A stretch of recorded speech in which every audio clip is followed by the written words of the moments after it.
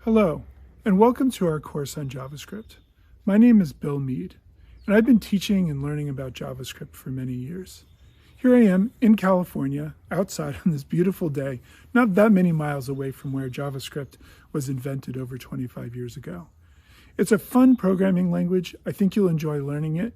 It can be frustrating and maddening at times when you can't get it to work, but when you do get things to work the way you want them to work, it's super satisfying.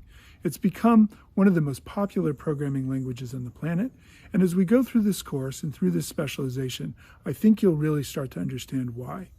It's super satisfying and it's easy to get started with, and if you're new to programming, don't worry. We're going to start at the very beginning and get you going all on the right track.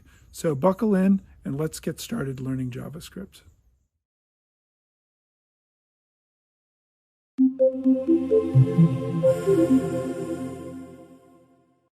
Welcome to the first module on JavaScript. In this module, we'll get into the basics of the language. We'll talk about variables and arrays and these kinds of things that you see in a lot of programming languages. But we'll also talk about the history of JavaScript and do a real introduction to the language. And the history of JavaScript is super interesting because it has an impact on how we write JavaScript. And that's really interesting to see how a language has evolved and developed and how that affects the way you write modern, up-to-date JavaScript. And I think you'll learn a lot from this, and you'll be able to do some interesting things with JavaScript as you go along. So stick with me, and we will have a lot of fun in this first module, learning about JavaScript and the basics of the language.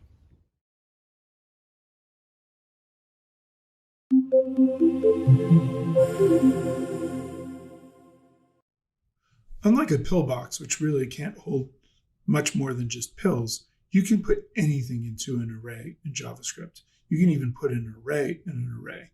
So you can think about a pillbox with a subcontainer with even smaller divisions in it. So let's take a look at what that looks like. I'm going to switch back over to my tab here. And I'm going to clear out this tab by clicking the clear button there. And I'm just going to paste this in, but you might want to type it. You could, it's a little bit hard to type and get right, but it's worth trying if you can. But I'm going to paste this vehicles array in here. And now if I want to access an element from this array, I could do vehicles square bracket 1. That's going to go and get the line that starts with which element. There we go. And then, so it's going to get me this, because this is 0, and now this is 1, right? So that's going to get me that into that subarray. You can see it's sort of showing up down there.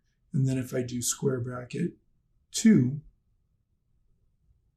that's going to get me the explorer element in that subarray.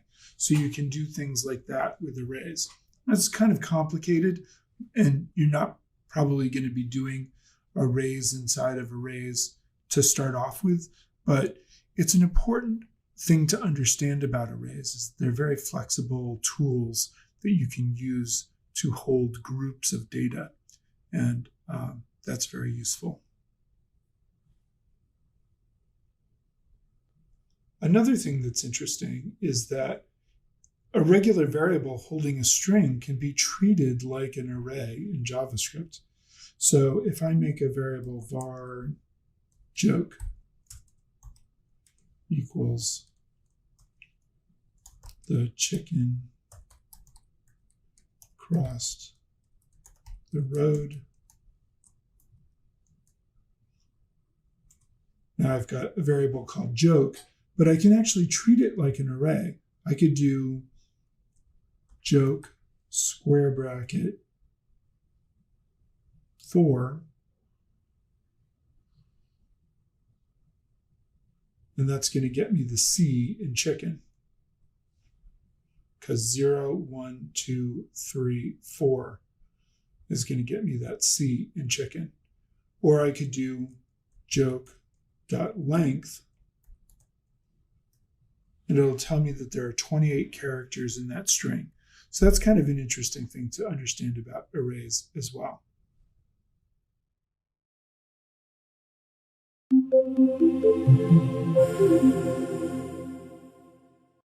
A great place to go to find some websites that will show you the way JavaScript can interact with the website is this awards website with the extra W's in here. And I have that website pulled up over here. And you can come here and look through some of the different sites that have won awards. And they tend to be pretty innovative and interesting sites. I have a few pulled up that I just pulled up just now. These aren't pulled up for any special reason other than that I looked at them and I thought that they had some interesting interactions, whether you're talking about following the mouse or coming over here and the animation around the circle or the way these images pop in, this is all being done with JavaScript, this kind of thing. And then, here we are on the NASA, on one of the NASA spacecraft website here, and you can click on one of these things and it'll come up and show you the different pictures and give you some other interactions, including some sounds as you work around it. Or this website over here, which as you scroll through does some interesting interactions as you're scrolling through the website, that kind of stuff. So look around on the web, and wherever you see interactions happening, whether it's a map like this or all kinds of interactions are being created by JavaScript.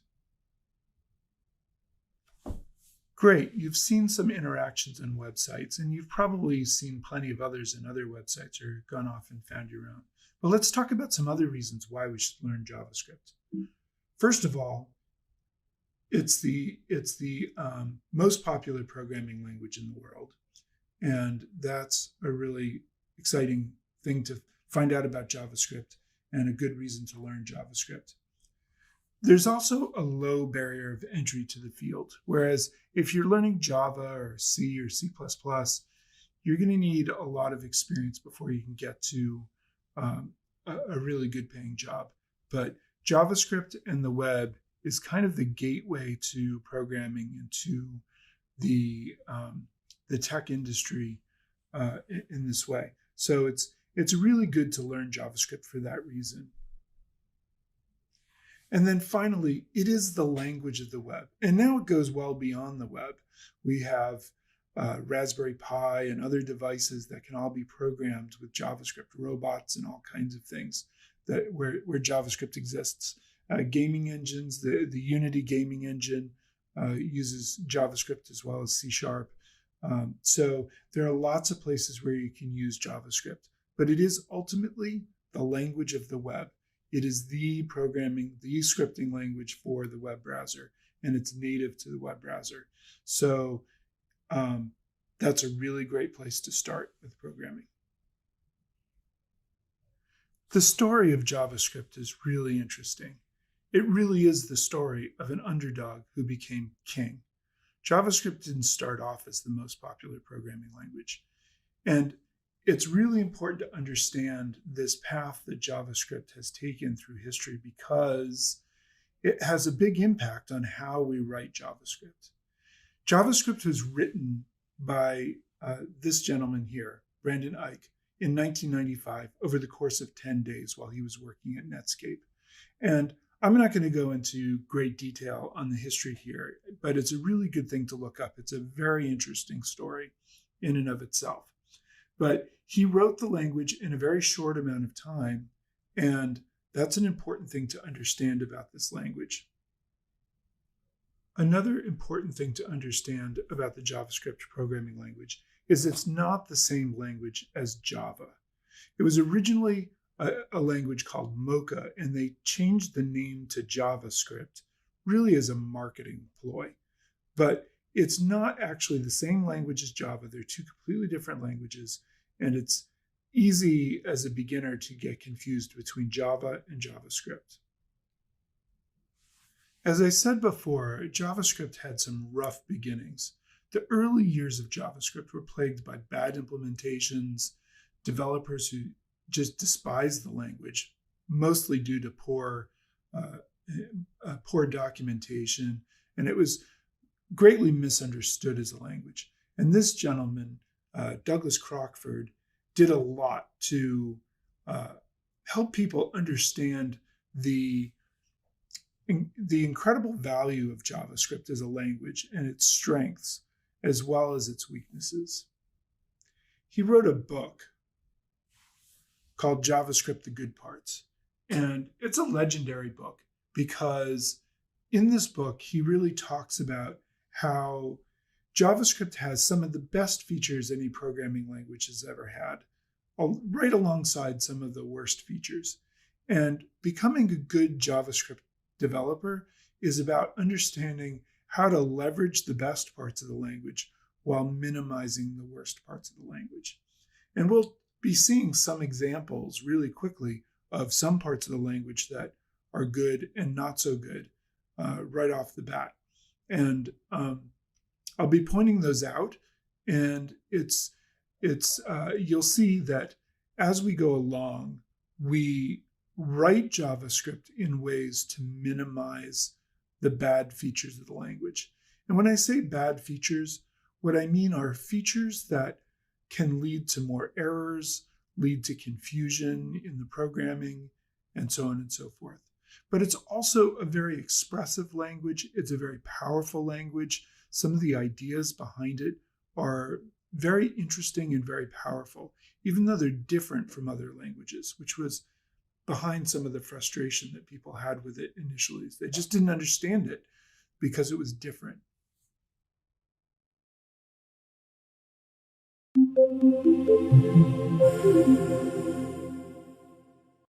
It's really important to understand the development of JavaScript over the years.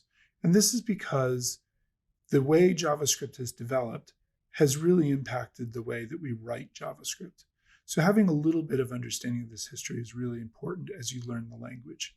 And again, I'm just going to cover just the very basics, but there's a lot to this history, and it's a fascinating history and worth looking into if you're interested in that kind of thing. And you can find out about it by looking it up on the web, or there's plenty of books about it and that kind of stuff. But just to be brief about it, again, we know that JavaScript was originally written in 1995 in 10 days by Brendan Eich and his team at Netscape. And then in 1997, the first version of the standard was released. And the standard is created by the European Computer Manufacturers Association. And essentially, the people in California went to Europe to this association to get this language rubber stamped. And it didn't turn out to be quite that easy, but that's a longer story. But in 1997, the first version, ECMAScript 1, was standardized and released. And then a third version, the second version never really quite happened, but the third version came out in 1999 with some minor changes and fixes. The fourth version is an interesting story, and one that I won't go into great depth on. But again, you can look it up for yourself. But essentially, if you'll recall, I had said earlier that there was a lot of arguing about the direction of JavaScript. And there were a lot of developers that didn't really understand it. And there was some push to make JavaScript more like other programming languages that we are already familiar with and comfortable with. And Douglas Crockford really stepped in and said, wait, look, JavaScript is its own language and it has its own powerful features in its own right. And if you understand it and make use of that power, then it really is valuable to keep it the way it is. And it took a while for him to convince people of that. But in 2009, they released ECMAScript 5, and ECMAScript 4 was scrapped. They started to go a different direction entirely, and then they scrapped that direction entirely. And so they released ECMAScript 5 in 2009. And this is the version that when it was released, everybody had kind of come together around the table and said, JavaScript is going to be the scripting language for the web. And because everybody had agreed with that, this is when JavaScript really took off and made it past its troubled beginnings and its difficult beginnings. was here in 2009.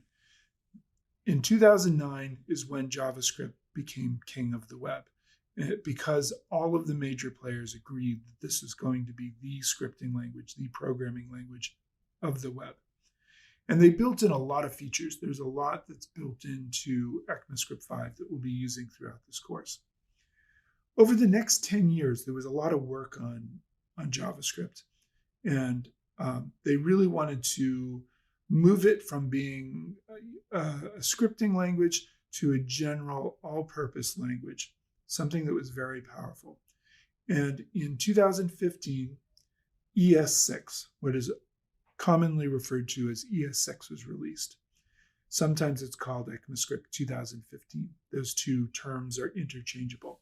But ES6 was released, and it's a big release. A lot changed, and a lot was added, and a lot of JavaScript was made more powerful and turned into a more general all-purpose programming language. And a lot of what you'll be learning in this course are pieces from the 2009 ECMAScript 5 standard and pieces from the ECMAScript 2015 ES6 standard together, which really make up the major part of JavaScript. Since 2015, the standardizing body has been in a nice cadence of releasing new versions each year. And from then on, instead of calling it ES7 and ES8 and that kind of stuff, they stuck with the year. So they came out with ECMAScript 2016, ECMAScript 2017, and so on and so forth.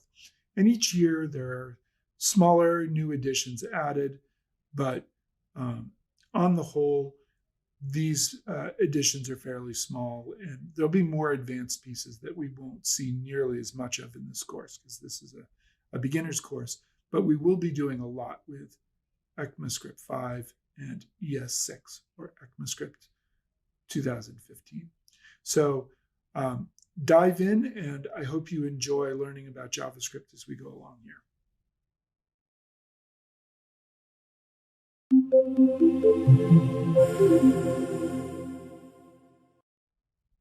Tools and skills needed for success for learning JavaScript. First, we'll talk about software, and then we'll talk a little bit about hardware. The first thing you're going to need in order to work with JavaScript and write JavaScript is a good code editor. And I recommend using Visual Studio Code, not to be confused with the Visual Studio product, but Visual Studio Code. And I have that in this browser tab here. And you can download that for the Mac or for Windows, or I believe also for Linux. You can get Visual Studio Code. And it's a really good code editor. It's very popular these days. There are plenty of other code editors out there. You could use Atom, you could use Sublime Text. Even if you have Dreamweaver, you could use that as a code editor.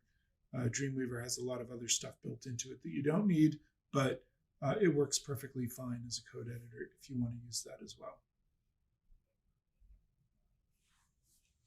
The second thing you're going to need is a web browser.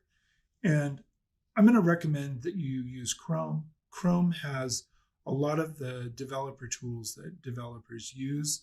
They're built right into Chrome and they're easy to access.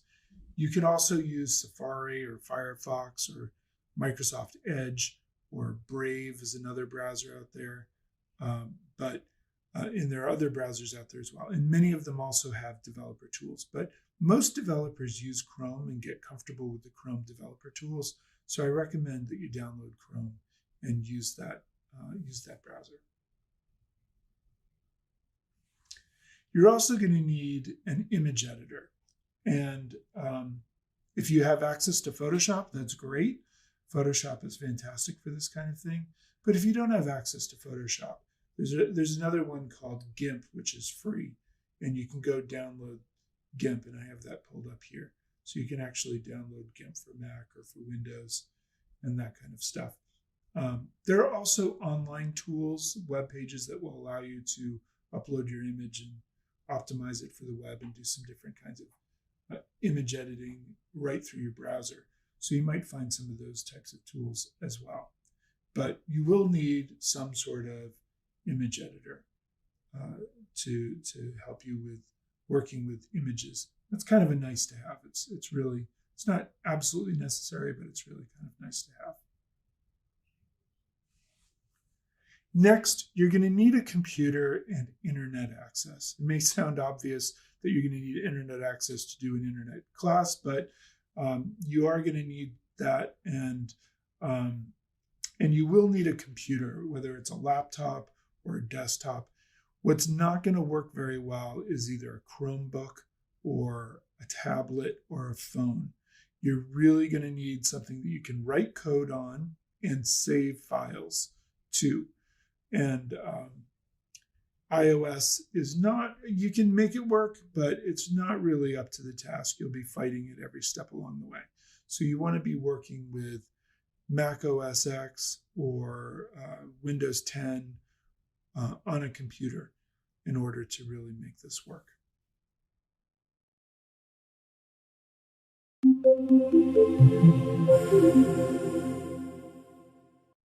Let's talk about some of the skills you need in order to be successful learning JavaScript. First and foremost, you need to be able to type. And by typing, I mean typing with 10 fingers without looking at your fingers, touch typing. And it will really help you to be able to do this. If you're somebody who hunts and pecks with one finger or two fingers, you may be pretty fast at it, but it really will slow you down for programming. And so I recommend that you do some online typing programs. There's plenty of places online where you can learn how to type. You don't have to be terribly fast at typing, but you do need to be accurate. Or if you're not accurate with typing, you have to at least stop and go back and fix every single error. And I have known a lot of students over the years that struggle a lot with typing, and it really impedes their ability to learn something like JavaScript.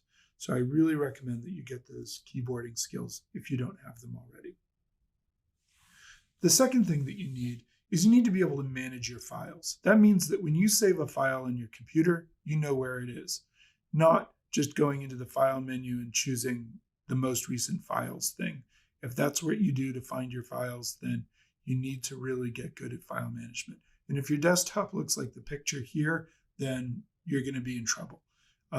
Make sure you're comfortable with saving files into folders and you know how to do that and where those folders are. On the web, everything is linked. So if a file cannot be found, if a file is not in the right place, then your project will break. And we don't want that to happen. So make sure you clean up all of your files and work with a clean desktop. And for every project, you should have a folder, and all the files you need for that project should be in that folder.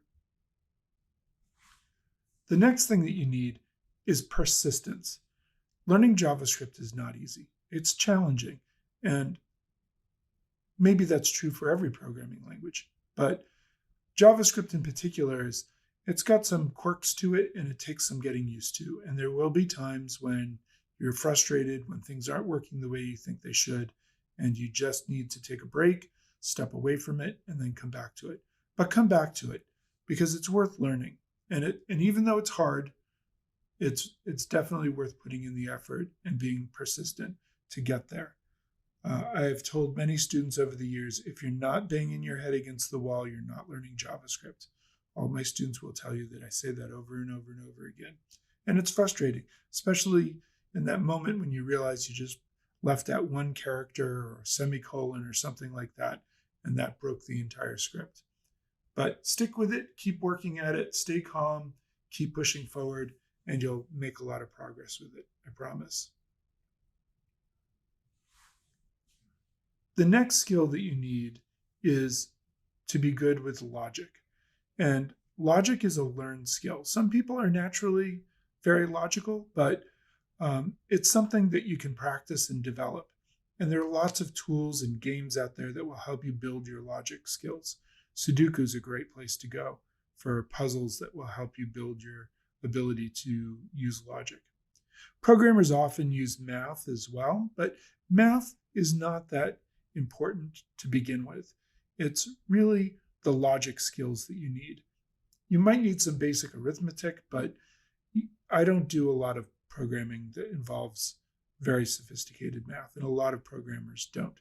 There are programmers that do, but we don't need that in order to get good at JavaScript. But you do need to be good with logic. The next thing is you really should know HTML and CSS as well as you can. JavaScript manipulates the HTML and CSS that makes up the page. That's how it works. That's what it does. And if you don't know HTML and CSS, you don't really know what you're manipulating. So I recommend building some skills with HTML and CSS if you don't already have them.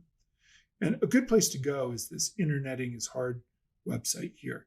This is a really great tutorial. They've got a lot of really great, it's very simple the way they've explained things, and they've got a lot of great examples and tutorials here that will help you with learning HTML and CSS, and it's free. So I recommend going and looking through the Interneting is Hard website if you need to get caught up on HTML and CSS. Or if you've never done any HTML and CSS at all, then maybe take a course in HTML and CSS before diving into JavaScript. In summary, there's a low barrier for entry to this class. The software is free. You don't need a super fast or super fancy computer. And getting good at JavaScript can be a ticket to a high-paying job and a good life. But it's not easy. You're going to have to work hard to get there. But it really is worth it if you keep working at it. And I hope that you continue with us and see all the cool things that you can do with JavaScript.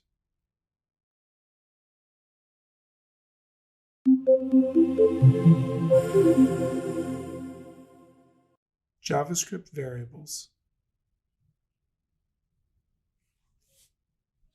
It's good practice when programming to write code that is as generalizable as possible.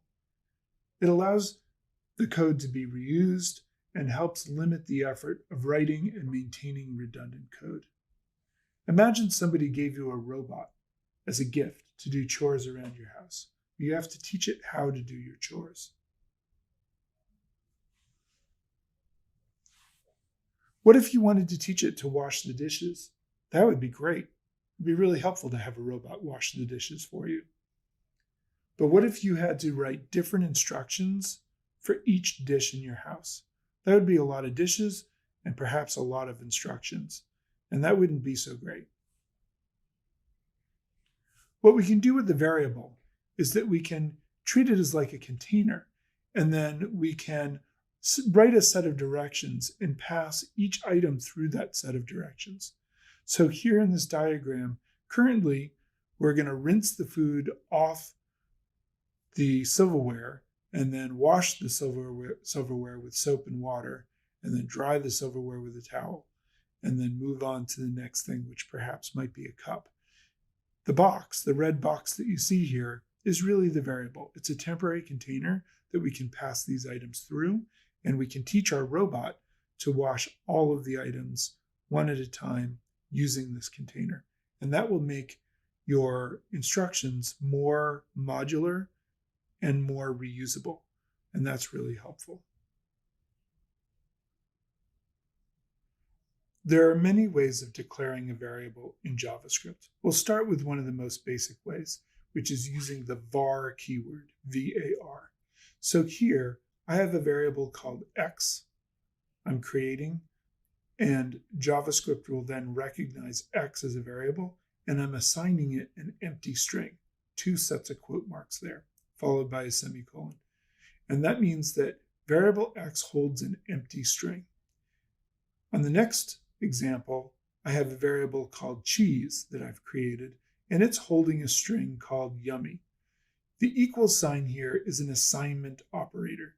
It means assigned. So yummy is assigned to cheese. It's easy to use the word equals because we're used to seeing the symbol in association with math, where we see 2 + 2 = 4, and we say equals. But in programming, we want to say assigned. Yummy is assigned to cheese. And then the next example, we have a variable called age, and it's assigned a value of 25. 25 is a number. It doesn't need to go inside quotes because JavaScript knows what a 25 is. In JavaScript, variables are case sensitive and they have to follow certain rules. For example, a variable has to start with a letter. You can't start with a number. So this variable over here that says 1 cat is not going to work because it starts with a number. Also, you should not start variables with something like a $sign. They're used a lot by libraries, so you should not do that as well. The third example, my-cat, is not going to work because JavaScript sees the dash as a minus sign. So it thinks you're trying to subtract cat from my, which is not going to work at all either. Also, you can't have a space in a variable name because var my might be a variable, but then it doesn't know what to do with cat because it sees that as a separate thing because there's a space in there. And then finally, there are certain keywords in JavaScript that you can't use as names of variables, like new is a keyword. And over here, I have some of the keywords pulled up on the W3 Schools website. W3 Schools is one of the places you can go to get a lot of information about JavaScript, basic information. We'll also look a lot at the MDN, the Mozilla Developer Network, which is really the most authoritative place to get information about JavaScript, but it can be a little bit overwhelming at first as well. But the W3 Schools is a little bit easier to understand. You can see here that there are a bunch of keywords, and you'll notice that some of them have an asterisk in here. Words marked with an asterisk are new in ECMAScript 5 and 6.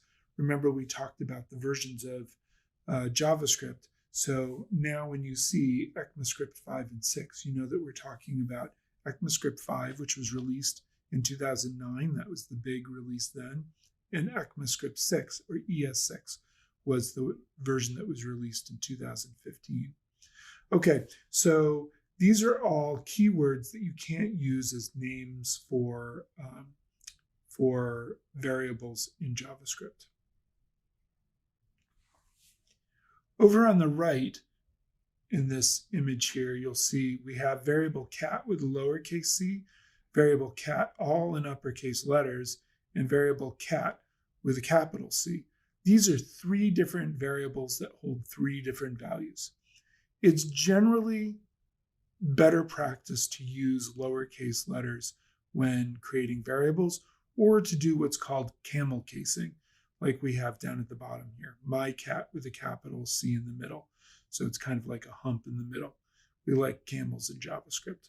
So that's called camel casing. That's not specific to JavaScript, but it's something that is in a lot of programming languages.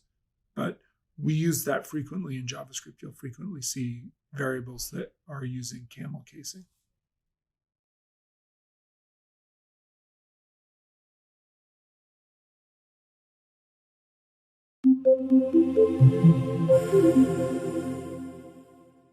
We've been talking long enough about JavaScript, so now it's time to actually get down and write some. And I hope you're ready to do that, because it's pretty exciting to start seeing it come alive on web pages. And it'll be a little while before we start making really interesting things, but we'll be working with the basics now. So let's get started with that. And what we can do with our browser is we can actually open just a new browser tab and use the console to write some JavaScript. Because JavaScript is native to the browser, we can write it right into the browser and it'll actually do stuff in the browser. So that's pretty cool. So I have a new tab over here, and you can create a new tab for yourself. And I'm just going to right click and choose inspect.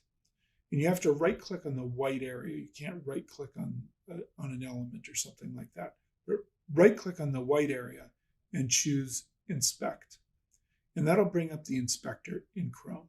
And again, I'm in Chrome. And when I do that, it might put the inspector over here. It might do some different kinds of things. Some different buttons might be selected. But what you can do is you can use these buttons here. You can arrange this thing, make it bigger or smaller. You can use these buttons to move this inspector around. So this button here will allow me to choose where I want it to display. Right now it's on the right, but I could put it on the left, or I could put it on the bottom. I want it on the bottom in this case. Sometimes it's helpful to tear it off entirely into a different window, which is this icon, but I'm going to leave it down here on the bottom. And then I want to close this thing down here because that's just giving me some information. And I'm going to make this come up here. And right now I'm on the Elements tab, and I can see the HTML that is making up this page. And you can actually drag around on here and you'll see different elements of the page will get highlighted. But what I really want to do to write some JavaScript is the console. So click on the console and you'll see if there are any errors coming up or anything like that. And this is something coming over from Google right now. There's some sort of error here, and I don't really care about that. So I'm going to click on this little clear console button here to clear the console and get rid of that error. And now I can do things like create a variable. Var cheese equals yummy. And again, yummy is assigned to cheese, the variable cheese here. Put a semicolon and press enter. Now, before I do this, another thing that's useful is if this is seeming very small on your screen, you can use Control or on Windows or Command on the Mac and plus the plus key to make the text larger, or the minus key to make it smaller, plus and minus, or you can do Command 0 to put it back to the default size. So a lot of times when I'm working with students, they have trouble seeing the syntax, and I recommend making the actual code larger so that you can see it better. So I'm going to make it larger like that. So var cheese equals yummy. Great. Undefined is sort of the return value. This doesn't have a return value. I'm just assigning a variable here. So don't worry about the fact that it says undefined here. Now that I've defined this variable, if I type cheese, you'll see that I get yummy. That comes back. That's the return value for that variable name. I'm going to make a new variable, my num, and assign it a value of 5.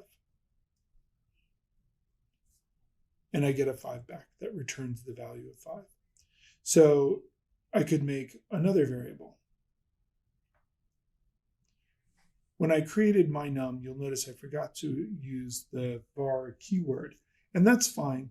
JavaScript will adjust for that in this case, and we'll talk later about what happens when you don't use the var keyword. But in this case, it's fine. It actually created a variable called my num and assigned it 5. But it would be better to use the var keyword. Var my other num equals 6. That comes back undefined. And this came back with 5 because of the fact that I didn't use the var keyword. But if I do my num, you'll see I'll still get 5. If I do my other num, and you'll notice that in Chrome, it's predicting what I'm going to type. And if I press tab on the keyboard, I don't even have to type that whole thing. I can do something like var sum equals my num plus my other num. And I can even pick it from the list using my keyboard here, so I don't even have to type it. Now, if I do sum, you'll notice I get an 11 because it's doing basic arithmetic. I can also use a method called console.log. Console.log. And I could do my num times my other num. Oops.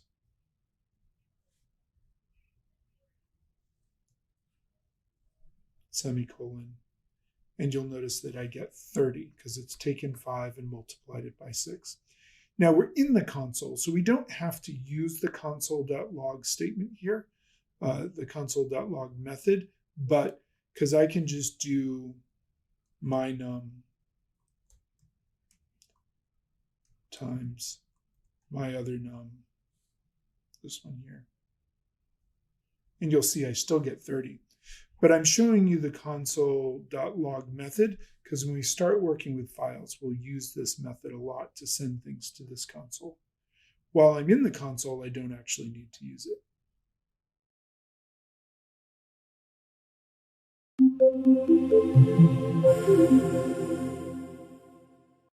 Here you can see I've cleared out the console by clicking this clear thing here.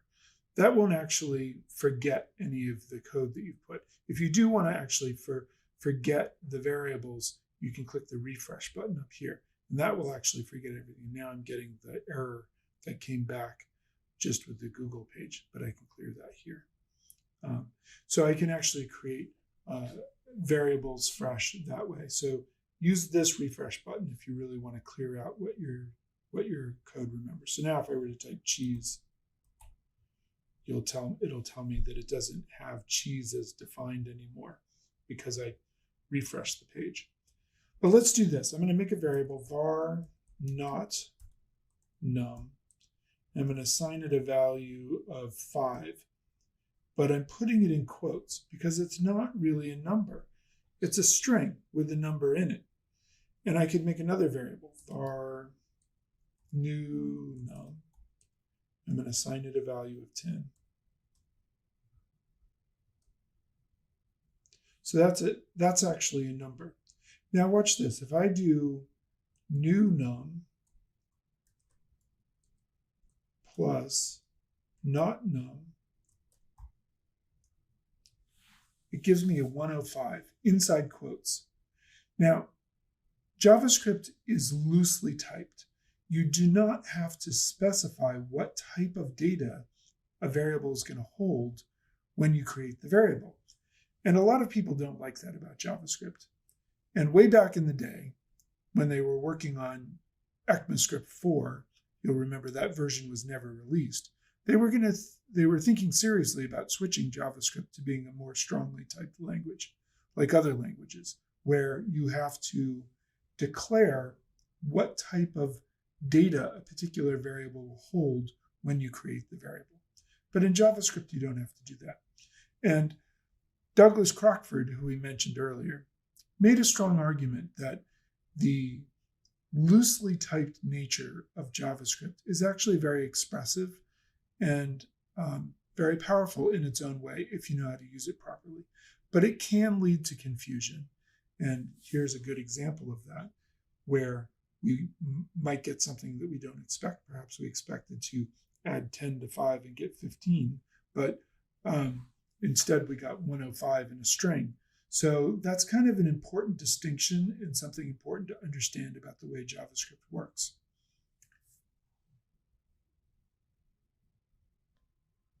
Another thing to note is that the plus operator in JavaScript does double duty. It will add numbers together, so we could make another variable, var new num2, and assign it a value of 6. And then I could do new num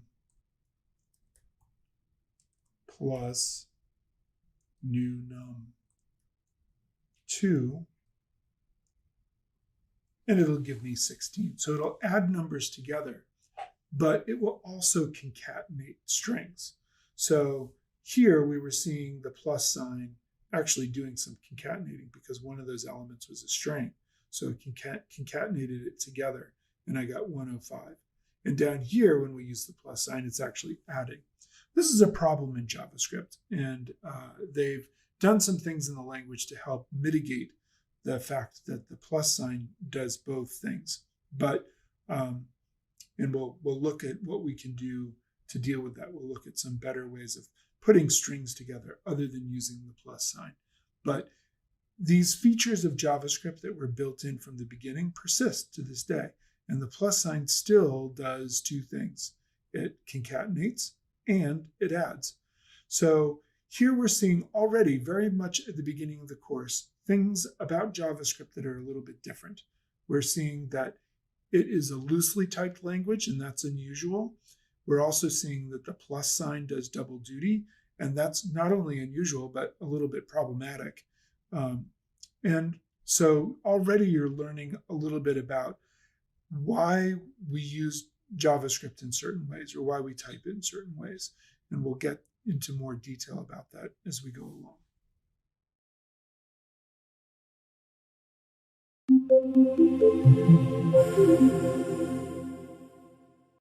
I'm going to clear out my console here. Press the clear button there. And then I'm going to create a new variable, var my_num equals 10. Sure, we'll put that in there. And then I'm going to make another variable, var my_num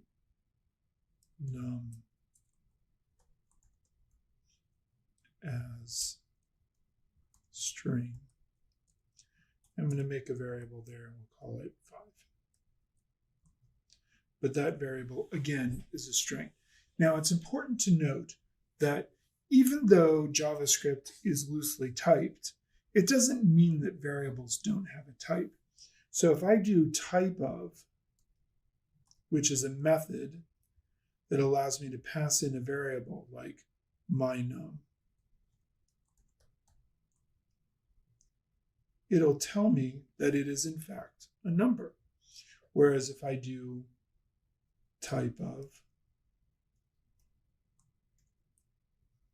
my_num is string, I can actually pick it from the list here so I don't have to type the whole thing. It'll tell me that's a string. If I make a variable var undefined variable and leave it empty, so there's nothing in here, I could do type of undefined variable to get my variable here. And you'll see that I get undefined. Or I could do var nothing at all and assign it null. And I could do type of nothing at all.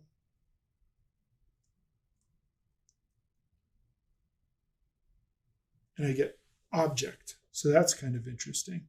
So these are all very different variables with different values. And that's an important thing to understand about JavaScript, but they do have type associated with them.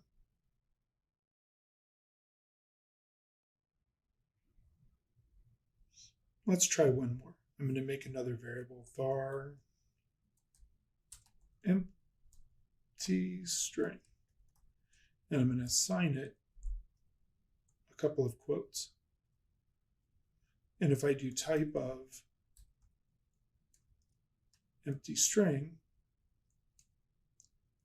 you'll see even though there's nothing in there, there's nothing really assigned to this variable, the fact that I put a pair of quotes there means that it is, in fact, a string.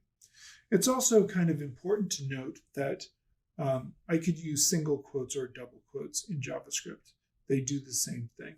So it doesn't really matter if you use single quotes or double quotes at all. Now, if you want to find out more about the type of method, you could come over here and just Google JavaScript type of. And the MDN will come up very quickly, if not the first. Sometimes you'll get W3 schools. The MDN, which is the Mozilla Developer Network, is the definitive resource for web technology such as HTML and CSS. And we'll give you a lot of information about different methods and different things you can use. And we'll be referring a lot to the MDN throughout this course, sometimes the W3 Schools website as well. But the MDN really is sort of the definitive resource, but it can be a little bit confusing at first. So sometimes the W3 Schools website's a little bit easier to understand, but the MDN is very thorough. Okay, so that gives us kind of a very basic start at creating some variables that can hold different pieces of data. And at this point, you're probably wondering, yeah, so what? But remember that as we're learning a language, right now we're just learning the alphabet. And the letters by themselves don't really do all that much. It's not until you start putting them together to form words that can start to have meaning. So we'll be working on some more of these very basic elements of JavaScript. But then pretty quickly, we're going to be getting into more interesting aspects of the language, and you'll be creating more interesting little programs that will actually do things on web pages and on websites.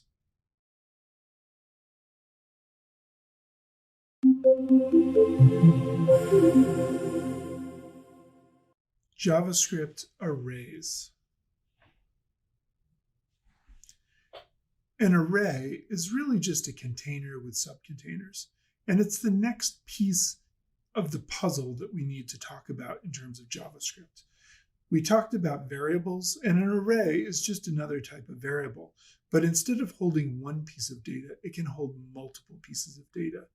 Think of it like a pillbox. Perhaps you or a friend or a relative has to take medications each day, and perhaps they have a box that looks like the image here on your screen, where you have different containers that are going to hold different things, different pills for the week. And frequently in JavaScript, we have to deal with groups of things. And if we go back to our robot analogy, if we're teaching our robot how to wash the dishes, perhaps glasses need to be handled in a certain way, or perhaps plates need to be handled in a certain way. And then when it comes to working with the silverware, we've got the silverware needs to be handled in a certain kind of way, but then we've got a subgroup of spoons and knives and forks and maybe other pieces of silverware. So that's a group within a group. And arrays are the analogy that works best for that, is thinking about groups of things with arrays. So let's take a look at what that looks like. So in JavaScript, we can create a new array in a couple of different ways. We can use the new keyword with array and parentheses as shown here, or we can create it more explicitly using the square brackets as shown below on the right here. So let's actually do this over in the console, because I think it's helpful to actually see us create these elements. So I'm going to come over here and make a new tab and choose inspect, right click and choose inspect. And then I'm going to click on the console here, clear out this error. I don't need that stuff. But then I'm going to make an array var. I'm going to call it colors1 equals new array. And then in here, in quotes, I'm going to put some colors: red, comma, green, comma, blue.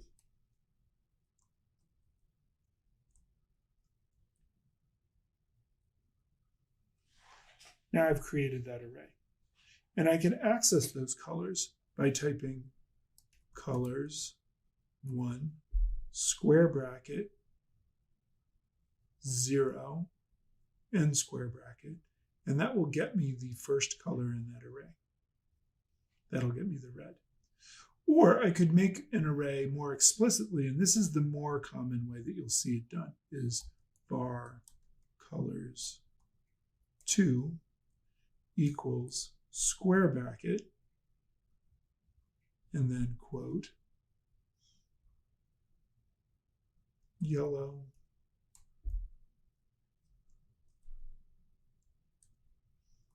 quote, orange, quote, purple, square bracket, semicolon. So now I've created a second array, and I could do colors 2 square bracket 2. and that will get me the third element in the array. Now, square bracket 2 gets me the third element. That's weird. Arrays are 0 indexed. So this is element 0, this is element 1, and this is element 2. This is element 0, element 1, element 2. But the length of the array is 3. Colors 2.length. That will give me a 3. Because there are 3 elements in the array, it's just they're numbered 0, 1, and 2. And that takes a little getting used to with programming in general and in JavaScript in particular. But it's frequently the way it works in different programming languages, where when you have an array, the first element is element 0, and then a 1, and then a 2. Normally, we start counting with 1 first, 1, 2, 3. But in programming, we frequently start counting with 0 first, 0, 1, 2. But the length of the array is 3. So that's an important distinction and something to be aware of.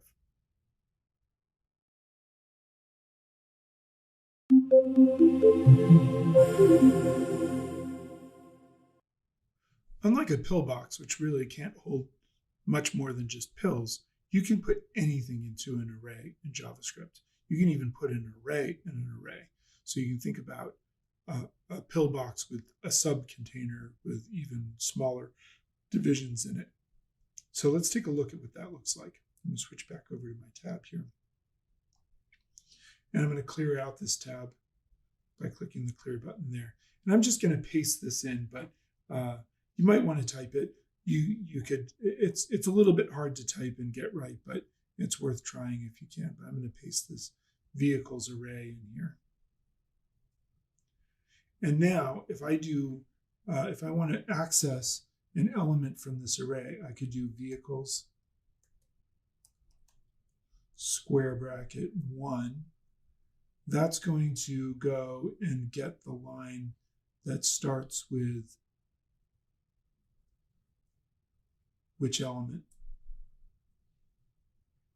There we go.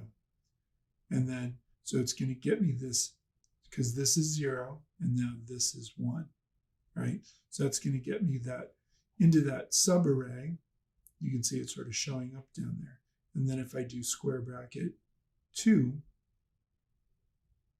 that's going to get me the explorer element in that subarray. So you can do things like that with arrays. That's kind of complicated, and you're not probably going to be doing arrays inside of arrays to start off with, but it's an important thing to understand about arrays is they're very flexible tools that you can use to hold groups of data, and that's very useful. Another thing that's interesting is that a regular variable holding a string can be treated like an array in JavaScript. So if I make a variable var joke equals the chicken crossed the road. Now I've got a variable called joke, but I can actually treat it like an array. I could do joke square bracket 4, and that's going to get me the C in chicken, because 0, 1, 2, 3, 4 is going to get me that C in chicken. Or I could do joke.length, and it'll tell me that there are 28 characters in that string. So that's kind of an interesting thing to understand about arrays as well.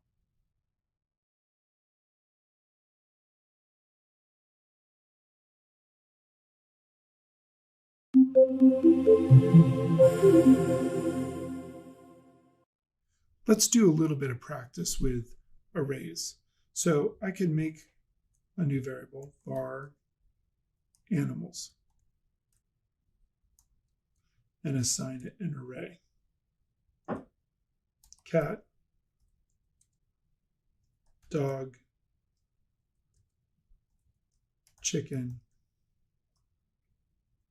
and all of those animals will be in the array. So if I just do animals, you'll see that I get back an array with 3 elements, cat, dog, and chicken. Now, arrays come with certain array methods that you can do to arrays specifically. So if I do animals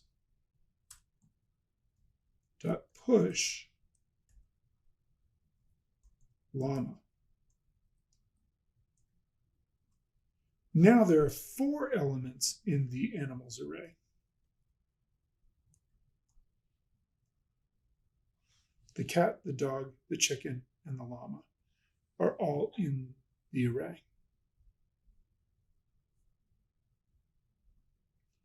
Remember, we can use the console log method. We don't really need to here in the console, but we will when we go to using files shortly. So it's worth remembering that we can do console.log parentheses, that's a parenthesis, animals, square bracket, 1 or 2. Let's do 2 since I put a 2 in there, square bracket, and then the parenthesis. Console log animals square bracket 2, and then if I press return there, it'll give me the chicken. I don't really need to use the console log method here in the console, but you can, and it's worth remembering that you can do that. Now, what if I wanted to remove an element from the array? Well, we could do animals dot splice 1, 1. And that will take the dog out of the array. So now if I do animals, you can see it's got the cat, the chicken, and the llama, but not the dog. And I could do push and push the dog back into the array. Let's do that. Animals dot push dog. And now the dog is back in the array.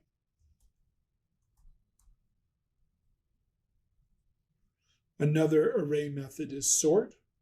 Animals dot sort. And notice now that the order of the animals in the array has changed slightly so that the dog is in the 3rd position based on alphabetical order. So there are a lot of array methods that you can use, and a really good place to go look at them would be the W3 Schools website or the MDN. JavaScript Arrays. And here it is here. And then they'll have array methods here. And there are all kinds of examples of array methods that you can use. You can join, we can do all kinds of things. And it's worth exploring some of the different methods and trying them out on your own with just messing around with arrays and just working in the console and getting used to how this works, because that's a really great way of learning sort of the basics of JavaScript. Here's a challenge for you. We have an array for animals here, and we can see that the length of the array is 4, but you could also find out by doing animals.length, and you'll get 4. Now, what if you didn't know how long the array was? How could you always get the last element in the array? What would be the code that I could type in here that would always give me the final element in the array, no matter how long it is? See if you can figure that out. Pause the video and see if you can type in the code that gets that. And then when you're done, you can unpause and I'll show you how I did it. Okay, hopefully you paused the video and you tried to do that. So here's what I would do. I would do animals and then square bracket. And then I want to get the length, animals.length, but I need to subtract 1 because the length of the array is 4, but actually the last element is element number 3. And you'll see that that will in fact get me the llama at the very end. So I'm going into my animals array, and what I'm passing in is animals.length, which will be a 4, minus 1, which gets me this element here, 0, 1, 2, 3. And that may seem a little counterintuitive to begin with, but you'll get used to working with arrays and with the lengths of arrays and with different ways of getting elements out of arrays.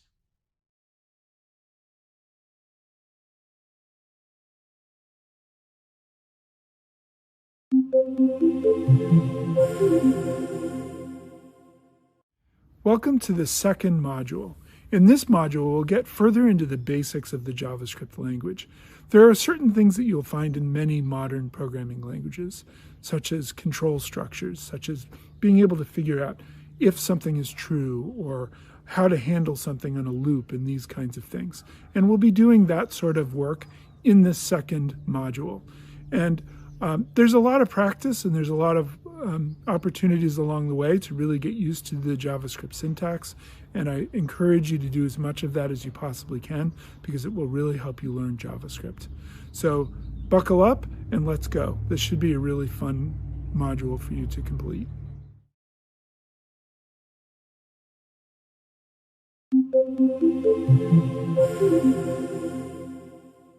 In this lesson, we're going to be talking about working with a code editor.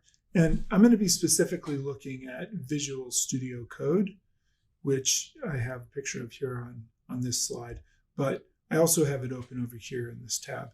And you can go download Visual Studio Code for Mac or Windows for free. And it's a great code editor. If you prefer to use a different code editor, such as Atom or Sublime Text or something else, that's fine too, as long as it's got great features for editing code and it's not a word processor like Microsoft Word or something like that, then you'll be fine either way. But I'll be using Visual Studio Code throughout this course, so it might be helpful for you to use that as well. Okay, great. So sometimes when you open Visual Studio Code, you'll get these tabs open with a welcome or with new release notes if they've come out with a new version. And you can just close those tabs by clicking on the X. You'll notice I have Visual Studio Code open and running here, but I don't have any of those editors open. And I can make a new file by just going and choosing New File, and that creates a new file on here. Now, it's important with Visual Studio Code that before you do anything else, you save your file. That way it knows what type of file you're working with. So I'm going to choose File, Save As, and I'm going to just save this as myfile.html. So I'm going to save an HTML file to begin with on my desktop. Once I have an HTML file, then I can easily get the basic HTML structure by holding down Shift, pressing an exclamation point, and then pressing Tab. And that will give me the basic structure for my page. If you take an HTML class, you'll learn to type the doc type and to type all these tags. But we can use this shortcut. And again, what you do to get it, I'll just delete this, exclamation point, and then press Tab. And then you can come in here and give your document a name, my file. The title shows up in the tab in the browser, so that's kind of important. Great, so I can save that. Now, one thing to notice really quickly while we're here, see this dot up here? That means this file has changed and it has not yet been saved. One of the frequent mistakes I see at the beginning with users getting started with working with HTML and CSS and JavaScript is they'll add things to the file and then they'll forget to save them. And then they go to run the file and they realize their changes aren't showing up. So watch out for that little dot. You can get that to go away by doing File Save over here or Command S, Control S on Windows. And then it'll go back to just the X, which you would use to close that tab and close that window out. And then I can open this back up again by dropping it here. And that will open that file back up again. So that gets me some basics of getting files opened and working here in Visual Studio Code. A really important note if you're on Windows is open up just any Explorer window and click on the View tab, and then go over and check the box that says File Name Extensions. That way, when you save your files, you'll see the .html file extension. And that's really important. Too many times I have students making files that say myfile.html.html. And that's largely because Windows hides those file extensions by default. But we really want to be able to see them. It's really important to be able to see them. And I would show you this on my Windows laptop, but my Windows laptop has a terrible sound card and recording audio on it. Just doesn't work out very well. But here I have a screenshot of it. So please make sure you do that. Also, make sure that when you save files, make sure that the file name is always lowercase and never has a space in it. So I have my file, all is one word here. Do not put spaces in file names. I cannot be more explicit about that. Please do not put spaces in file names. It'll really cause problems for you.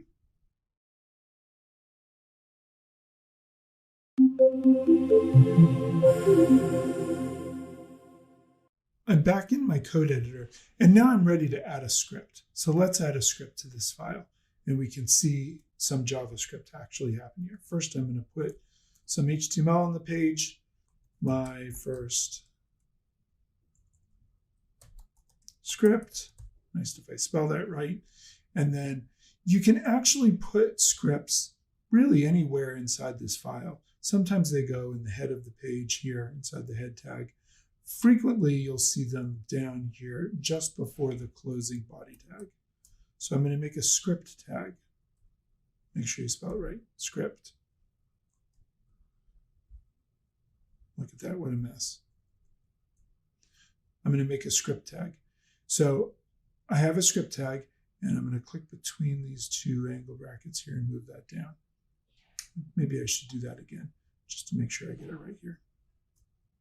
If that's confusing. Script, like so. There we go.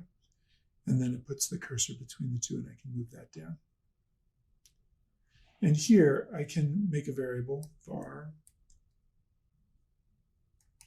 hello equals good morning, Bill.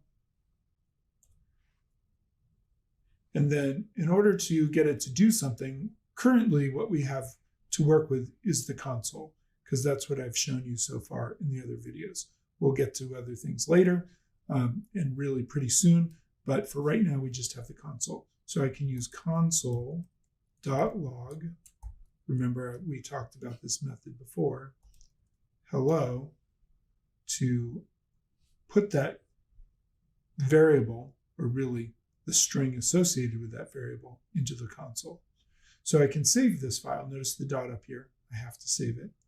I can save the file, and then I can go over to Chrome over here, and I can go to File and Open. Or on Windows, you can do Command O. And then here I am on my desktop, and I can open this file. And it comes up, and it doesn't really look like much. It's just a web page, and we're not even seeing the script run. But if we go and choose Inspect, and then click on the console, you'll see that it comes up here. And my JavaScript is actually running, and it's doing this. So, so that's actually working great, and really cool. We've gotten our first script to run.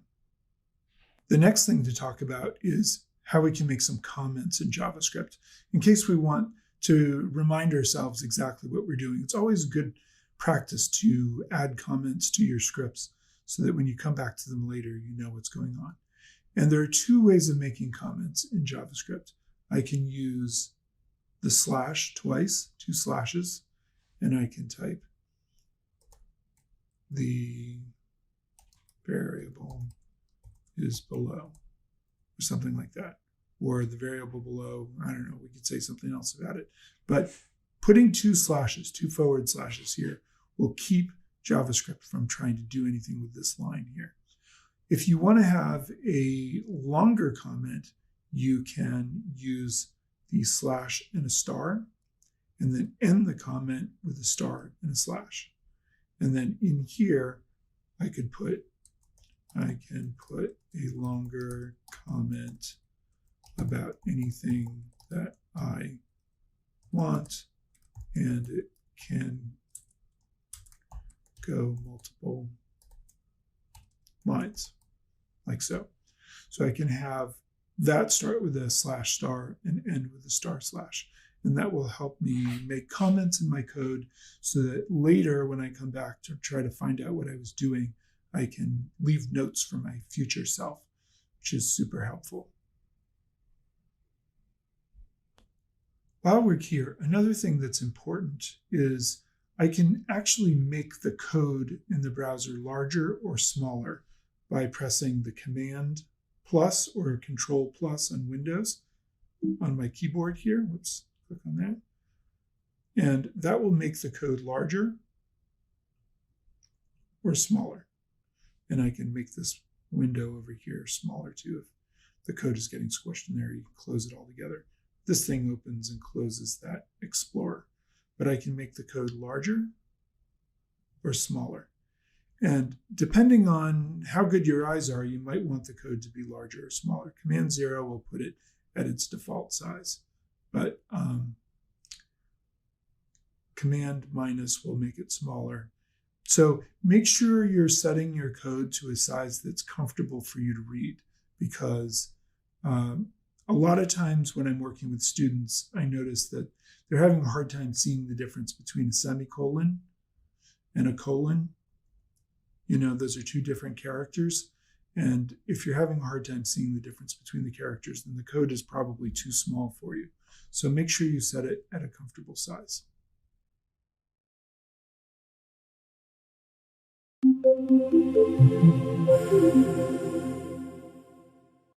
The next thing to talk about is folders and working with folders for projects. This file, myfile.html, this file here, is just sitting on my desktop. And that's fine for a single file. But usually if I'm working on a project, I'm going to have a folder with a bunch of related files. I might have an HTML file, I might have a CSS file, I might have multiple JavaScript files as we get going here. But for right now, this is just a single file, and that's not really very useful by itself. So over here, I'm going to make a folder, and I'm going to give the folder a name. My project. Notice there are no spaces in that folder name. Never put a space. Also, all the letters are lowercase. It'll just make your life so much easier if you keep everything lowercase. It doesn't have to be, but you have to not have spaces. So my project. And then over here, I could open up this sidebar. I'm going to close this file and open up this sidebar here, and no folder opened. I can actually open that folder, my project. And now you can see I've got my welcome screen again, and I've got my project here. And there's no files in this folder currently. I just made a folder and it's empty. But I can put a file in that folder. I'm going to close that welcome screen. Over here, this button will create a file. This button will create a folder. Be sure you're not confused between the two. So if I make a new file, suppose I make a file and call it index.html. That's going to be an HTML file, and I can put that in my folder. And now you'll notice it's created the index file. And not only that, but if I look in my project folder over here, you can see that index.html has been created in that folder. And so I can manage my whole project from here. Perhaps I have another file in here. I'm going to have styles.css. So maybe that's going to have some styles for my web page, and it's going to go into that file. So now that file is now in the folder over here. And in this way, I can control and keep track of all the files for my project, and they're all in one place.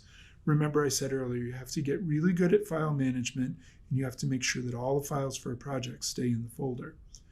And you might have other folders in the folder. So if I come back here, I might make a folder for images.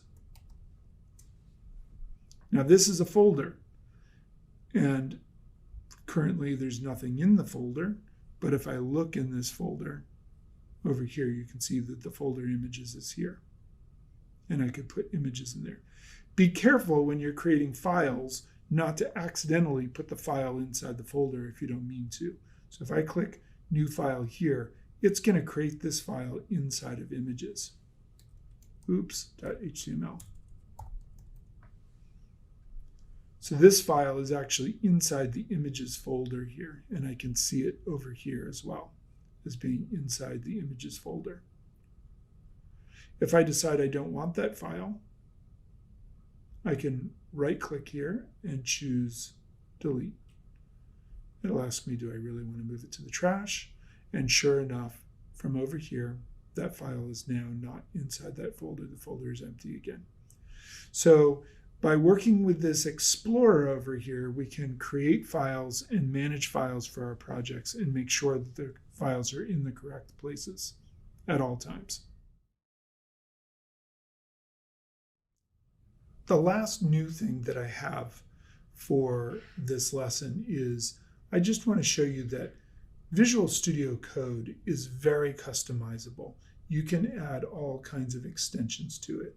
And if I click on this gear icon down here, I can get into the settings, and I can do all kinds of things in here with extensions and other kinds of things.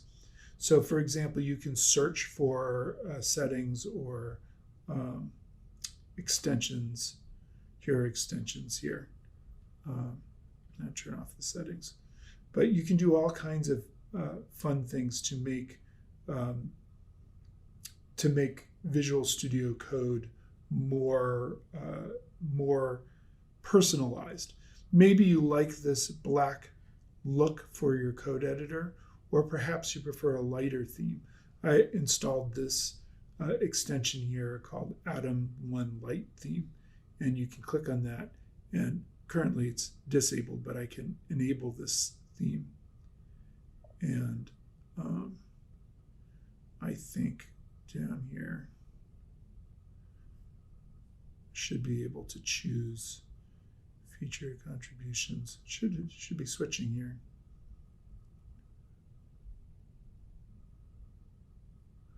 Not sure why that didn't switch. This happens sometimes. Oh, select color theme. There we go. So here I've got the color themes, and I can select Atom 1 Light. Sometimes you have to mess around with this extensions and the theme editor and the settings to sort of really figure it out. But there's all kinds of themes that you can get for Visual Studio Code to customize it and make it look the way you want it to look. And I can go back to my files, and here I am. And so now you'll notice that my files will look a little bit different because I'm using the Atom 1 Light theme. So just to remember here, we've done quite a lot to make this page. Whoops! I don't know why it's not letting me edit my file. To make this page different here.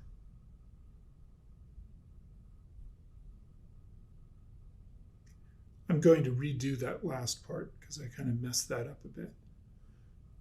So you can see here I am in my project again for my index file. And I can come over here and click. And just to review what we did in this lesson, I can type an exclamation point and press tab to get the basic structure of a page, and I can add a title for my document here that will show up on my page. I can add some HTML. I'm just going to add an H1. Here is a heading, and then I can add some script tags, and I can add a script to my page. So I could do something like var my variable. And set it to hello. And then I could console log out, console log my variable. Notice it pops up here. I can even just press, I don't even have to type the whole thing. I can just press return to get it to pop that in place so I make sure I don't spell it wrong. And then a semicolon. Semicolons are used in JavaScript at the ends of statements. I can save that file, and then I can come back to the browser and test it. Let's do that really quick. Come back here to Chrome. This is the other file. So I'm going to open this file. I can do Command O. And there we go. My project, index, and there it is. And it's doing hello there. So the hello came up in the console log there. So that's a review of everything we learned in this lesson. You're now able to work with files and get those files to output content into the console that you can then test in your browser. And that's a great way of working. Another way of opening your file is to right-click on the file and choose Open With and tell it to open with the browser. You could even try a different browser. Brave is a great browser to try. Brave is using the same rendering engine as Chrome, so it actually works the same way as Chrome generally. But what's interesting about Brave is that the CEO of Brave is actually that Brendan Eich guy who invented JavaScript. So it's kind of interesting to note that the guy who invented JavaScript is now in the business of creating a browser. So that's kind of interesting. Okay, great. This will get you started, and I look forward to seeing you in the next lesson where we can start writing some interesting scripts.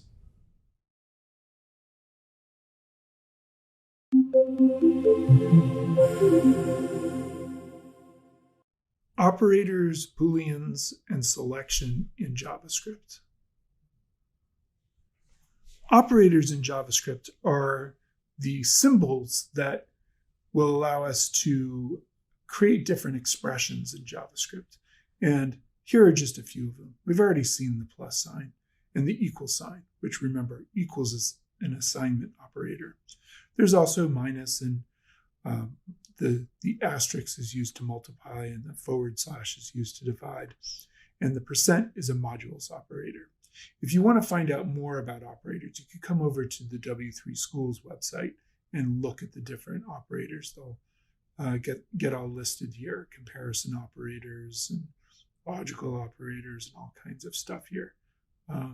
So you can come through and find all the details about all of the different operators if you want to there. But we're just going to start with a few of them so that it's not too overwhelming. And most of the operators are very similar to what you would find in other C-based programming languages, C, C++, C#, Objective-C, so on and so forth. Okay, so there's also Booleans in JavaScript, and it's very nice to know that a Boolean can have two values, true or false, and that's it. So here I'm making a variable called happy, and I've assigned it the value of true. Notice that true is not inside quotes. JavaScript knows what true means. True is a keyword that means that something is true, and false is a keyword that means that something is false. So I have a variable here, sad, that's false. I can use an if statement to check to see if something is true.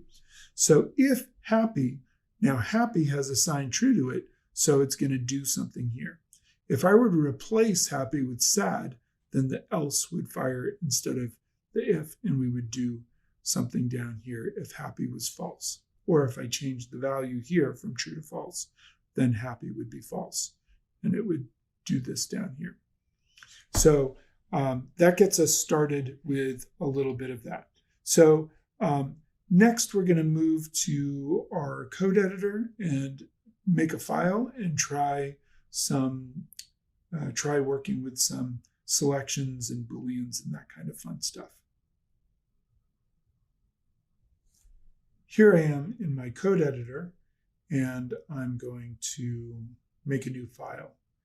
And I'm going to make a file. I'm going to, before I do anything, I'm going to save the file. Save, and I'm going to just save it on the desktop, and I'm going to call it selections.html. Notice all lowercase, no spaces, and the .html extension. I'm going to save that on the desktop. And then again, the exclamation point will allow me to press tab, which gives me kind of my basic structure for my HTML page. And then I'm going to type in here testing selections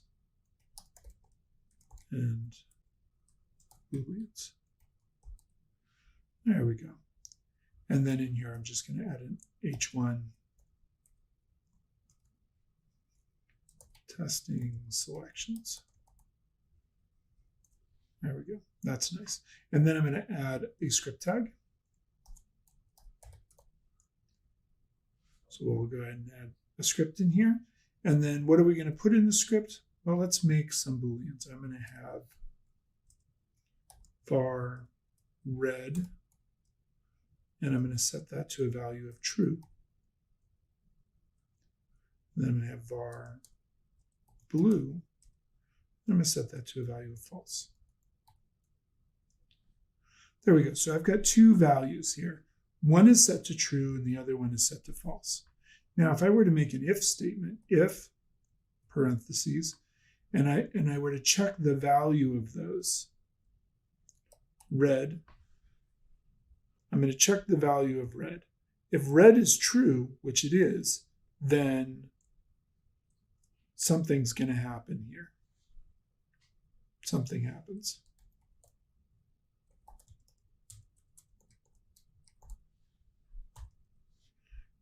Red is going to evaluate to true because I have true assigned to the red variable here.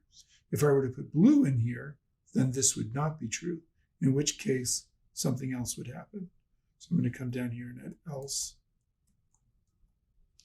Now this else statement, sometimes you'll see it up on the same line like this, and sometimes you'll see it on the next line like that. That doesn't really matter. That's a styling choice. Some people like to keep their code a little bit more compact and put it like this. Some people find it's a little bit easier to read if it's like that. So that's up to you. And then something else would happen here. Console.log the statement is false.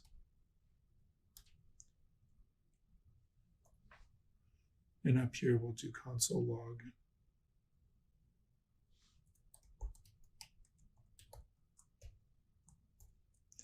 the statement is true. Very exciting. Now we can try this out. We can come over here to our browser. I'm going to make a new tab here, and I'm going to open this file. Selections, open. And I've got my testing selections. If I right click and choose inspect, I can go to the console, and sure enough, the statement is true. Now I can come back to my code editor, and if I change this to blue, blue is false, so this statement will run. So if I come back and then click refresh, now the statement is false. Or alternatively, I could change the value here to false, change that back to red, save that, and then come back and you'll see that in fact it's still coming up false. One thing to note is I've added some extra spaces in here. Usually you won't see programmers doing that. Usually you'll see it more like this. I just add the extra space in there just to make it a little bit easier to read and a little bit easier to evaluate. But the spaces aren't necessary there. Oftentimes you'll see a space here, and that's fine too. But it's not necessary either down here. I think this one put a space in whether I wanted it or not, and that's fine. So, so red is either false or true, and blue is either false or true because I've used these Booleans here. true. The syntax highlighting should help you. If you spell true wrong like I just did, it should tell you, whoops, something's wrong there because the color isn't right. And now the statement is true.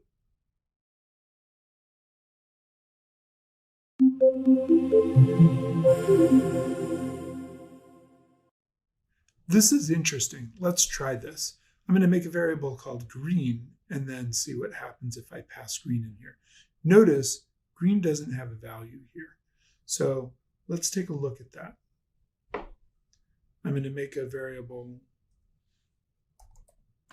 green and just put a semicolon. And then down here, I'm going to test green. Is green true or false? What do you think is going to happen here? Let's test that. The statement is false. This is an important thing to understand about JavaScript. Green is essentially undefined. It's an undefined variable. Undefined resolves as false in JavaScript. JavaScript has a concept of truthy and falsy, which is kind of fascinating. So things are either true-ish or false-ish. And they could be explicitly true or false, like red and blue are here, but they could be false-ish. And JavaScript treats variables that are undefined as false. Also, green equals null. That will be false. So that comes up false.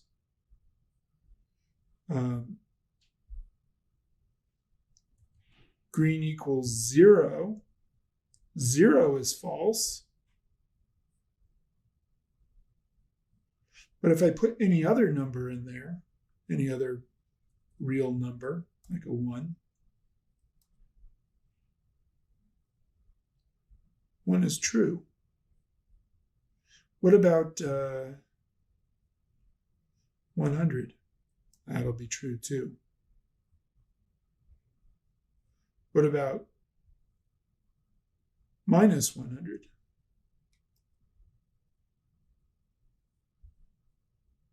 That's true as well.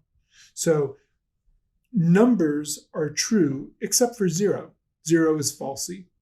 It's false-ish. So 0 comes up as false, which is kind of an interesting thing. So things that we know are false are undefined is false, null is false, 0 is false, false is false. Other things are true. What if I put like cheese?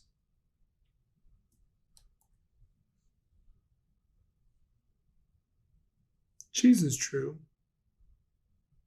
So that's a very interesting thing about JavaScript.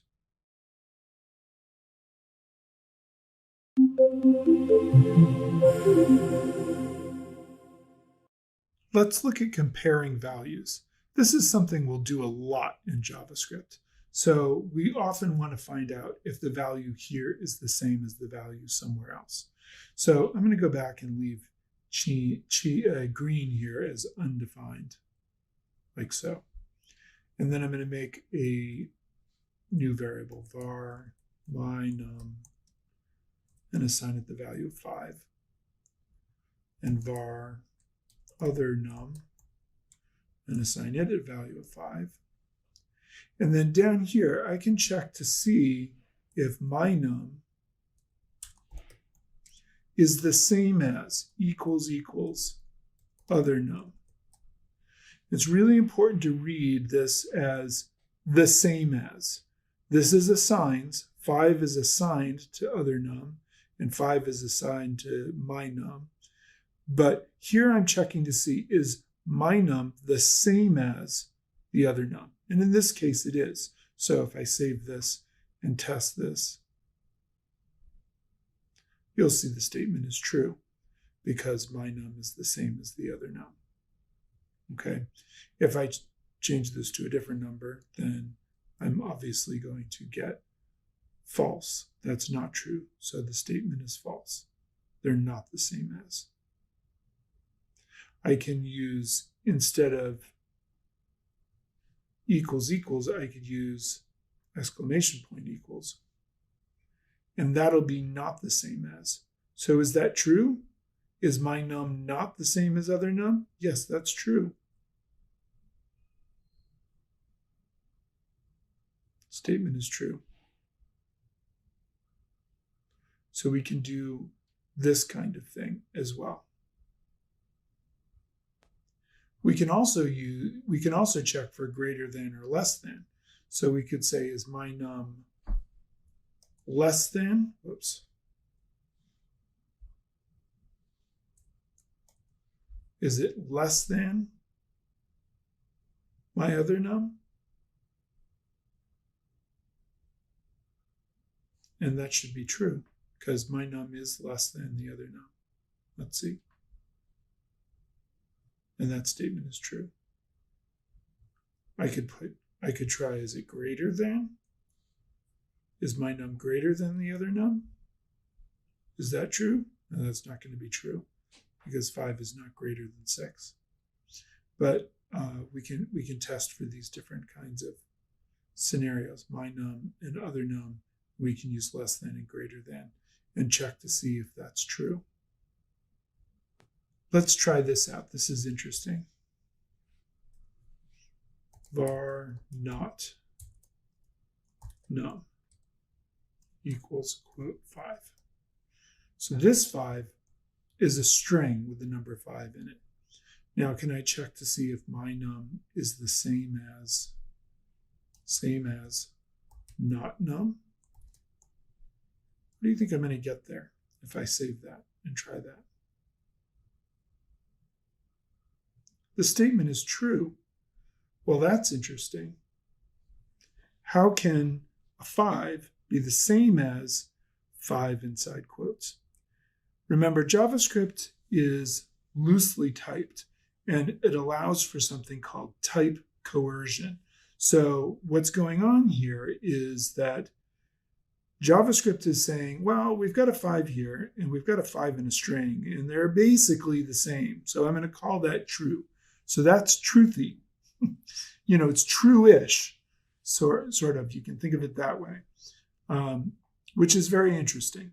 Now, again, this is the kind of thing that can drive programmers crazy because you could end up making a mistake in your program or having something unexpected happen. And you don't want unexpected things to happen in your programs. That's never a good thing.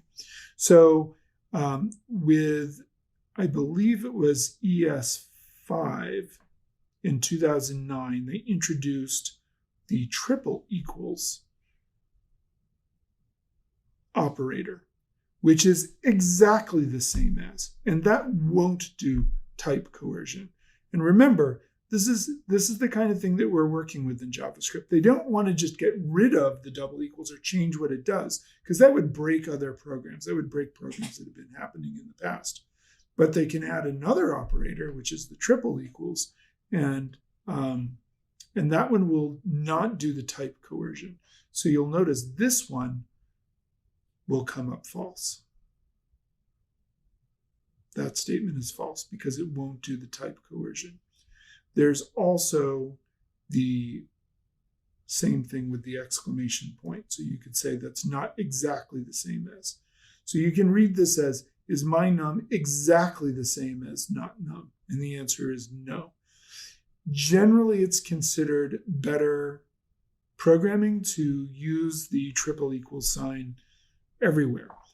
Often in our shorter scripts, it doesn't really matter, and you'll see me use equals equals all the time. But really, if you want to get into really good habits, always use the triple equals sign so that you don't ever have any type coercion unless you really want it for some reason. And again, this is kind of an odd thing about JavaScript that it can do this, but it makes the language very expressive, and that's kind of interesting. Expressive in the sense that, these things are kind of the same. A number 5, it's the same as the 5 in quotes. So that's kind of interesting.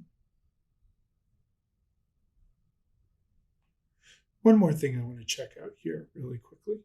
while we're here. I'm going to change this 5 to something like chicken. And then I'm going to make a new variable, var my value equals not num minus my num.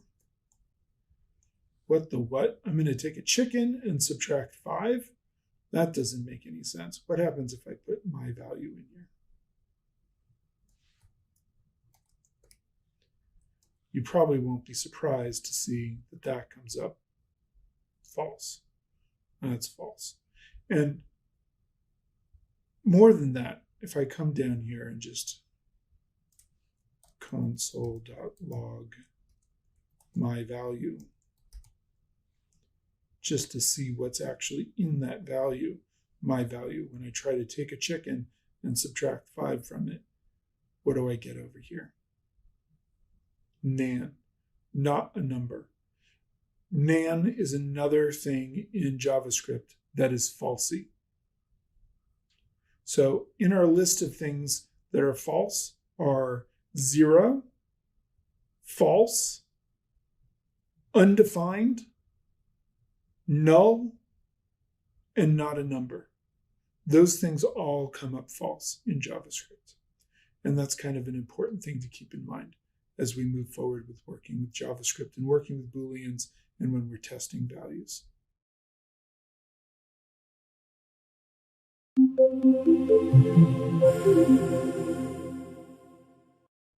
JavaScript has an else if so that we can run through a series of selection checkers to see which one is true.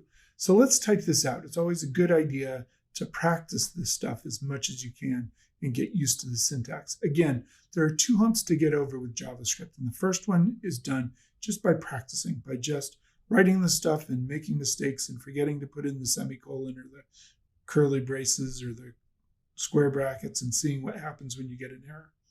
So let's go ahead and type this in over here.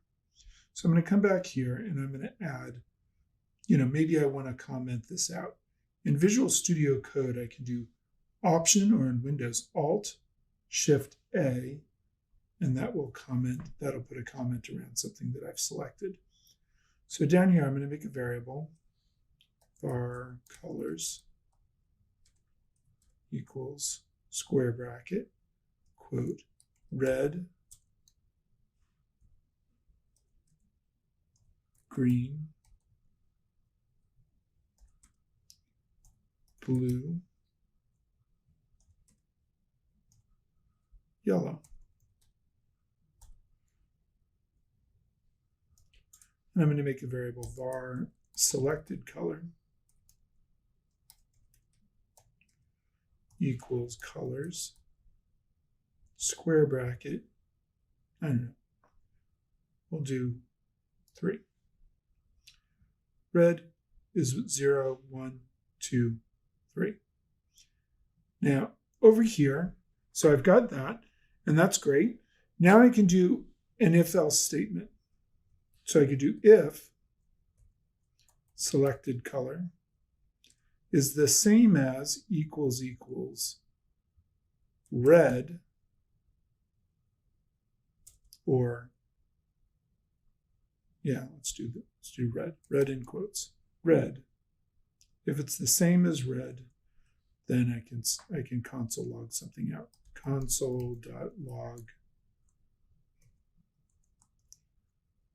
the color is red. Now I can do an else if, and again, I could put else if on this line here, like so.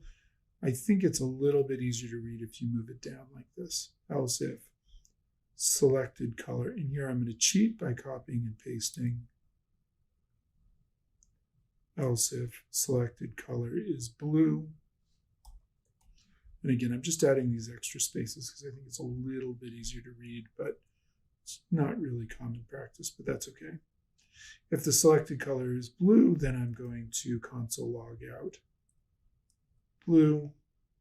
Actually, I should do green. Green was next. It doesn't matter. I can go whichever order I want. In this, I'm just going to go to green because that sort of makes sense. And then I can copy and paste the else if. Selected color is, change this one to blue, blue. And if it's not red, green, or blue, then it must be yellow.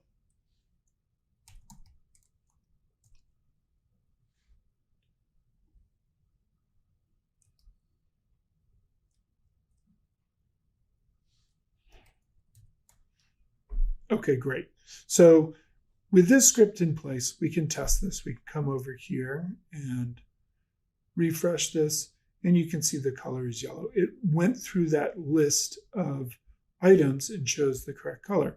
Whereas if I come up here and change this to a 1, so 0, 1, and I run this, you'll see I get the color is green. Now, what happens if I make a mistake? Suppose I put 4. 0, 1, 2, 3. Oops, there's no 4. Let's see what I get over here. You're going to get mistakes. You're going to have errors. And this said the color is yellow because the else ran, which was not really what I wanted, but it is sort of doing that kind of thing. Or let's see what happens if we do, what happens if I make a mistake and I forget to put commas in here. This is a common mistake that I see from students, is they'll forget to put the commas in the array. What happens if I do that?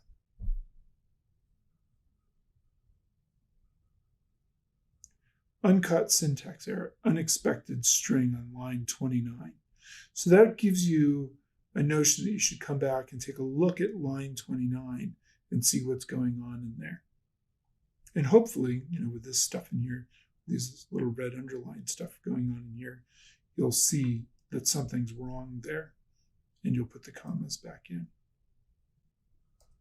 Very common mistake when we're starting with this thing. Okay, so you can try these different scripts and see how they work and what they do. It's really helpful to do that.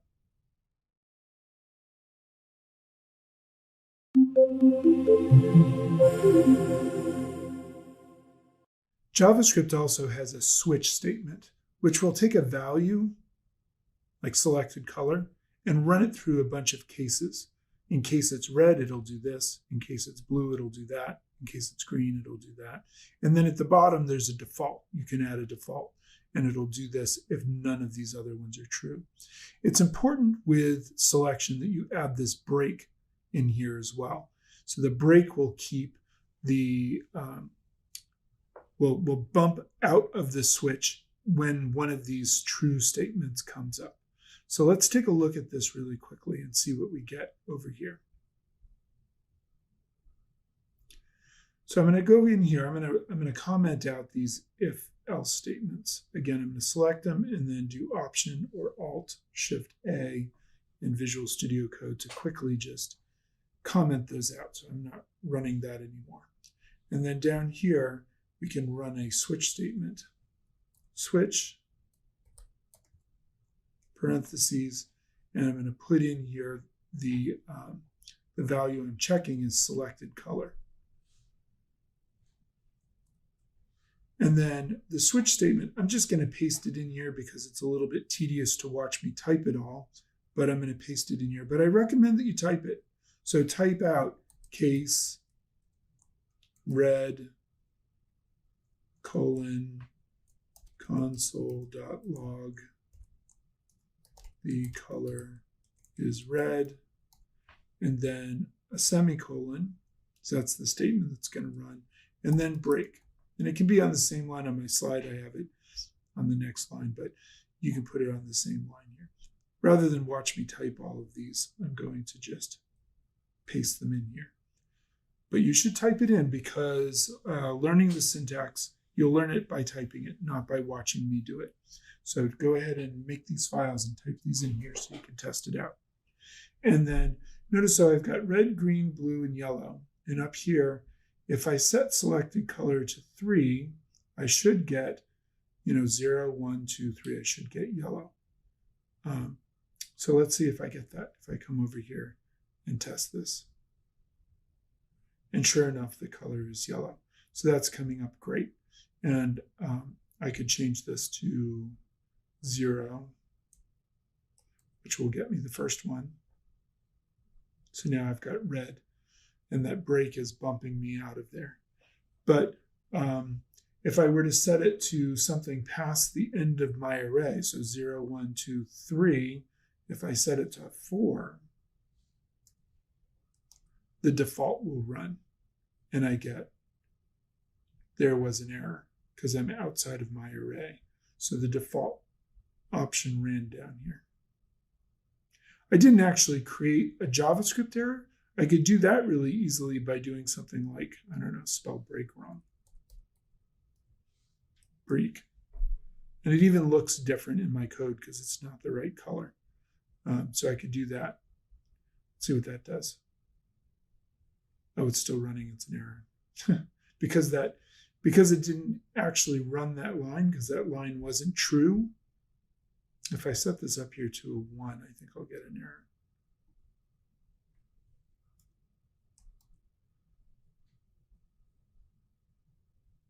Okay, uncut reference. Error, break is not defined on line 47. It did get the color is green, so it got that far in the script, and then it ran into a problem because I misspelled that.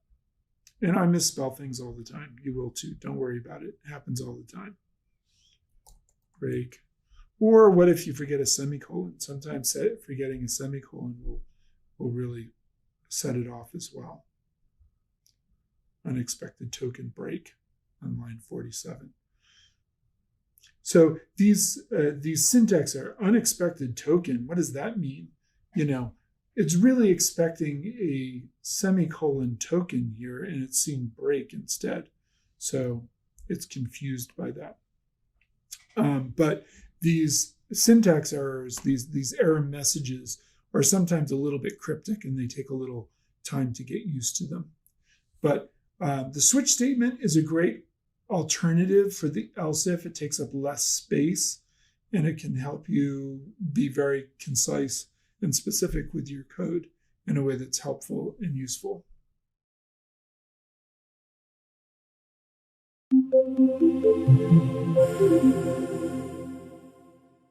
In JavaScript, we can check to see if multiple things are true by using the ampersand operator or the pipe operator. We'll look at the pipe operator next.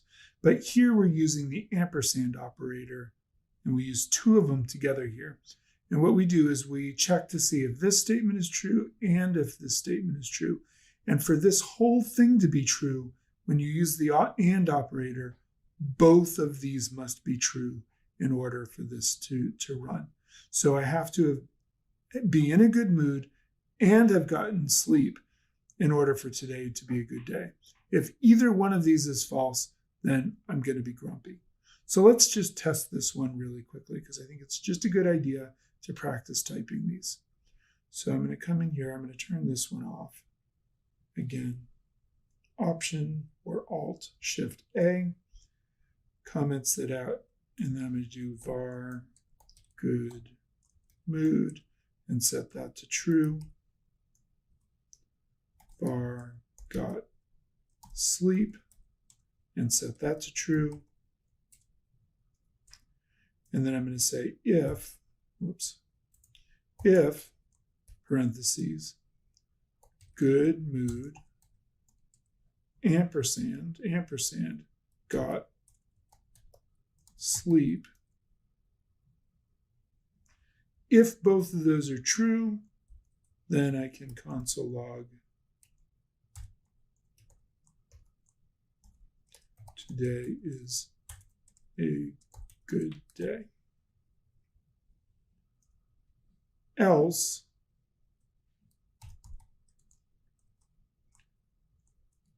console.log, I am grumpy.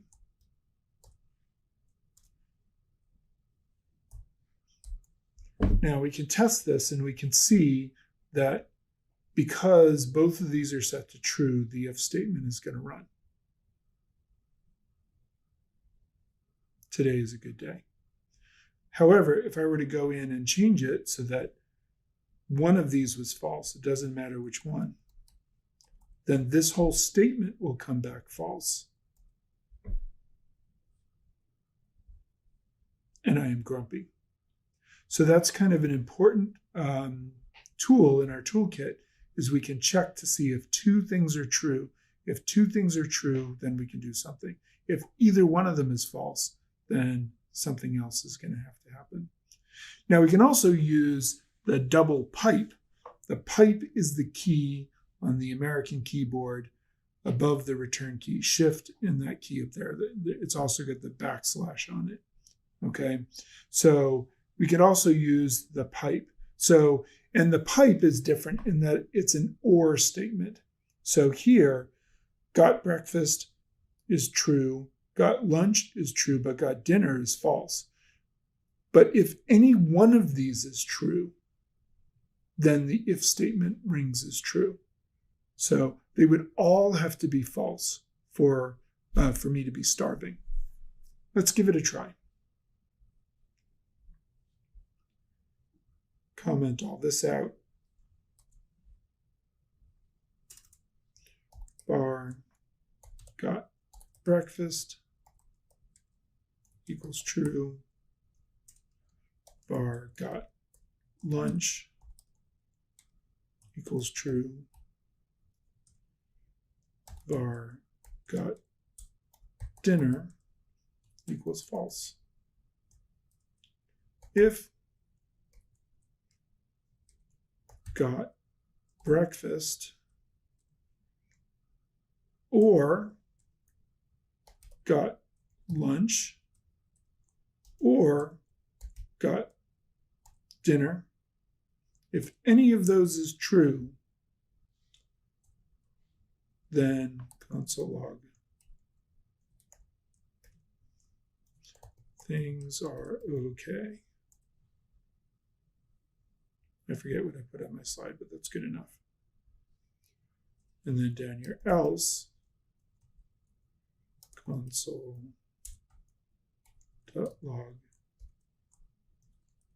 I am starving.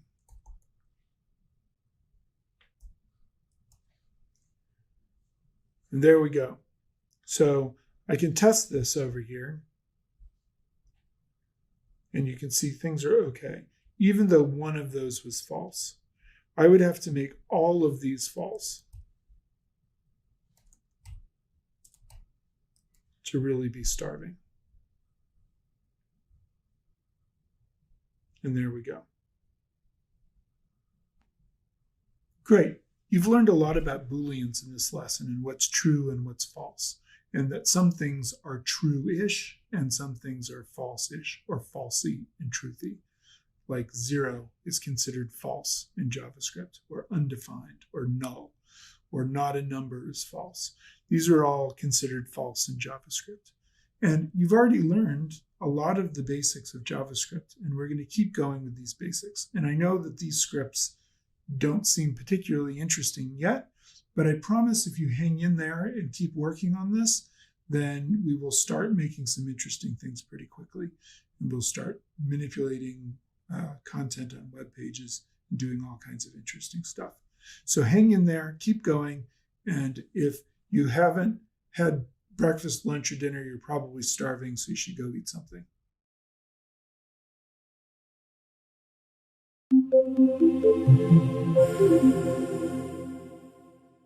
Loops in JavaScript. We've already done quite a bit of JavaScript already. We've looked at variables, and we've looked at arrays, and we've looked at how to use selections to choose if something is true or not in Booleans. The next piece of the puzzle is loops. Frequently, you need to iterate through a number of values and do something with them when you're programming. And JavaScript, like many programming languages, will allow you to do loops. The most basic loop is a for loop. And you'll see here that in the for loop, we start out with an initialized value, and then we check if the value is less than some number, and then each time through the loop, we increment that value. The best way to explore this is to actually try it out. So I recommend opening up your code editor and following along with me. Here I have just a file called loops.html saved on my desktop, and I'm going to add a loop in this script down here. So over here, I'm just going to make a little room here. There we go. And I'm going to add a for loop. And there we go. And then in here, I'm going to just make a little space there so it's a little easier to see. But I'm going to make a variable var I, and I can be anything. It could be X, it could be Y, it could be J, it could be the word counter. It's just a variable. I is fairly common to use because it can stand for incrementer. I don't know. It's a fairly common one to use, but it doesn't have to be that. It could be something else if you want. But I'm going to start I at 0. And then I'm going to check while I is less than, say, 10. And then each time through the loop, I'm going to increment I plus plus. I plus plus is a shortcut for I equals I plus 1, like so. So we could take I, add 1 to it, and then assign it back to I. So if I starts at 0, the next time through the loop, we'll take 0, add 1 to it, which gives us 1, and assign that back to I. So now I is 1. And then the next time through the loop, we'll take 1, add 1 to it, assign it back to I. So now it's 2, so on and so forth. But a shortcut for that is I plus plus. So that's an incrementer. Okay, great. So there we have it. And then here we have, let's just do console.log I, not 1, I. There we go. And so what this is going to do is we're going to set I to 0. So the console log will run, and it will say, it'll give us a 0. And then we come back and we increment I so that we take 0 and we add 1 to it. So now it's 1. Is 1 less than 10? Yes, it is. Since 1 is less than 10, it will console log I again, which is now 1. And then it'll increment 1 again. So I will go from 1 to 2. And then is 2 less than 10? Yes, it is. So we'll console log out a 2. And then we'll increment I again. We'll take 2 and we'll increment it to 3. Is 3 less than 10? Yes, it is. We'll console log out a 3. And so on and so forth until we get to 9. When we get to 9, we'll console log out the 9, and then I gets incremented to 10. Is 10 less than 10? No, it's not. So then the loop will stop, and we'll bust out of the loop at that point. But let's give this a try. I'm going to save this. And then I'm going to go to the browser, which I have over here, and I have this file loaded here. And I can just run it, and you'll see that my loop ran. Line 13 ran 10 times, starting with 0 through 9. So that works, and that's great. Now, I don't have to start with 0. I could, if I wanted to count from 1 to 10, I could start with 1 and say, well, I is less than 11, and that'll work just fine.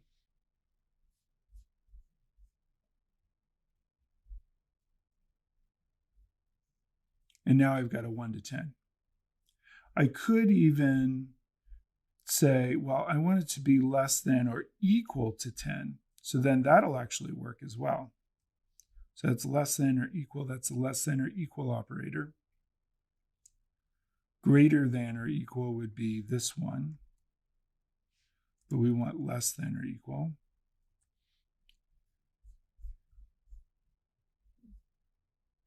And you'll see I get the exact same result.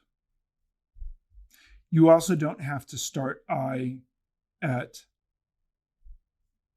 1 or 0. Or you could start I anywhere. If I wanted to, I could start at 37 and go till I'm at, 63 if I want to, I++. And then if I go back and do that, you'll see that the loop will do those numbers. So there are a lot of different ways of creating loops in JavaScript, and we'll be looking at a few different methods throughout this course. But the for loop with these three expressions is really your most basic loop. And as we go through the loop, we evaluate these expressions, and that determines whether the loop runs or not.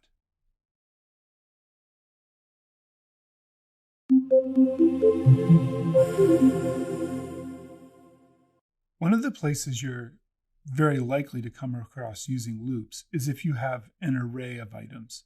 You have a group of items and you need to iterate over that group of items to do something to them. And so let's take a look at what that looks like. Here I have a variable called colors, which is an array. It's got red, blue, yellow, and green in it. And then I'm going to loop through each of the colors in the array. If you're wondering what this plus quote /n is, that's to create a new line in the console. And actually, I don't really need to do that because, in fact, the console creates a new line for each call anyway. So I shouldn't have put this on my slide here, but I forgot to take it off. So, but you can just ignore it. We can just do it without that, and it'll work just fine. So remember, arrays are zero index. So this is element 0, this is element 1, this is element 2, this is element 3. The length of the array is 4, but 0, 1, 2, and 3. So let's go over and give this a try really quickly. Here I am on the same file I had before. I didn't update my loop, but I added the array with the colors in here. So what we would do down here is we would set I to 0 first, so we get red. And then while I is less than 4,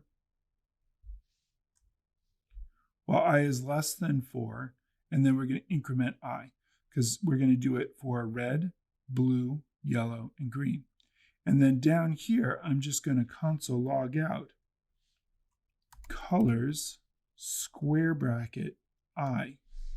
So the first time through the loop, I is a 0. Colors square bracket 0 gives me a red.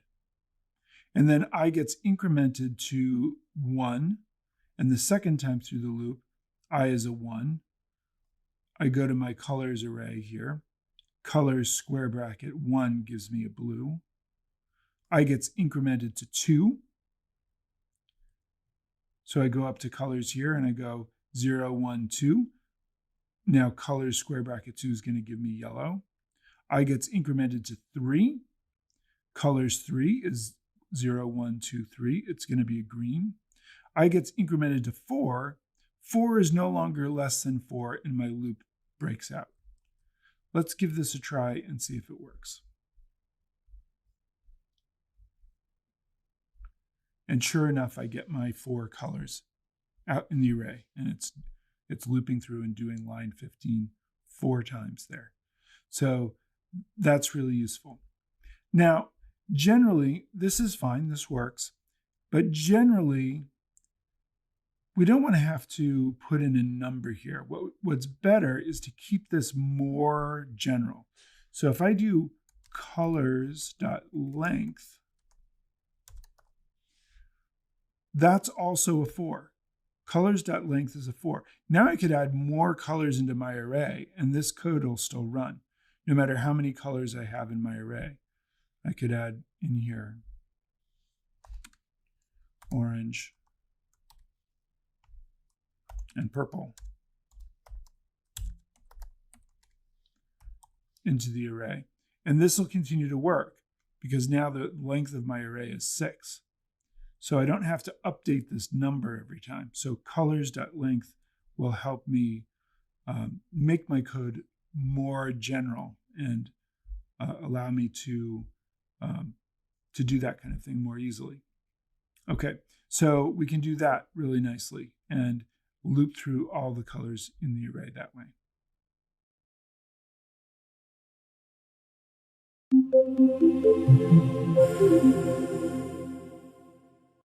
The basic for loop is a good place to start with loops, but there's also a loop that is specifically for working with arrays, and it's called the for of loop.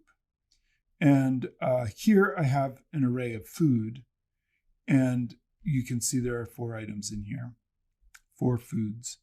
And I can use for, and I can create a variable, a temporary variable, and I'm calling it each item, but you could call it X, you could call it Y, you could call it I, you could call it whatever you want. Each item of food.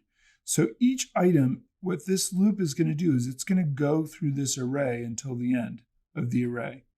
And each item, the first time through the loop, is going to be grapes. So I'll console log out grapes. And then since the array has not reached the end yet, it'll run again, and each item will become cheese. And then it'll become bread, and then it'll become olives. So let's give this a try really quickly over here in our code over here. And I'm going to just leave the array with colors, but instead of this for loop, I'm going to do for var each color of colors. And it knows what colors is because that's been defined here. Each color, I'm putting var here because I'm creating a new variable there. And then down here, I can actually, whoops, I wanted to put a curly brace there. Down here, I can do console.log each color. Oops. And you'll see that when this runs over here, I get each color. I get the same thing. It doesn't look any different. Might be kind of nice to actually make it do something a little bit different. And come over here and change purple to pink, just so that we can see that it is actually doing something. Refresh this, and sure, I get them all again with pink instead. Okay, so that is actually working. This is a great tool to use with arrays. There's another one called for in that we'll talk about later with objects, but for of is specifically for arrays. And then there's another method that we'll be looking at that also works well with arrays that I use a lot when I'm programming JavaScript. I tend to use the for each method, but we'll look at that later in the course. For right now, I just want to get you started with the basics so you can see how to do this. And the basic for loop is a good place to start. For of is great for working with arrays. We can also do something with strings. So we could actually, remember, strings can be treated like an array. So I can actually make a string and then loop through the length of this thing and actually alert out each letter one at a time in my console log there. So I can do that kind of thing. In fact, let's give this a try really quickly here. I'm going to change this to my string equals here is a string of text. There we go. And I can do it this way. For var I equals 0, while I is less than my string dot length I plus plus console log my string square bracket I. So I can do it this way. Comment this out for now. That should work if I didn't type it wrong. Let's see if I did it right. And sure enough, each line has a letter. So I could do it that way, Or I could even use the for of loop. So that's why I didn't delete this. So I can actually take this, uncomment this out, and instead of each color, I could do each letter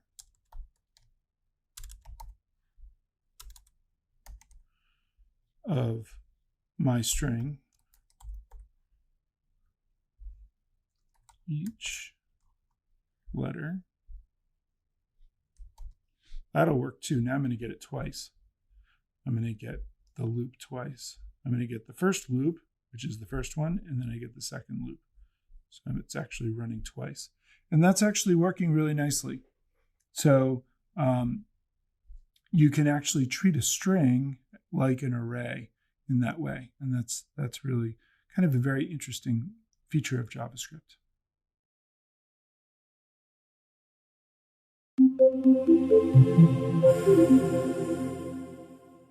JavaScript also has a while loop, and we don't see them as often while we're programming with JavaScript, but they're worth knowing about. So let's take a look at them really quickly. And here we can see the way the while loop works is we start off, we have an incrementer, and then I'm making a variable that starts as an empty string. That's maybe not quite as necessary, but you have to have the incrementer outside of the while loop when you're using a while loop. And then while the while loop is less than 10, I'm going to do this stuff and then increment the incrementer at the bottom of the while loop. So this is going to run. Incrementer gets set to 1. 1 is less than 10, so this runs again. Incrementer gets set to 2. 2 is less than 10, so this runs again. So on and so forth. And then notice when the loop is done, once this increments up to 10, 10 is no longer less than 10, so I'll bump out of the while loop. This console log is going to run text. What I'd like you to notice here is this plus equals. This text is starting out as empty, and plus equals is saying each time this thing runs, add to what was there before. The first time through the loop, there's nothing in there. So it's going to add. The incrementer has gone up to plus incrementer. So that's going to be a 0, and then a new line. And then the incrementer gets incremented to 1. And then the next time through the loop, we're going to add to that. So it's going to add a new line that says the incrementer has gone up to 1. And then it's going to increment again. Then we'll say the incrementer has gone up to 2, so on and so forth. Let's do this one in the code editor because I think it's really worth seeing this. So I've got my for loops there. I'm just going to comment that stuff out. I don't really need that now. Come down here. I'm going to make a variable var incrementor equals 0. And again, it doesn't have to be incrementer. You could leave it I if you wanted to. That would be fine. And then I'm going to make var text equal quote, quote. That's an empty string. And notice I'm using just the single quotes here, but you could do the double quotes if you want. And the double quotes in the other on my image there. But you could do single quotes or double quotes. I'll put it in double quotes. Why not? There we go. So it's just an empty string there. And then while incrementer is less than 10, I'm going to do something. And what I'm going to do is I'm going to say text plus equals, add to what was already there, quote, the incrementer,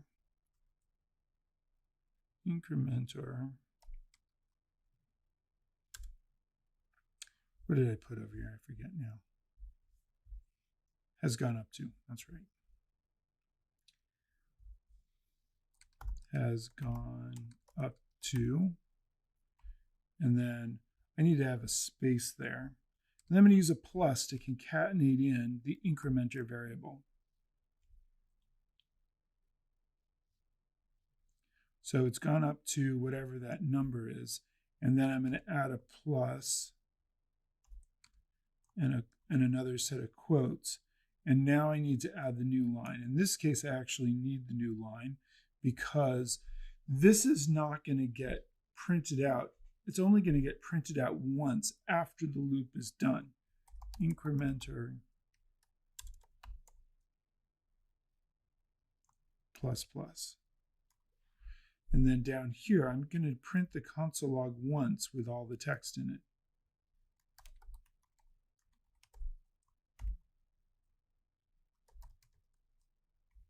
So there's one sort of print to the console log. All right, let's give that a try. If I didn't mess anything up here, let's see. And there we go. 0, 1, 2, 3, 4, 5, 6, 7, 8, 9. If I didn't put the /n on the end here,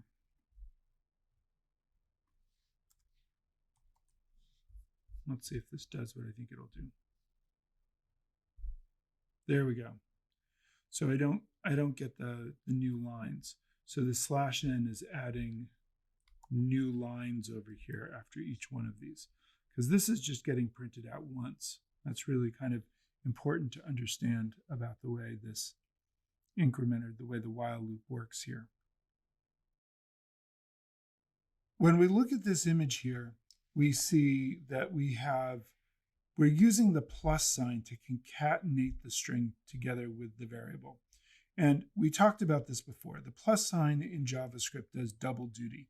It's used to add numbers together the way you would normally expect the plus sign to work. But it's also used to concatenate strings and things together. So here we've got a string of text, and then we're concatenating in the variable, and then another string of text concatenated onto the end of that. And it gets kind of complicated to work this way. It's not very intuitive. And we can't just leave incrementer inside the quotes, because then the string would just say the incrementer has gone up to incrementer. JavaScript wouldn't know that this is a variable if we just put this inside the quotes. So with ES6, which you'll remember is the version of JavaScript that was released in 2015, they introduced something called template literals that will allow us to work with variables inside strings a little bit more easily. So let's take a look at how to do that. So here we have the template literal. And with the template literal, the way it works is we put a tick mark on either end. The tick mark is not a quote. The tick mark is a separate character in your keyboard. On the American keyboard, it is the character with the tilde just above the tab key. So that's a tick mark there and a tick mark there. And then we can just put the variable inside curly braces with a $sign. And JavaScript will know to treat that as a variable. So this is a much easier way, a much more readable way of working with strings with variables in them. And this particular string is not terribly complicated or complex in any way, but sometimes if you're constructing a piece of HTML and you've got tags, and tags have their attributes in them which have quotes and equal signs, it can get really confusing really quickly. So this will really help you out, and we'll be using the template literals throughout the rest of this course quite a lot. So let's switch our code so that we're using this over here. So the way I would do this is I'm going to put in a tick mark there, and at the end I'm going to put in a tick mark, and then I can get rid of these quotes and pluses.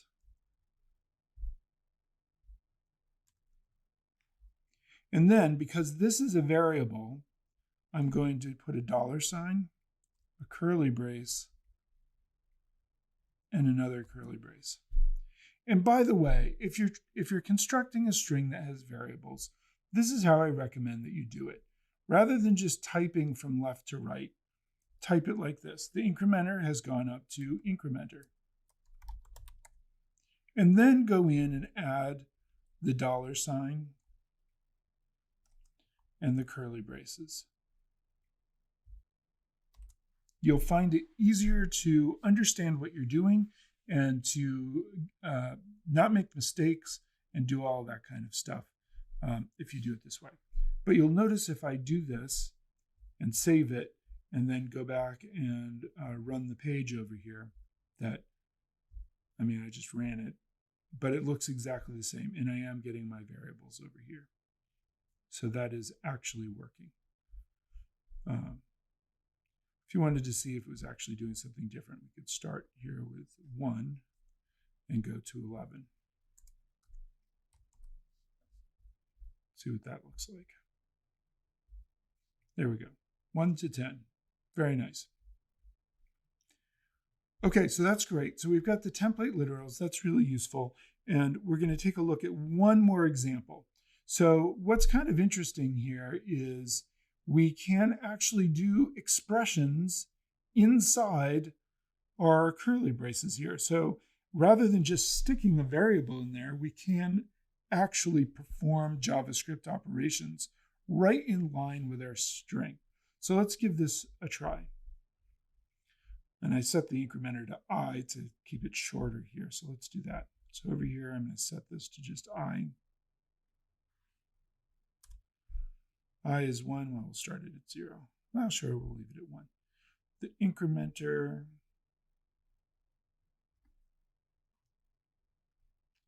So do it like this. The incrementer is I, and the incrementer squared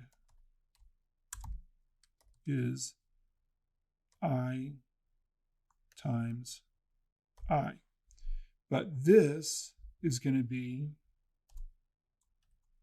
a variable. And so is this. It's going to be an expression.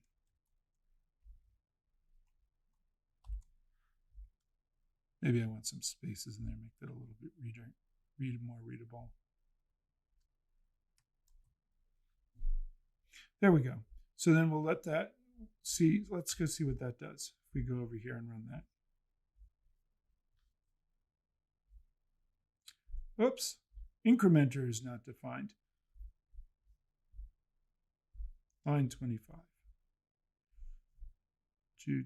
Oh, down here, that needs to be changed to I. That's a very typical mistake. It's great that these things come up while I'm doing this because you can kind of see how I fix them. So I could see right here that it was on line 25. I knew immediately that I had forgotten to change an incrementer to I. I just wasn't exactly sure where it was, but, and did I not save it over there? Line 25, oh, this one here also.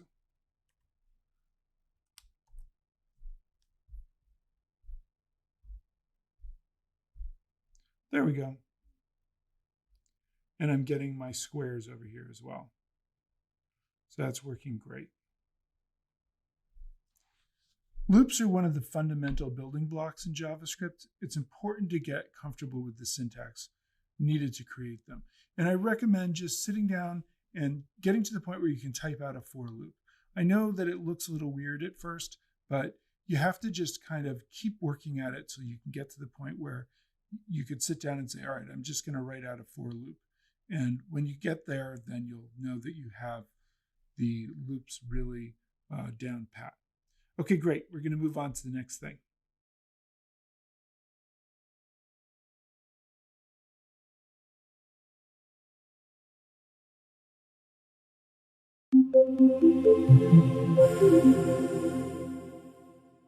Sequence, selection, and loop. In this lesson, we're going to put together some of what you've already learned and what you've already been doing and see if we can make some sense out of it. In structured programming, we make use of these three structures we've already started working with. Sequence, first you do this, then you do that, finally you do this over here. With JavaScript, you start at the top of the script and you work your way down the script, and JavaScript does everything in the script one thing at a time in a sequence. With selections, we're checking to see if some condition is met. If this is true, do this, otherwise do that. And then with loops, while a condition is true, we're going to continue to do something. So with the scripts that we have next, we're going to learn a little bit about JavaScript string methods while also practicing some of these techniques you've already learned a little bit about with loops and selections and these kinds of things. And hopefully you'll start to see the expressive power of JavaScript. So over here, I have some of the different string methods you can do. And to start with, we're going to work with the toUpperCase method here. So we can actually take a string of text, assign it to a variable, and then take that variable and do dot toUpperCase. And that's a method that will take that string and convert it into an uppercase string. Or you can convert it to lowercase. So, and if you come to this page, you'll notice I'm further down the page here, but there's all kinds of different things we can do with strings, to replace content, to find content, to do all kinds of things with strings. We can take pieces of strings out of strings. We can perform string surgery. So this page is very useful for this kind of, to explain some of the different kinds of things that we can do with strings of text. And you might be wondering, well, why would I want to do anything with a string of text? Why would I want to do this kind of stuff?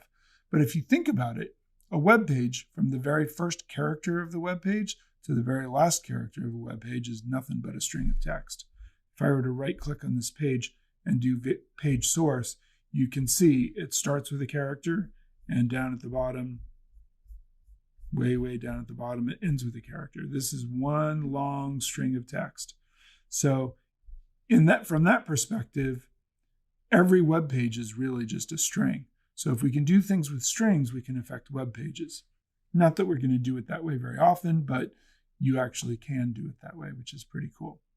Okay, so let's go forward with this and see what we're doing here. So the first thing we're going to do is create a variable called myString and assign it the following string. I am really hungry for some, and then use the console log to print out that string. Then make a new variable called myUpperString and use the string method to capitalize all the text in the first string and then print out the capitalized version in the console. Can you do that on your own? Try to do it using this toUpperCase string method here. And you can pause the video and come back and see how I did it. When you're ready, unpause the video and let's see if you got the same thing I got. Did you get something like this?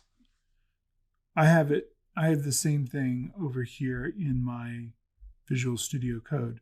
I left out the spaces, but this is the same thing here. Created a variable myString, assigned some text to it. I'm console logging that out, then make a new variable called myUpperString, which is myString toUpperCase with the parentheses. This is a string method. We're going to talk about methods and functions and all that in a little bit, but for right now, understand that a method has these parentheses at the end. So, and it'll take myString and convert it into uppercase, and then I can console log that out. Assign it to this and console log that out. So that works really great. And I can come over here and see that that actually runs, and I've got both of my strings. One of them is lowercase and one of them is uppercase. Okay, so that works great. Let's see. What should we do next?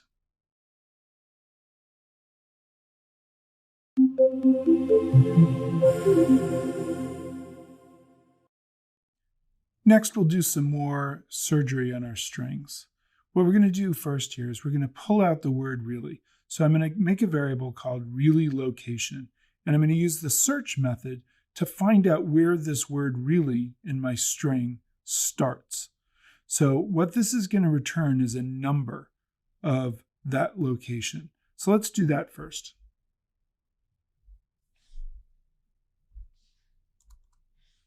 Bar really location equals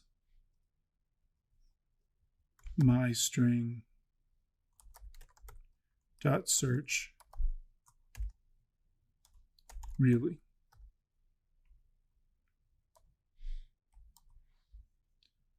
And then I'm just going to console log out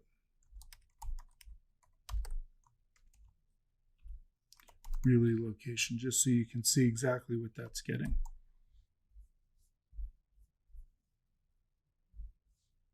Assuming I did that right, I think I did. So that's getting a 5. So what that means is that if I count from here, 0, 1, 2, 3, 4, 5. This is character number 5. It's starting at a 5. How many characters do I want to get? I want to get 6 characters. So I'm going to use the substring function or method here, and I'm going to pass in really location, which is location 5, and I'm going to get 6 characters. And what that's going to do is it's going to pull out into this variable special word, the word really. It's going to start at 5 from my string and get 6 characters. So let's do that.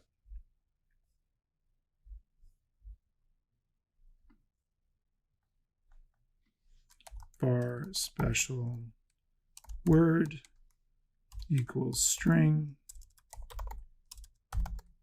dot substring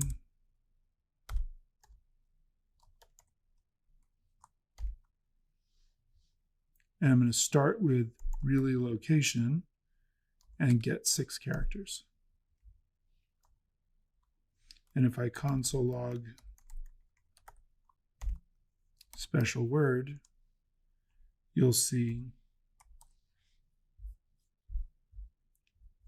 that what that's getting for me, whoops, I misspelled. Oh, it's my string, isn't it? My string with a capital S. There we go. There we go. Now I'm getting the word really. Great. So I've got that. Now I'm going to take special word and I'm going to assign it back to itself, but uppercased.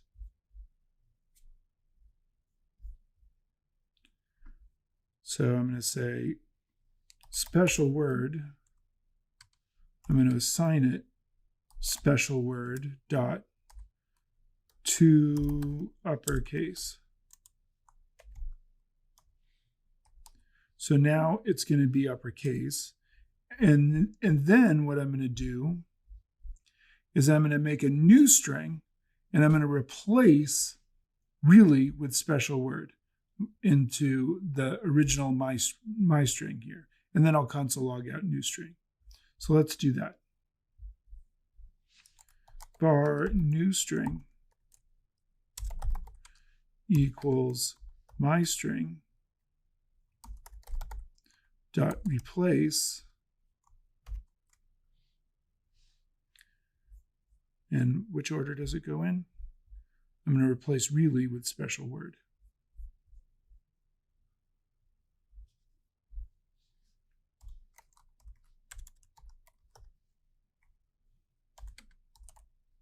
Special word, like so. And then I'll console.log new string.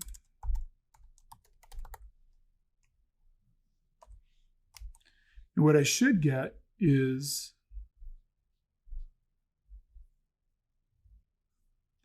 I am really hungry for some. So I'm getting the capital word really there. And but this is a sequence. JavaScript is doing a sequence of things, one thing after another, after another, after another. We're just doing a sequence of things here. And JavaScript goes through the script one step at a time, and we're just learning about some string methods along the way. We've learned about a few of them already, uppercase and replace and search and substring. And there's a lot more here that you can go through and learn, but that'll get you started to begin with the various string methods that are available in JavaScript for doing string surgery.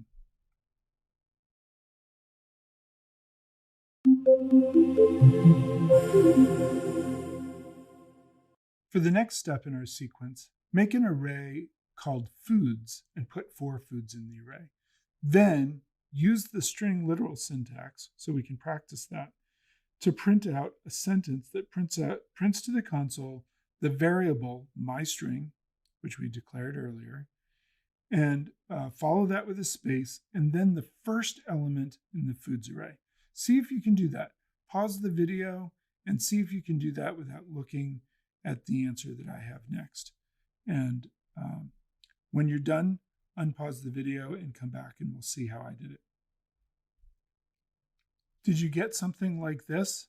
I have myString in here again, but you shouldn't need that because we already have that on our file. But you should have an array and then the console log with the template literal. It takes a little getting used to the template literal thing. Let's do that part together. So over here you can see I've added the array, and then here I need to add the template literal. So I'm going to do, and the way to do this, the best way to do this is to just type the variables, myString, and then I want a space and I want foods, square bracket 0. But these are variables. So I'm going to come in here and add a $sign and a curly brace and a curly brace, and then a $sign and a curly brace and a curly brace around it. And if you do it that way, you'll understand it better. If you always sort of work from the inside out or the outside in this case, we're sort of working from the inside out. But if you work that way, it'll make it easier for you to understand. And then over here, I can actually run that, and I should be getting, I'm really hungry for some cheese. So that works perfectly well. Okay, great. The next thing to do is to see if you can use a loop and loop through all of the elements in the array. I'm really hungry for some cheese, for some pie, for some lunch, for some breakfast, all of these elements. So let's see if we can do that. Go ahead and try it. See if you can write the loop for yourself. Pause the video again and see if you can write it. Try using the for loop. Try using the for of loop. See which one feels better to you. Try them both. Hopefully you got it for yourself, but I'm going to do it here just so you can see how I do this. For, and then I'm going to come in here, I'm going to say var I equals 0. So I'm going to start at 0 while I is less than foods.length. Now I could stick in here a for instead of foods.length, but this is better practice. Foods.length I++. And then I'm going to console log out basically this line here. I'm just going to stick that in there. But instead of food 0, I'm going to put an I in there because I is going to get each one of these. In fact, just so I don't get confused, I'm going to comment that line out there just so I can see that this is really working. So first time through the loop, I is 0. So it's going to print out, I'm really hungry for some space food square bracket 0 because I is 0. I gets incremented to 1. So the second time through the loop, 1 is less than 4 because remember this is going to be a 4. So it'll go through again and it'll get pie. And then the third time through the loop, it's going to get breakfast. And the fourth time through the loop, it's going to get lunch. And then I gets incremented to 4 because it's 0, 1, 2, 3. So I is going to get incremented to 4. 4 is not less than 4. So the loop will bust out. Let's see if that works.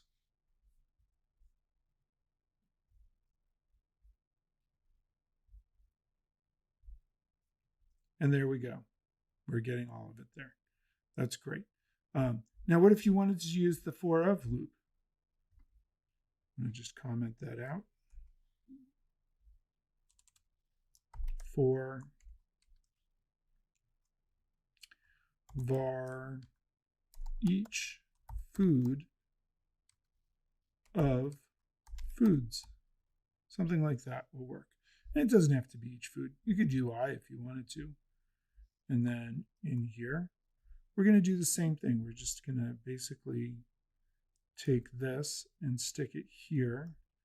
But now, instead of foods, this foods I, this is going to be each food.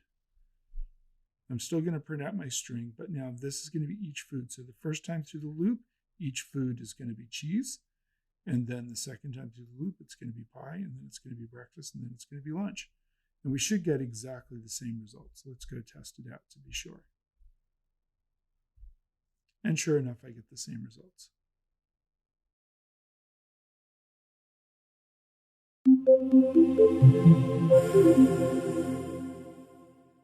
Next, we'll bring selection into the mix. So now, inside our loop, we're going to check to see if the element in the loop is even or odd.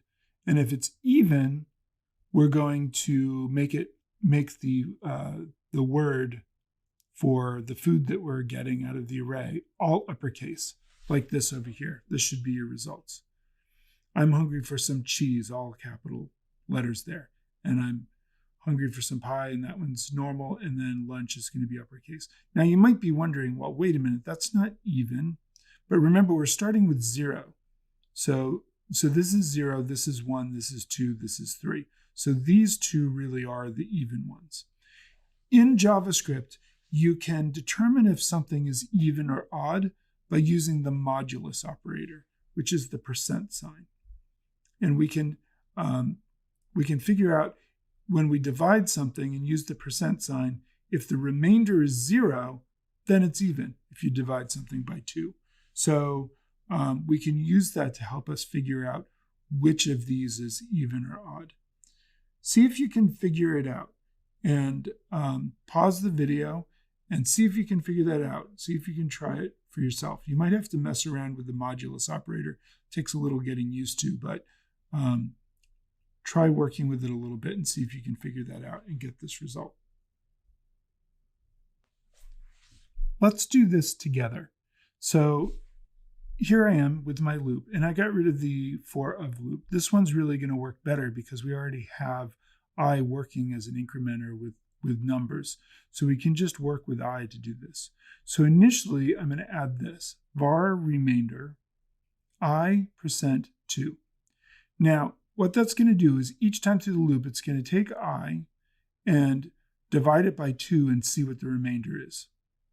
So the first time through the loop, I take 0. 0 divided by 2 is 0. So that's going to be a 0, so that's even. 1 divided by 2 is not 0. 2 divided by 2 is 0, so on and so forth. So if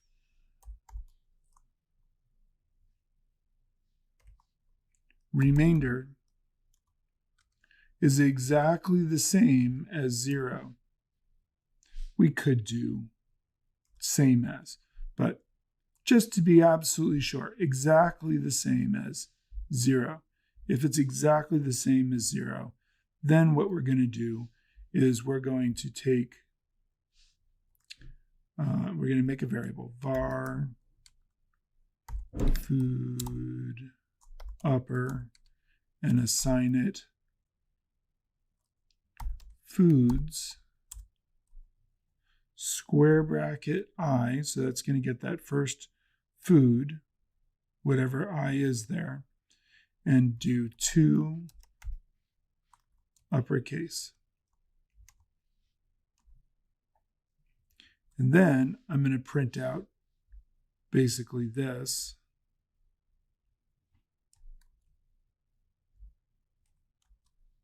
But instead of foods, I down there, I can print out this one here. I think that'll work. Else, we'll just do this.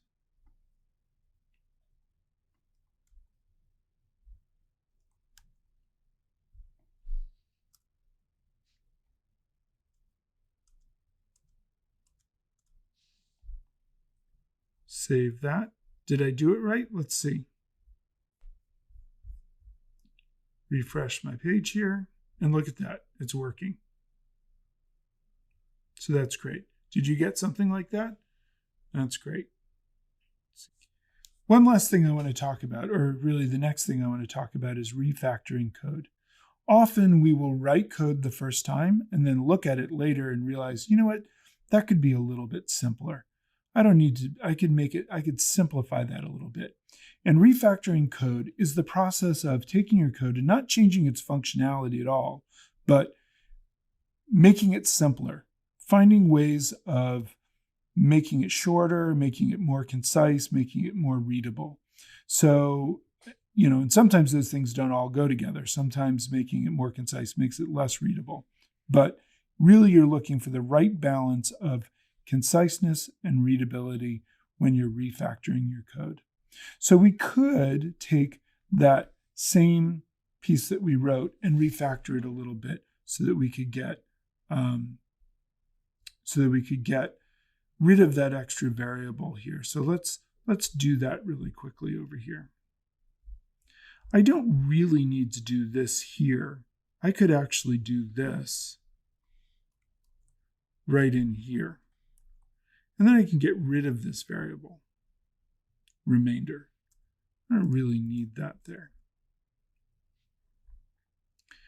And that kind of simplifies things a little bit. And then here also, food upper. I could just take this foods to uppercase, foods I to uppercase, and stick it in here. And then I can get rid of this line too.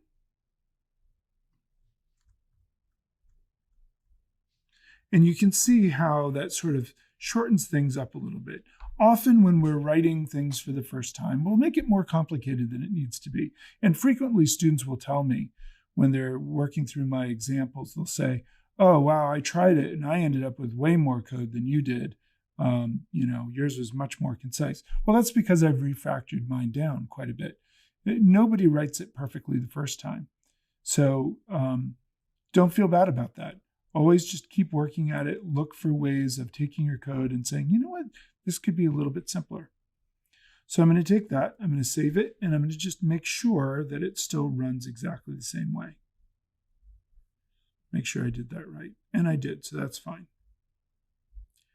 Another thing you can do that's really helpful is make comments. If you're not really sure that you're going to, you can refactor something down, but then it can become less readable, and it can be helpful to put comments in there to help you make sure that you are, when you come back to it later, that you know what you did and that it'll make sense to your future self.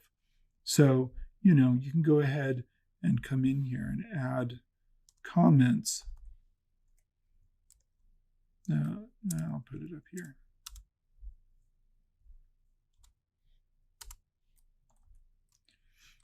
Checking to see if the incrementer is even. Something like that will be helpful later, perhaps, and you could add more comments in here. So as you're refactoring, be sure to do that as well. Once you've added your comments and refactored your code, you've done a great job at working with sequence, selection, and loops. And we're going to get more practice with those, as pretty much every script that we write will have some combination of them as we go along. Okay, great. See you in the next lesson.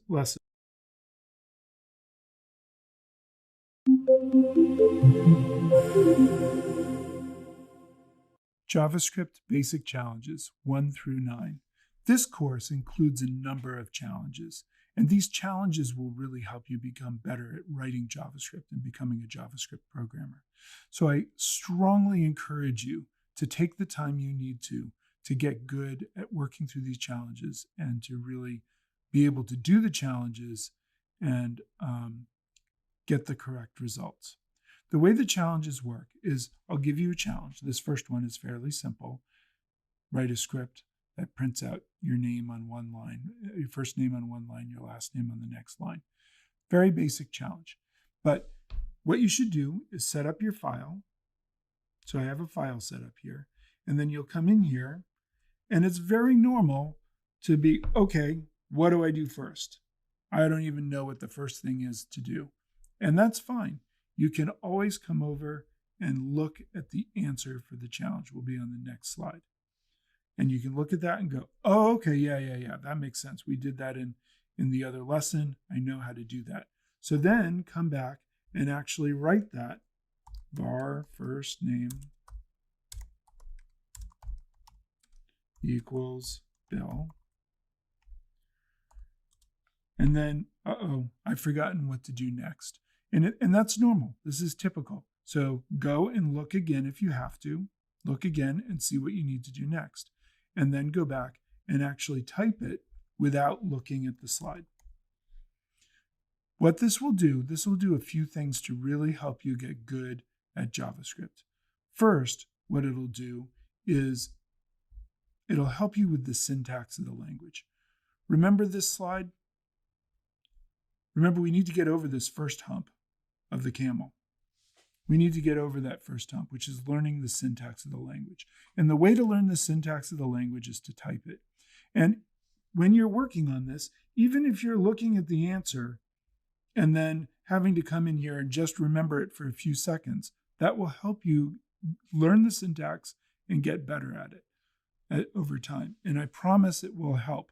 Over time, you'll really start to be able to do these without having to look at the slides if you keep working at it. So look at the answers if you have to. They're here. And then type it without looking at the answer. The second thing that it'll do for you is these challenges build on each other. So the second challenge is a little bit of a baby step beyond the first challenge.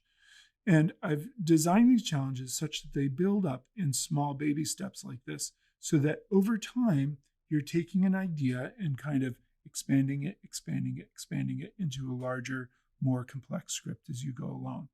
And that will help you with the second hump on the camel, learning how to solve problems with JavaScript. You get good at learning how to solve problems, first by solving very small problems and making baby steps. And these challenges will help you do that. So I recommend you do these challenges to the point where you can do them without looking at the answers, because that will really help you with the syntax.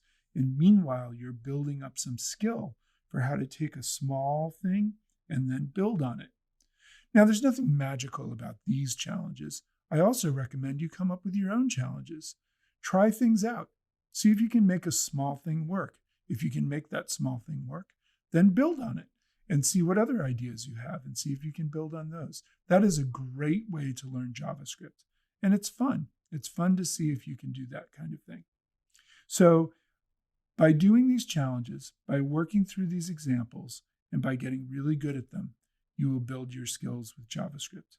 If you don't have to. You can continue to watch the videos and do the quizzes in the videos, and you'll learn about JavaScript. But in order to actually become a JavaScript programmer, you have to write JavaScript.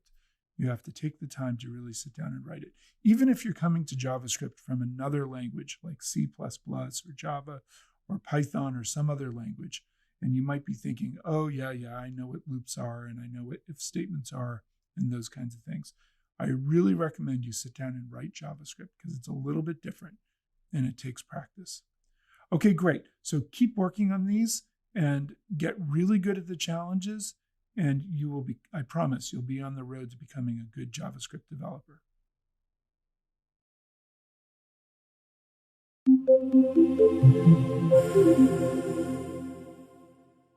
Functions in JavaScript. Functions are reusable sets of instructions. So, for example, in the sequence selection and loop exercise, you were adding a bunch of script to the page, and it was getting kind of messy. There was a lot of single lines of code all kind of piling up without a lot of order or organization to them. What we can do with functions is we can take that stuff, stick it inside of something that has a name, and then run that function when we want to run that set of instructions. We can make functions so that they're reusable, so that you can use them in multiple places within your programs. And that's where functions can become very powerful. So here I have a function called doStuff, which is going to run something similar to what we did in the sequence selection and loop exercise. So let's give this a try real quick. I'm going to switch over to my code editor over here. And you can see I've already set up a file, and I recommend you do the same with, it's just an HTML file with an H1, and I've got a script here, and I've got some of the script from our sequence selection and loop exercise. And now I'm going to add a function. So to do that, I would just define a function here. Function. Use the function keyword. Do stuff. Parentheses and curly braces. Now this stuff can just go inside the curly braces. Like that. It's probably best to tab it in so it's clear that it's all inside there. So that's inside of there. And then you have to run the function. Do stuff. So we define the function, which tells it what it does.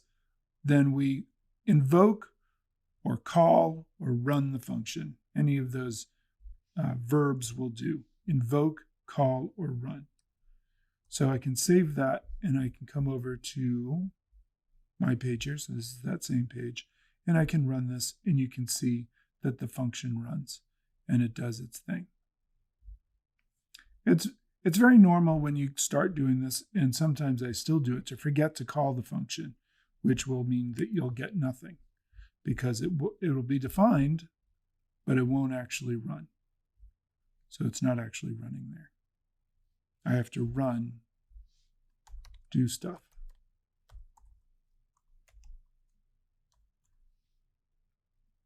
Okay, so normally I would do that here in the file. Do stuff. We'll run that function. Here's a good thing to try. Go back to the basic challenges that we just did and pull one of them out of there and turn it into a function. I used challenge number 7, but you could use any of them really. See if you can turn it into a function and run it. And pause the video, and when you come back, we'll see what you got. I hope you were able to try that. I went and got a challenge. I went and got challenge number 7, and I have it over here. So here's challenge number 7. How would I take that and turn it into a function? Well, I could do it like this. I could take all of this stuff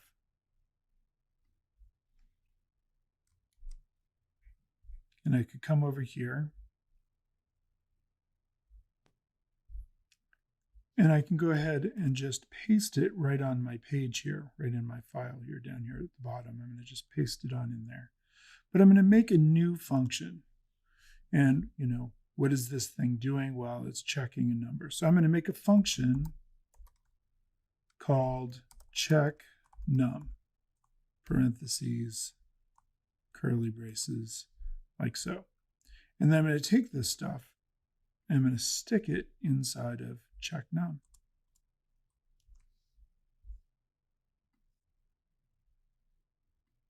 Tab that in so it's clear that this curly brace is ending that curly brace and that everything is inside.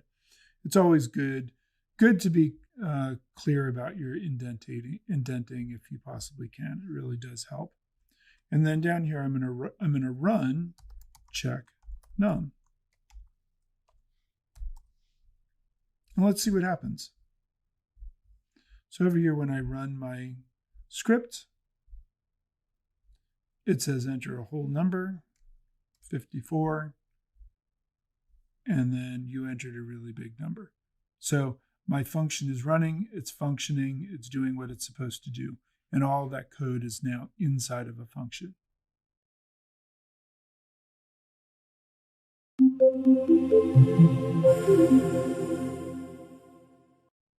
Functions are even more useful if you can pass data into them so that they can do something with that data. So for example, our first do something message, the first do something function wasn't really useful because it was just taking that string and making it uppercase and then spitting it back out again. But we could make it more useful by passing in a message variable, a parameter. This function has a parameter called message. We could pass in a message as an argument to this function, and it'll take any message and make it uppercase and console log it out. So let's give that a try and see what that does. Down here, I'm going to comment these out. I'll leave the functions. They're not going to hurt anything. But I'm going to comment these out so they don't run. And then I'm going to make a function print message, which takes message as a parameter, or print uppercase, or I forget, what did I call it over here? Probably should make it match with some print upper message. Let's do that then. Upper message. It doesn't matter really what you call it. And then I'm going to take message and I'm going to say, var upper message equals message dot to uppercase. And then I'm just going to console log out upper message. Now when I run this, I run upper message, but I pass in, here is a message. I can pass any message in that I want and it will make it uppercase. Still not super interesting, but it's something that shows us how this actually works. So over here when I run this, my message is turned into uppercase because that's what that function does. It takes some data and does something to it. And beyond that, we could do something like add numbers together. Again, not super exciting, but we could pass in two parameters here, a number 1 and a number 2. We could add them together and then console log them out. And you would run this by using add nums, and you would pass in the whatever two numbers you want to add there. Let's give it a try real quick.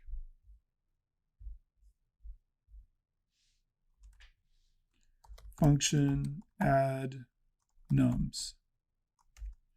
We're going to pass in num1 and num2. I like putting these extra spaces in here, even though that's kind of not the standard, but I think it makes it easier to read for me. All right, so then I'm going to make var sum equal num1 plus num2.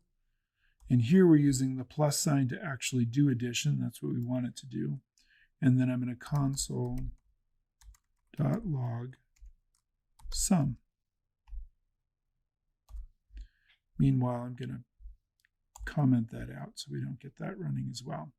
And then down here, I just need to run it with whatever numbers I want to add. Add nums 329, comma 419. Sure, you could probably do that in your head fairly quickly, but why bother? We can have JavaScript do it for us, right? So if we're going to learn how to do this JavaScript stuff, we might as well do something useful, like add those numbers together to get 728. Maybe not super useful, but you get the idea. And that's a really powerful thing about JavaScript, is we can pass in data through these variables here that we can then work with within our function. The next thing to talk about is returning data. So far, our functions have just done one thing. They've printed out to the console log, because that's really all we have for right now. We will be doing more interesting things, I promise, but for right now, what we have is to print out to the console log. But we can make functions that return something. And that, in this case, it looks subtle. The difference is subtle because in the end, what we have is the console, so we're printing to the console. But here I've updated my function. I'm calling it return sum. And instead of just printing to the console, I'm returning the sum of these two numbers. And then I can console log that out. Again, it's just going to the console, so the end result isn't all that different, but there is a subtle but important difference between these two things. So let's do this really quickly. I'm going to come over here and I'm going to just copy my add nums function and paste it. comment that out for a moment and instead call this return sum, num1, num2. But instead of console logging it out, I'm going to return as a keyword, sum. So it's going to return the value here. And then I can, again, it's just going to go to the console log because that's all I've got access to at the moment. We'll be doing more stuff later. And I can run inside the console log, return sum, and I can put a 3 and a 5 in there, or whatever. And you'll see when I run this over here, assuming I type that all right, that in fact I get an 8. And it's still going to the console. So you might wonder, well, what's the big deal here? What's the difference here between returning the sum and just having it print out the finished thing here?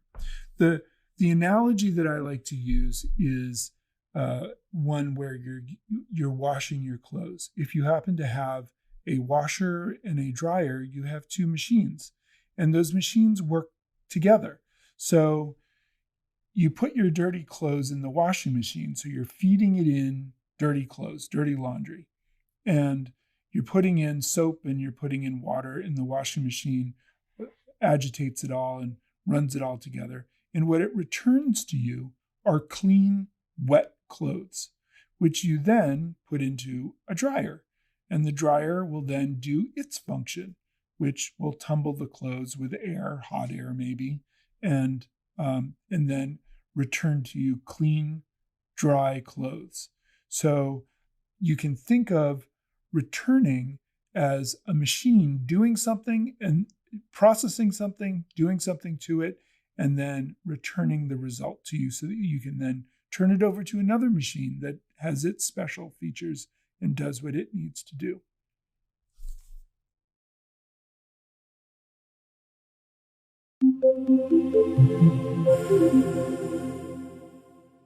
Let's take a look at a useful example. This will show us something that a function can do for us in JavaScript right now, and that we could use in some programs that we write. And that is for generating random numbers. Try this out. JavaScript has a random number generator.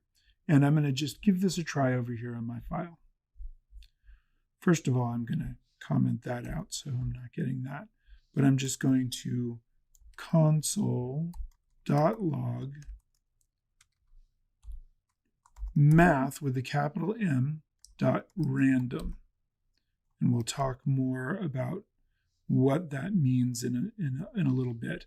But math random is going to generate a random number. So now if I go over to my browser and run it, you see that I get a number. And I can keep refreshing my screen and I'll keep getting numbers.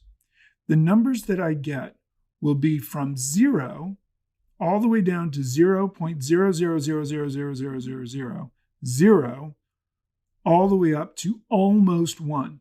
You saw a minute ago, I got a 9.9 something or other. So it won't go all the way to 1. It'll go to not up to 0.999999999, something like that. But it won't go all the way to 1.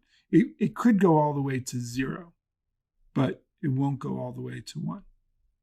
But it's somewhere in there. So what if I wanted random integers? What if I wanted to get a random number between, say, 10 and 52 or something like that? How would I do that? I need to write a function to do that in JavaScript because the random number generator in JavaScript generates random numbers between 0 and almost 1. 0 inclusive, 1 exclusive. It's the way that's officially said. So we can see that that's what's going on here. But if I was playing a game of cards and I had numbered my cards 1 through 52, and I wanted to make sure I could pick a random card, I would need, to be able to pull out a 26, not a 0.35979558399127143. That's not very helpful.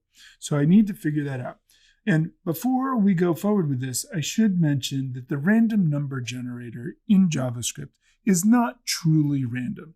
It's using an algorithm to generate the random number, and it's random enough for our purposes, but it's not a truly random number. And if you were making a game that was, making a program that really needed to be random, like a lottery generator or something like that, you would want to use something other than the built-in random number generator. But for our purposes, it's random enough. So that's worth mentioning as well. Here's our first step in creating our random integer generator, is we're going to make a function called random int, and we're going to pass in a minimum number that we want to get and a maximum number that we want to get in our random integer generator. And to start with, we need to know how many values we think we should be able to get. So I'm going to make a variable called number of values, and it's going to take max, and it's going to subtract min, and it's going to add 1 to it. So think of it like this. If I were to run this function with 5 and 10, if I wanted to get a random number that was between 5 and 10 and included 5 and 10, the numbers I could get are 5, 6, 7, 8, 9, and 10. That's 6 possible values. So if I take the maximum, which is 10, and subtract 5, that gives me 5 plus 1. That would give me 6 possible values. So that's how this actually works. So let's go ahead and go over to our code editor and start writing this function. I'm going to come in here, I'm going to comment that out. I don't really need that at the moment. But I'm going to make a function called random int. And it's going to take a min and a max. And I'm going to have a variable here, var num of values. And that's going to be the max minus the min plus 1. Do it like that. There we go. That looks nice. Okay, great. And then I can just console log out this number of values just to make sure it's working right. Console.log. And when you're working with programming, you want to do this. You want to just check everything, as many places as you possibly can, just to make sure you're getting what you think you're getting. Num of values. So I'm going to console log that out. And then down here, I'm going to run this function, random int. I'm going to put in a 5, and I'm going to put in a 10, and we'll see we should get a 6, right? That's what we should get. So let's go over and check that. And sure enough, I'm getting a 6, because the possible values, if I'm going to include, if I'm going to say I want random numbers from 5 to 10, I want to include 5 and 10. So I could get a 5, a 6, a 7, an 8, a 9, or a 10. That's 6 possible values. So step 1 of this is correct. And then we'll go on from there to the next step.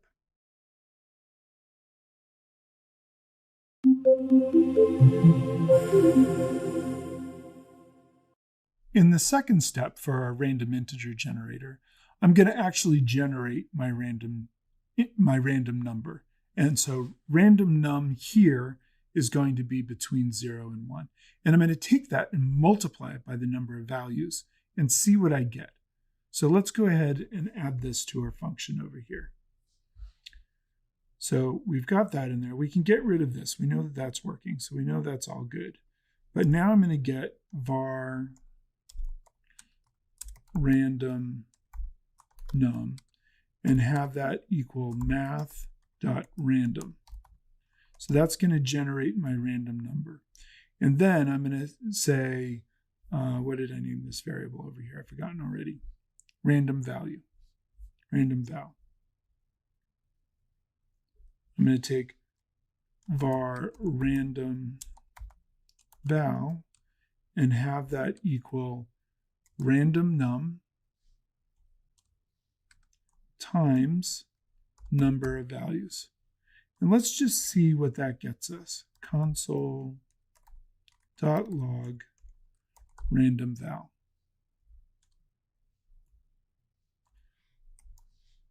Try that out. Let's go over here and run that. And now that's getting me numbers that are between 0 and 6. It won't go all the way up to 6. It'll get me to 5 point something or other, but it won't go all the way up to 6. That's interesting. Great. So we're making progress. Let's see what we need to do next.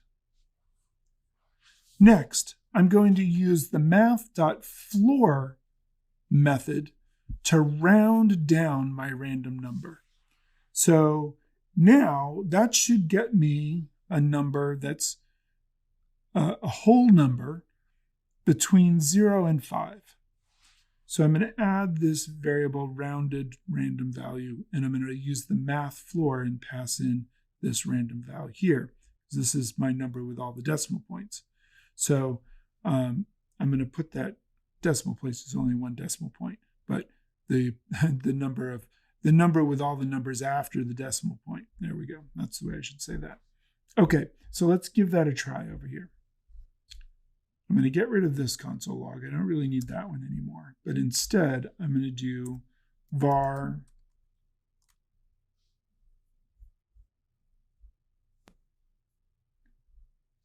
rounded random val. Kind of a long variable name. You could make it shorter. And I'm going to do math.floor. Floor is a method and ceil is a method. Ceil for ceiling. So floor will round it down. Ceil, C-E-I-L, will round it up. Short for ceiling, if that makes sense. And then I'm going to pass in there random val. And once again, just to see what my progress is, I'm going to console.log rounded random val. And you saw I didn't have to actually type that. I just pressed tab because it came up in Visual Studio Code. That'll keep me from getting these long variable names wrong. I could just do RRV or something like that to make it shorter, but that's okay. I'm just making it match my images here so you get a sense of what's going on here. Okay, so now when I run this, I get a 2, I get a 5, I get a 0, I get a 2, I get a 3, 5, 0. So now I'm getting whole numbers, but they're not from 5 to 10. They're between 0 and 5. But I am getting 6 of them because I'm getting 0, 1, 2, 3, 4, or 5. But I'm not getting the numbers between my range that I really wanted. But that's okay. Let's see what we can do next. And now, what we can do next is we can get our final number. And we're going to take the min and add it to that random val. So for example, if our random number gave us a 0 and we add 5 to it, we'll get a 5. If we got a 1 and we add 5 to it, we'll get a 6, all the way up to 10. So that will give us our random numbers between 5 and 10 if we add the min value to this final number here. So let's go ahead and add that in there and see what we get.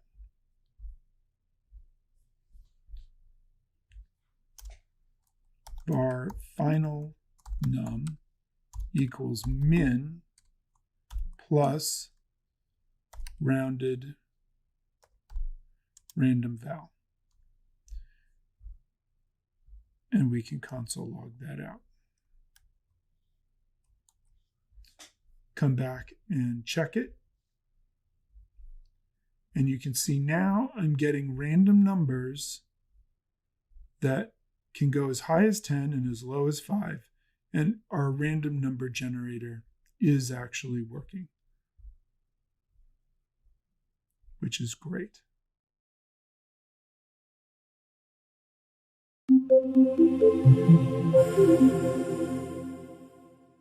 In the next step, we're going to make our random number generator, our random integer generator, a little bit more useful. Currently, it works. We can generate random numbers. But the only thing we can do with these random numbers is see them pop up in the console, which is really not very useful. If I wanted to actually take this 9 and do something with it, I can't. All this function does currently is print out to the console. What we could do instead is we could return the final number.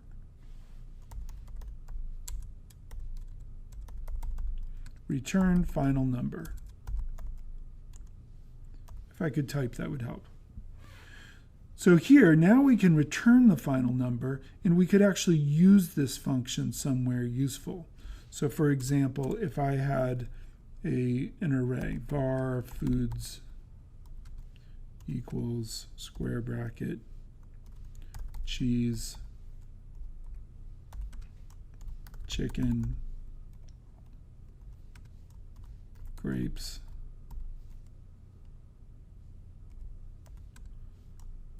hamburgers, whatever you want to put in there is fine. We could add more things to the list. But if I wanted to randomly get an element from this array, I could, because random int returns a number, I know this starts with 0, 0, 1, 2, 3. So I want a random number from 0 to 3 in this case.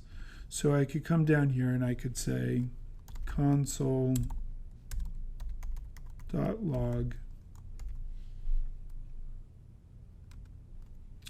let's say foods square brackets, and in here I'm going to pass in random int 0, 3.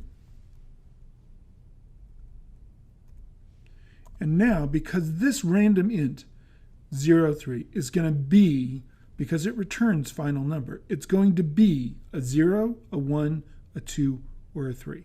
So console log foods random int 0, 3 is going to go into the array and get me either a cheese, a chicken, a grapes, or a hamburgers. Let's see if that works, if I typed it right. And sure enough, I got hamburgers, and then I got grapes, and then I got chicken. So that's working just fine. And I can actually use my random number generator to actually do something with another program. So you can think of this, because this thing returns a random number, I can use that within my tool here to get something out of this array. Going back to the washing machine and dryer kind of example, this is my washing machine. It's returning to me a processed number that I can then use with foods to do something. I don't know. It's not that interesting, but it's a little bit more interesting than what we've been doing so far. Okay, great. One last thing to look at and think about for this is that this function is pretty long. We could refactor it. Remember, we want to refactor as much as we possibly can. So what we could do is we could refactor this thing down quite a bit here. What we want to return is really this, math floor random val. So I'm going to take that, I'm going to stick it down here. Did I select that right? There we go. Oh. I'm going to return random, I'm going to do that, but in here what I'm going to take is I'm going to say, really what I want is I want this max plus min. I want to put that in here. I'm going to put that in its own set of parentheses, max min, times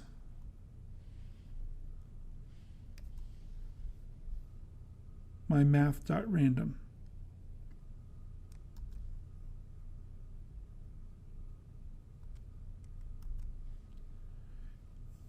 I'm going to do that And then outside of this, I'm going to add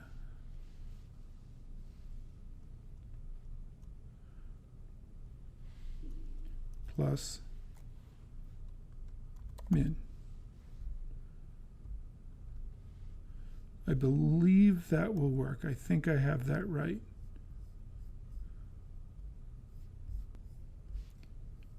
Let's see if I have that right. I'm going to comment this stuff out for the moment.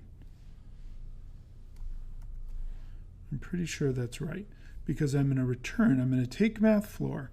I'm going to take my max, subtract my min, and add 1. Multiply that by math random. I'm going to round that down and add min. And that should be doing the same thing as this. Let's see if I did that right. Over here, if I run this again, I am still getting my items here. So this is a shortened version of all of this stuff. Now, you might look at this and go, well, I don't really understand what's going on here. And that's a great place for a comment. So here you could say something like, creating a random integer from min and max. Or you could put a more explicit statement in here. Sometimes taking a big chunk of code and reducing it down to one line can be difficult to understand exactly what it's doing later. But in this case, I kind of like it because if you were to go looking around on the web for a random integer generator for JavaScript, if you Google that, you'll get statements that look like this. You'll get functions that look like this. You'll find them on Stack Overflow and other places. So it's kind of useful in this case. Sometimes these one-line statements where everything's reduced down become very difficult to read and understand exactly what they're doing. But I think this one's pretty good. So I kind of like it. Okay, so that allows us to create a random integer generator that we then refactored down into one line of code. But by walking through the steps, you could sort of see each step along the way and how that actually worked.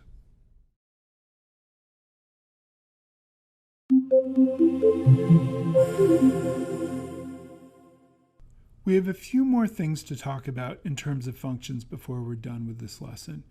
And the next thing is that functions in JavaScript can be anonymous.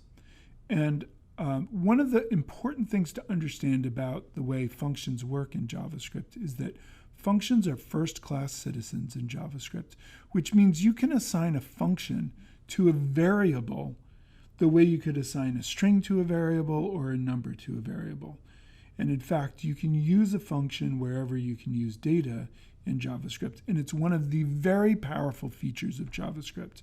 If you'll recall, we talked earlier about the fact that JavaScript has some features that are really best-in-class features for any programming language, and this is one of them. This is really a very powerful feature of JavaScript. So you can actually assign a function to a variable, and that function doesn't have to have a name. It can be nameless. It can be anonymous. There are times when this is very useful, especially if you're making a function that's really only going to be used once or in one context. Then there's really not a reason to create a named function if you're not going to use that name over and over and over again or in different places in your script. So function expressions are useful for that. They're useful for other things as we get into more sophisticated JavaScript. But for right now, I just want you to be aware of what they are. We won't be using them much for a while, but eventually you'll be using function expressions if you keep working with JavaScript. So let's actually see what this looks like in our code over here. I'm going to come over to my editor here, and I'm going to leave that. That's all fine. But I'm going to make a variable called greeting, and I'm going to assign it a function. And you'll see that this function doesn't have a name. It's just an anonymous function. And you know, we could do whatever we want in here. We could, I'm going to just for right now, just do console.log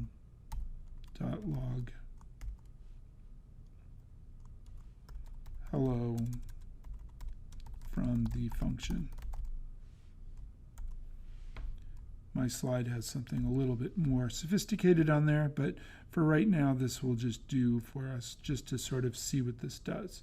And then in order to call this function, again, remember we have to invoke the function. We have to call it or run it.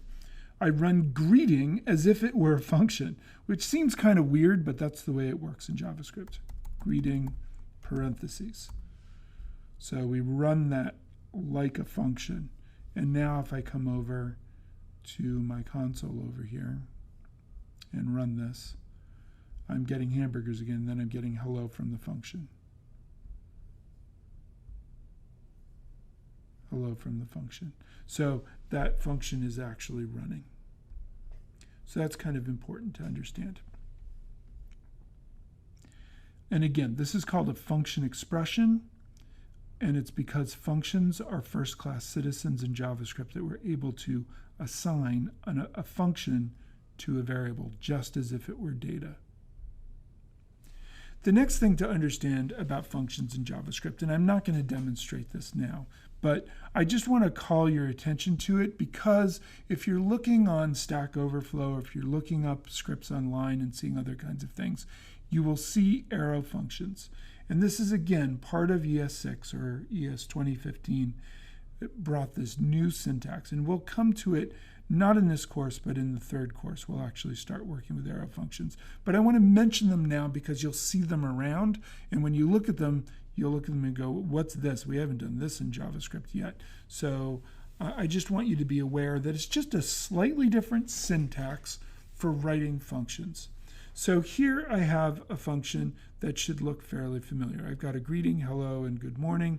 And then I've got function capitalize, and I'm passing in a string. And then I take that string and uppercase it, and then I return any string. So this function is going to return this string uppercased. And this is should be fairly familiar from doing this lesson so far. We've seen this kind of thing, and that's not too different from what we've seen. Whereas here, we're using the function expression. I have a variable called capitalize expression, and that has an anonymous function that takes a string, and then it takes that string and makes it uppercase and returns it. So this variable will become the uppercase string that gets passed in when it's run. And that's the variable expression, the function expression that we saw just a few minutes ago. Now, when we use the arrow functions is a different syntax for a function expression. And in fact, sometimes they're officially called arrow function expressions. So we can make a variable capitalize arrow and any string, and then instead of the word function, we can just put in this equal sign and the greater than sign to make an arrow, and it'll take any string, and we can take any string and uppercase it and return that. So this becomes like one line, which is one of the reasons why these arrow functions have become popular, is they really do kind of lead to shorter code and less syntax to have to deal with. Although when you look at them, it can be a little bit harder to understand exactly what's going on here. But all three of these functions are actually doing the same thing. They will all return the exact same data. So that's kind of an important thing to understand. And again, we'll get to the arrow functions later in the third course, but for right now, I just want you to be aware that they exist and that really they're just a different syntax for writing functions. The last thing that we need to talk about in terms of our lesson today on functions is the difference between functions and methods in JavaScript. It can be a little bit confusing because these two terms are basically interchangeable in JavaScript, and you've already heard me use the term method sometimes and functions other times. So it's helpful to know a little bit about what the two terms mean and why they're interchangeable. Essentially, in JavaScript, when you have a function that belongs to an object, it's called a method. So for example, we have the string object, and there are functions that belong to string objects like 2 uppercase or 2 lowercase. And when we have a function like that that belongs to the string object, it's called a method. It's called the 2 uppercase method because it belongs to the string object. Or another example, with arrays we have the push method, which is a function that belongs to the array object.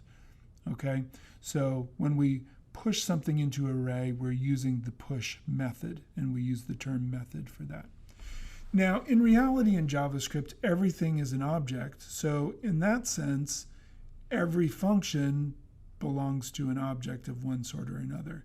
And in fact, early on in this lesson, we wrote a function called doStuff. But doStuff, since it doesn't explicitly belong to some other object, it does belong to the window. And you could actually write window.doStuff, and that will actually work. So if we go back to our code here, and I come in here and I uncomment out this thing and I put window.doStuff, you'll see if I save that and come back and test it over here, it actually functions. Because ultimately my doStuff function belongs to the window object. Now we don't often, if a function belongs to the window object, we don't often do this. Occasionally we do, but very rarely will we put window.doStuff in there. We'll just call doStuff. And in that case, we'll call it a function. But when a function more explicitly is set to work with a particular object, we're more likely to call it a method.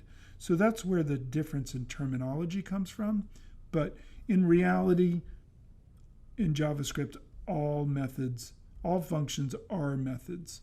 So the two terms really are interchangeable. So if you hear the term method and you're confused by that, just think, oh yeah, that's a function, and that's fine. Okay, great. We've learned a lot about functions in this lesson, and you've already learned a lot of JavaScript. And along with the challenges, you'll really get good at the JavaScript syntax, and you'll get good at being able to make simple programs function. And from here, we get to start doing some much more interesting things where we start working with content on web pages and manipulating web pages. So this course only gets more fun from here. So stick with it and keep working on the lessons, and I can't wait to see you in the next one.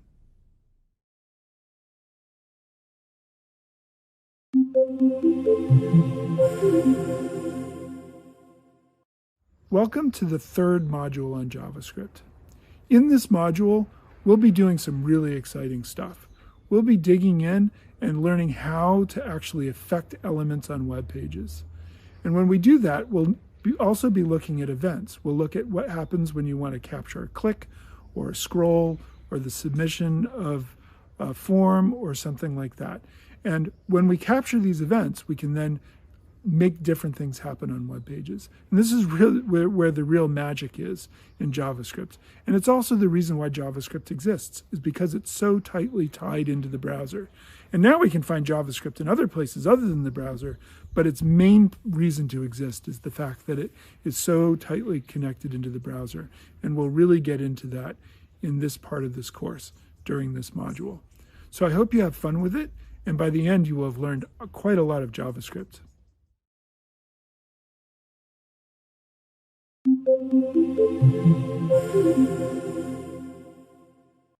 JavaScript and the DOM.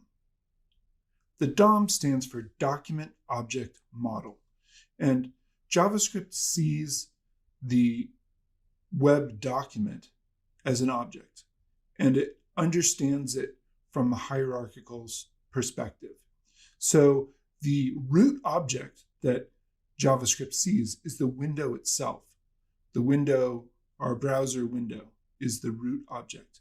And then that has three sub-objects: the document, the location of that document, and the history. We're really concerned with the document. And the document breaks down into an HTML tag. We've seen that certainly on our documents, on our web documents. And within the HTML tag, there's a body tag. And then we could have whatever HTML is making up the page. Here, I'm showing an article with a header and a paragraph and a footer, and that matches the HTML that's in the image here on the left. So if you look at the markup on the left, you can see how that matches the article here and in the diagram. And JavaScript sees the article as an object that has children. One child would be the header, and the header itself has a child, which would be the H1. And then another child of the article is a paragraph, and another child of the article is the footer, which also has a child, which is a paragraph. And we can see that represented in the diagram over here. These elements on the page are nodes, and JavaScript understands the relationships between the nodes. And we can use methods and properties to do what's called traversing the document and getting from one node to another so that we could affect it with JavaScript. So for example, if node A was that article and it has 3 children, you could say node A dot first child is node dash A1, and node A last child is node A3. And you can look through the descriptions on the left here and understand the relationships between these different elements. So node A1 dot parent node, for example, would be node A, or we can look at the children of node A as an array, and we could say node A child node square bracket 0 would be node A1, and so on and so forth, right down through this entire list. So we can actually use this relationship to work our way around an HTML document using JavaScript and be able to get elements and do things with them. Now, if you're coming to JavaScript from another language like C++ or Java or Python or something like that, this is a little weird. This is kind of strange, but really, when you think about it, JavaScript's tight integration in with the browser and with what happens on our document is really JavaScript's reason for being. And certainly we're seeing JavaScript now outside the browser and in other places, but JavaScript's main reason for being is the fact that it can do this stuff and other scripting languages can't, or other programming languages can't. And in 2009, when they decided that JavaScript was going to be the programming language for the web, it was going to be native to the browser, that's when this stuff really got solidified. And everybody wanted to follow the exact same specification. And even if they were doing slightly different implementations of it, they were following the specification so that this would work with JavaScript in whichever browser you were in. And it's taken a while to get to compatibility across browsers with JavaScript, but we're pretty close to there these days.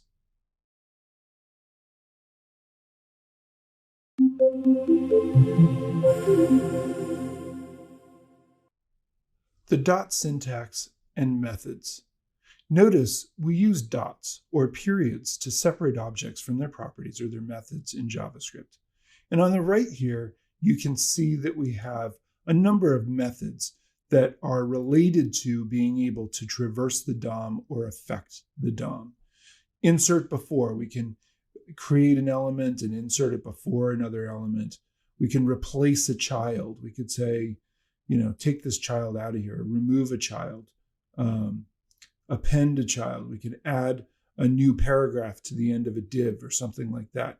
Clone a node. We could take an entire div with all its contents and clone it and add it to the page somewhere else. We can create an element. We can create attributes. We can create a text node. These are all methods that JavaScript has built into it that allow us to do things to the document object model, to the document itself, and will affect the document there. One of the document methods you'll use most frequently, and is a good one to learn first, is getElementById. GetElementById is a document method or a function that belongs to the document object. Remember, that's how we define methods. And what we can use with getElementById is we can pass in a particular ID, and then we can do things to that element. That will go into our document, into our DOM, our document object model, and find that particular element and do something with it. So we could set the style property and the color subproperty to red, for example, for this paragraph that has an ID of 1. And remember, in HTML, when you have an ID, it must be unique. It must be a unique ID on the page. This is something I see as a mistake a lot of times with students learning to create web pages. They'll use an ID on the page multiple times. But the whole point of an ID is that it's unique. Just like you have a student ID or a driver's license ID or some other ID with a unique ID number on it, the whole purpose of having an ID is that it is unique. So let's give this a try. I'm going to come over to my code editor here, and you can see I've set up a page, and I guarantee you it's a good idea for you to do this as well. So I strongly suggest it, but I'm going to come in here and I'm going to say document, if I could type document.getElementById. And you can see as I start typing that it even comes right up here, and I can actually select it from the list to make sure I get it right, because you have to get the capitalization right. It's camel cased, so the get is lowercase, but E is uppercase, B is uppercase, and I is uppercase, but the D is lowercase. So you have to get that right, otherwise it won't work. And I'm going to pass in 1 because it's going to match this ID here. And I can set the style.color to red. If I save that, and then I come back over here, and you can see I have this web page loaded up here, and it's black here. But as soon as I refresh the page, you'll see that it's turned red. Now, I don't have any code in my HTML that's doing that. It's the script that's doing that after the fact. It's really important to understand this. So as I come down here, notice paragraph ID 1, and then style color red is added here. But I didn't add that. That's not in the HTML that I added. Over here in the HTML that I have the ID 1, but I don't have a style attribute on here at all. JavaScript when the page loaded, JavaScript loaded the paragraph the way I wrote it, and then what the script did is it went in and found that element with the ID of 1, and it added the style attribute here and set its color property to red. So JavaScript is doing that on the fly after the page has been retrieved. Right now, we're just loading it from our desktop, but you could be getting it off of a web server. You could be getting it from anywhere. And that page, when it gets to the browser, it gets rendered by the browser, and then the script runs down at the bottom of the page and affects the page after that paragraph has already been rendered. It happens so fast you don't even really see it. But this is a really great example of a document method, getElementById, which is allowing us to go into our document, find that ID, and then affect it on the page.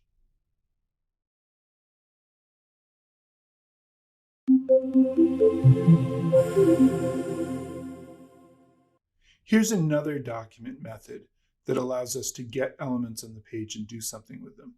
It's called getElementsByTagName. And I have the S in elements highlighted because a common mistake is to leave it off, because it's getElementById, but this is getElements. So this is going to get more than one element. This is going to get a group of elements, a collection of elements. And then we can do something with that collection of elements. So let's give this a try. Here I have my page. I have some paragraphs on the page, and I can write a script here, document.getElementsByTagName. And again, the best thing to do is to go down and make sure you select it from the list. That way you won't spell it wrong. But it's getElements with a capital E and an S by tag name. Make sure you get all the capitalization right there. And then I can actually pass in, say, a P for paragraphs. So what this is going to do is it's going to go in and get all of these elements. And I can assign that to a variable, var my paragraphs equals.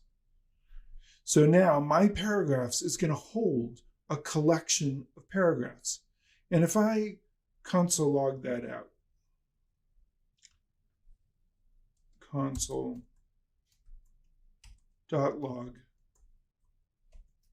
my paragraphs.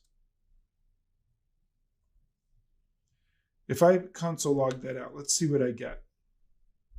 I'm going to come back over here to my page and refresh. And we don't see any difference here, but if I go to the console, you'll see I get an HTML collection of 3 things: paragraph, paragraph, and paragraph. And that's what's in here. And I can even fold this down and see what the different paragraphs are. It gives me some information about them. But it's giving me the collection of the paragraphs here. So that's kind of important to understand about this particular method. Whereas getElementById gives me always just one thing. It'll always give me one because IDs are unique. Whereas getElementsByTagName will give me an HTML collection of elements that I need to then do something else with. If I wanted to set the color of these paragraphs to red, then I would need to use a loop because I can't apply the style color to a collection of things all at once. I have to apply them to each item in that collection. So I need to use a loop to loop through each of the elements in that collection. So I'm going to use a for loop here. And let's go ahead and do this over here, rather than console log this out. I'm going to use a shorter variable here. My paragraphs is kind of long. I'm guaranteed to type that wrong at some point. So I'm just going to call it P's, something like that. That's fine for paragraphs. That's fine. All right, great. So I'm going to make a for loop. And again, remember, if you've been doing the challenges and really getting used to the syntax, you should be able to just write a for loop. For var I equals, not 1, I equals 0, while I is less than P's dot length I plus plus. And then we've got our curly braces. And in here, I'm going to take each paragraph. So I'm going to say P's square bracket I dot style dot color equals red. Now, if I just do this, you'll see it'll work. It'll actually go through this entire loop. The first time through the loop, this thing has 3 paragraphs in it. It's going to get paragraph 0 and set its style color to red. And then I gets incremented from 0 to 1. 1 is less than 3, so it will get paragraph 1, which is this one here, and set its color to red. I gets incremented again to 2.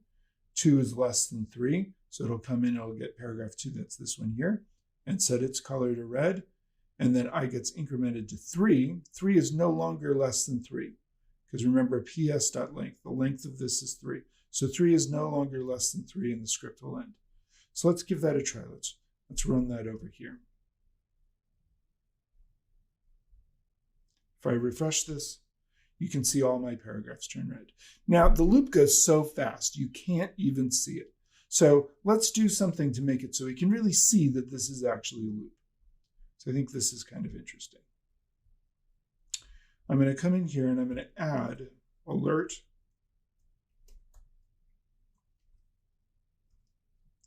I'm going to use my my backticks here. Showing paragraph I, and then don't forget, since that's going to be a variable, we're going to do $, curly brace, curly brace. Now, if I run this in Chrome, I'm going to get this alert 3 times.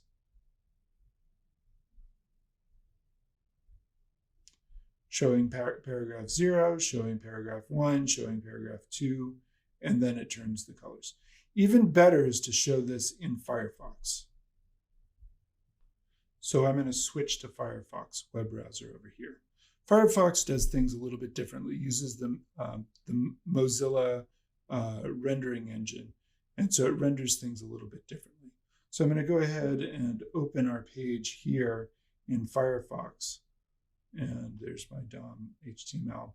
And notice the difference here. This one actually shows the first paragraph turns red, and then I get the alert. And then we see the second paragraph turn red, and I get the alert. And then I get the third paragraph turning red. So you can actually see the loop actually running. And usually these loops run so fast you don't even see them. But with the alert in there, you can actually see that that loop is running and turning the paragraphs red one at a time in the collection. And I think that that's helpful in understanding how JavaScript works with collections of elements.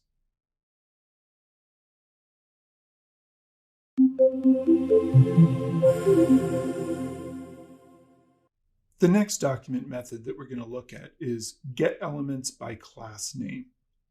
And this method will do exactly what you think it will do. It will allow us to go into our document and get elements that have a particular class name and put them into an HTML collection.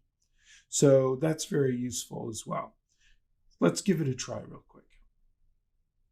Here you can see I've added class equals special, and on my image over there it was blue, but whatever class you want to put is fine. It doesn't really matter as long as you set up a variable var my class equals document dot get elements by class name, this one here. And again, make sure you get all the capitalization right or it won't work.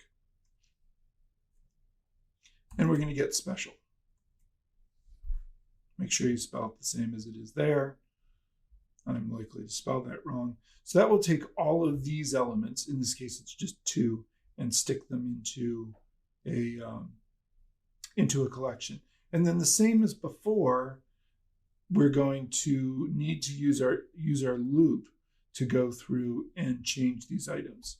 For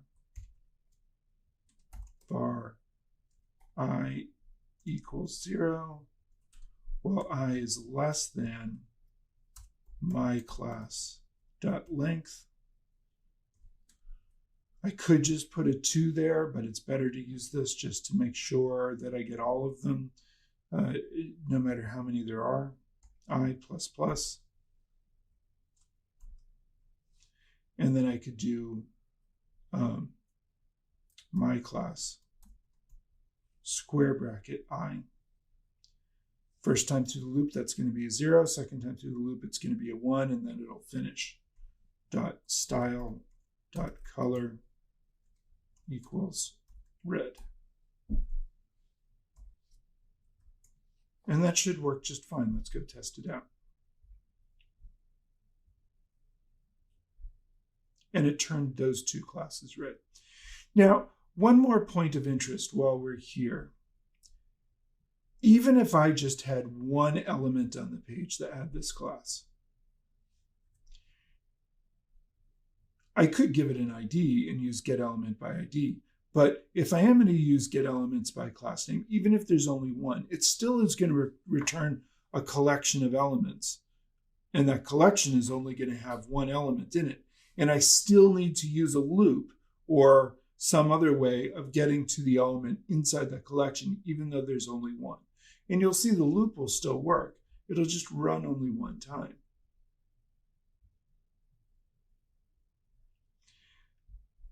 a little bit easier way of doing that is I don't really need a loop here because I know that there's only one element in this collection. So I know it's going to be element 0.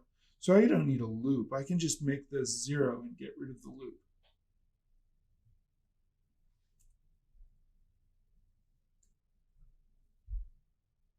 Like so.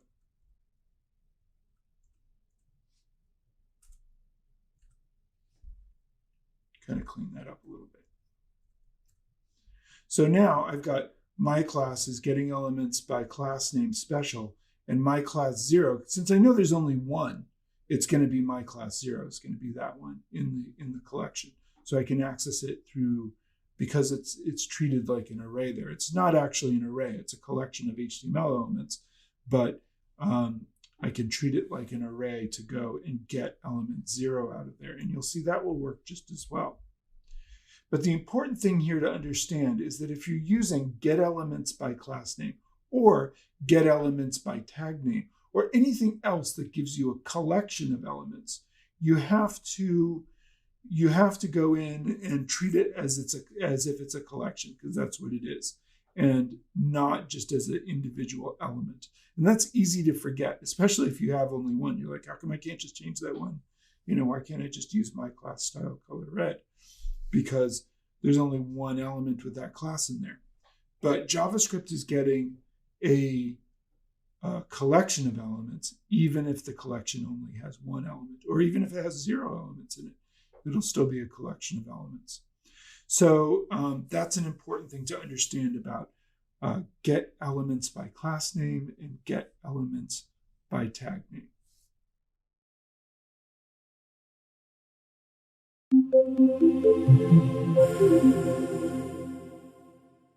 The next document method that we're going to look at is query selector. Now, the history here is a little bit interesting because in 2009, as we said before, ES5 became the de facto standard for scripting for the web. But there was the rise of a library called Jquery that became extremely popular, and it remains very popular to this day. Less so now than it was, but it's still a very popular library that made getting elements in the DOM and doing things with them a lot easier. And Jquery was very popular for that reason.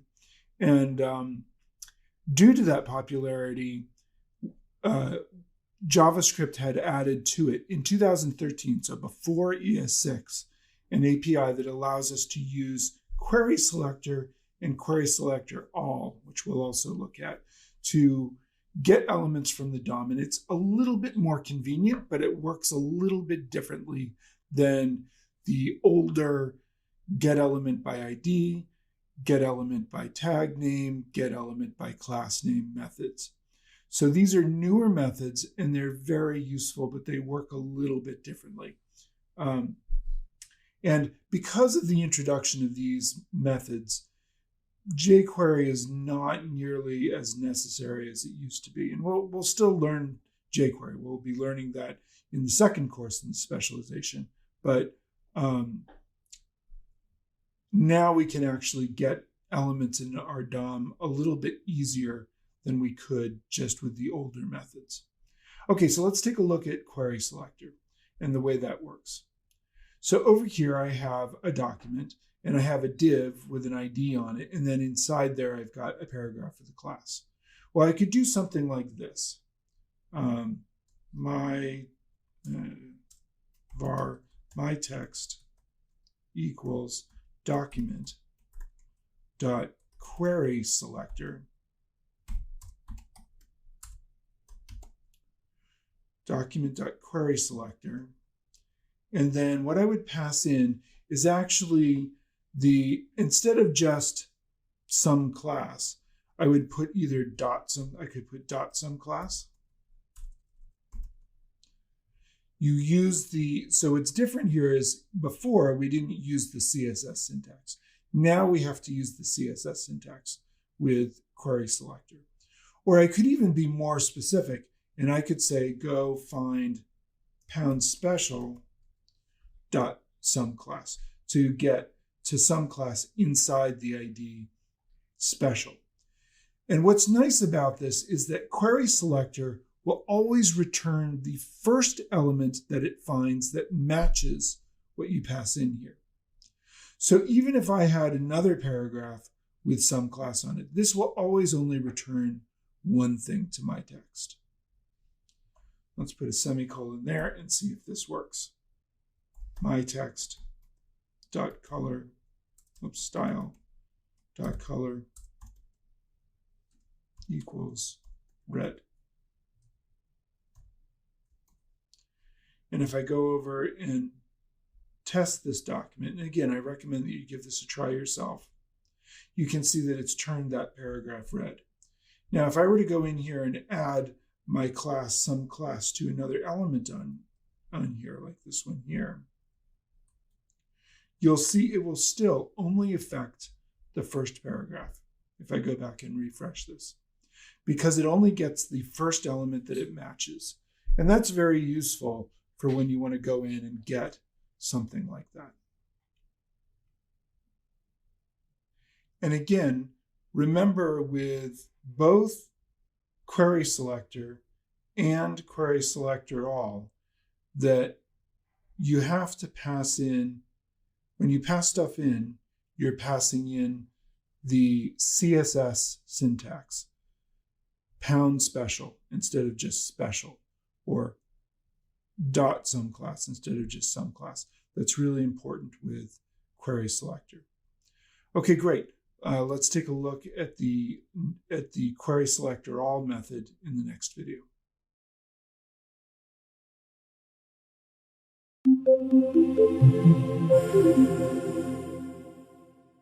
The query selector all method does what you would think it would do, is that it allows you to grab a group of elements again, but this time using the newer, more updated DOM API query selector all. So let's go and give that a try really quickly here. So over here, I've got my div ID special and I've got some paragraphs in here. And I can do something like var my text equals document dot query selector all. I want that one, query selector all. And I could pass in here in quotes, I could pass in pound special P. And that's going to get me all of the paragraphs that are inside this div special. So I can go into my document and find a particular group of elements somewhere in my document. But again, with this, we're going to need a for loop. For var I equals 0, while I is less than my text dot length I plus plus.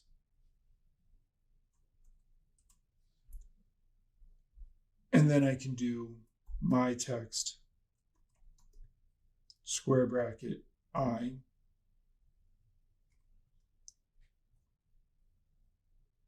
dot style dot color equals red. There we go. Save that, and then we should be able to test it over here and see when I refresh the page, it is turning all those paragraphs red. And just one more time to just drive this home, notice in here when I go look in that div, it's added style color red to each one of these paragraphs. That's what it's doing. It's going into special and finding the paragraphs and affecting the DOM after the page, after the HTML initially loaded. It's really important to understand that that's the way this works. So query selector all will allow us to get groups of elements, and then we would loop through them to affect them one at a time. So far, we've talked about 5 document methods. 3 of them are older. Document get element by ID, we'll still use that quite a lot. Document get elements by tag name, and document get elements by class name. You might use those less often now because now we have the newer methods, query selector and query selector all. But these are just some of the document elements that allow us to add elements to the page. Next, I want to talk about working with properties. And we've already seen this a little bit. We've seen element.style.color. So we're going in and we're getting that element, whatever the element is, we've got that element, whether it's paragraphs or whether it's a div or whatever it is, we're getting that element with our document methods. We're getting those elements, and then we can apply the style property. We can get the style property and the color subproperty and set it to whatever color name we want. And there are other properties that we can use. There are a number of them. Some of the more popular ones or ones that we'll use more frequently are inner HTML. We'll be seeing that one quite a bit. And class name is really useful so that you can actually take an element and apply a class to it. This is super useful in modern JavaScript because CSS has become so powerful. Now we can put animations in CSS, and then when we want to animate something, we can use JavaScript to add that class in CSS that has the animation, and the animation will take place in the screen. And that's a really, really great way to create interactive or animated elements on a web page.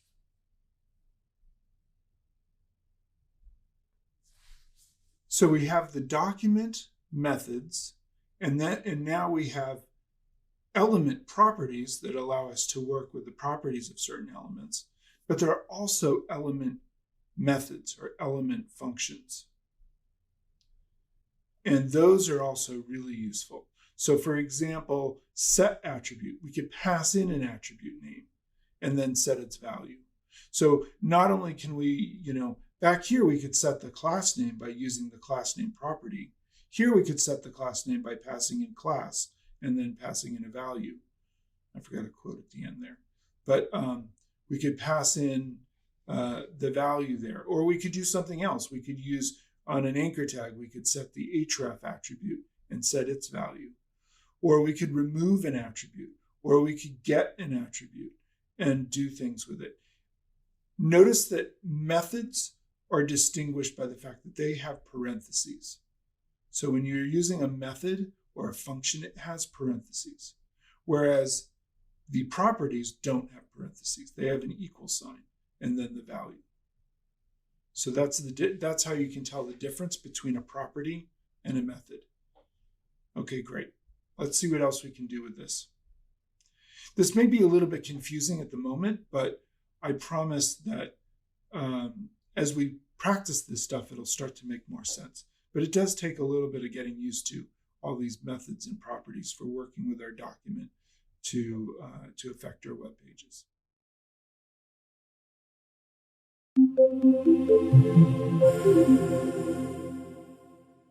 Next, we'll take a look at one of the element properties that we just talked about in the previous video and see how powerful it is. And that's inner HTML. And if you look at this image here, you can see I have a div with an ID special, and I can use any of my document methods to go in and get that div. And then I could use inner HTML to actually change the contents in that div.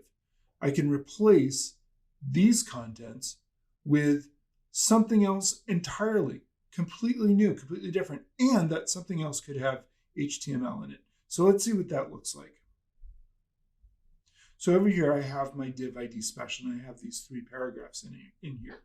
But down here I could say var my div equals document dot get element by ID. Pick it from the list so you don't spell it wrong. Special. With this version, we're not using the pound here. We're using the older get element by ID. We can switch that in a minute just so you see what that looks like. But then I can say, okay, I've got that element, my div dot inner HTML equals, this is an element property, so we use the equal sign, and then inside quotes, I can create a completely new piece of content to stick in there.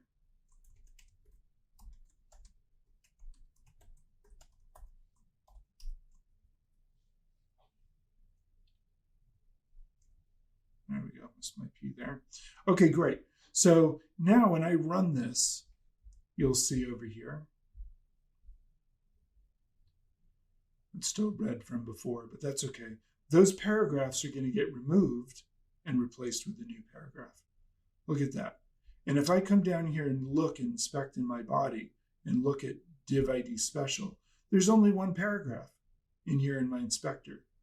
Whereas if I were to do view page source, you'd see 3 paragraphs in there, because when the page loaded, it had 3 paragraphs. And then the script ran and it removed those 3 paragraphs and put this one in instead. And that's what JavaScript is doing. And I can't express how powerful this is, because frequently what we need to do on our web pages is take a bunch of content and replace it with some other content. Now, here I'm using getElementById special. I could also do query selector. But if I use this one, then I would pass in pound special. You see the difference there. This is the newer method, and it uses the CSS syntax to get to that element. But this will work just the same. If I go back and refresh this page, you'll see it'll do exactly the same thing. It'll get my new paragraph and put it in there. So you could use whichever document method you want. Once you get that element, then you can use your element properties to affect the element here. Now I'm putting this all inside of this div here, but I don't need to use the variable. I could just do document getElementById special and then put this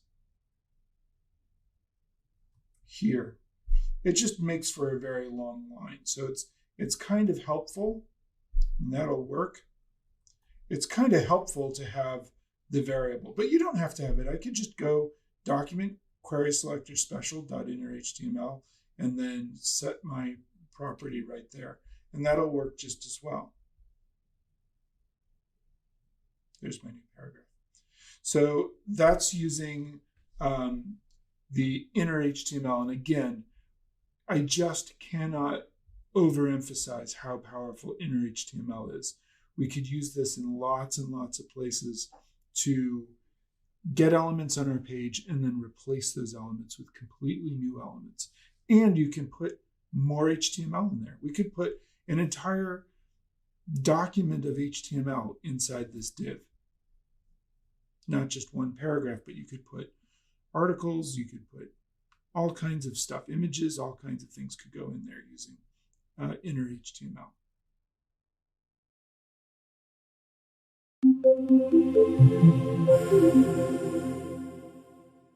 The next element property that I want to show you, which is extremely useful, is the class name element property. So let's take a look at how this one works. Here I have a div with some paragraphs in here, and I'm using my query selector to get the first paragraph. Because remember, instead of returning a collection, query selector returns the first one that it finds. So it's going to go in here and look for the first paragraph. And then I'm going to take that first paragraph and I'm going to use the class name property, element property, to set the class to blue. And up here I've added style and I've added a class blue here to my document. So let's see how this works. I'm going to go over to my page over here, and you can see I've added up here a rule here to set for anything that has the class blue here. So let's come down here. I'm going to call this var first para equals document dot query selector. And remember, we have to use the CSS syntax. In this case, it's just a P because it's just a tag selector. But I'm going to go get that first paragraph. Now I've got 3 paragraphs, but remember, query selector just returns the first one. And then I'm going to say, okay, first para. Set the class name.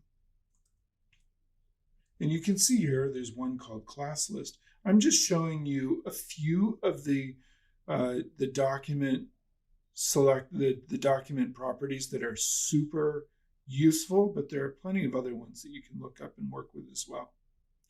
class name equals blue.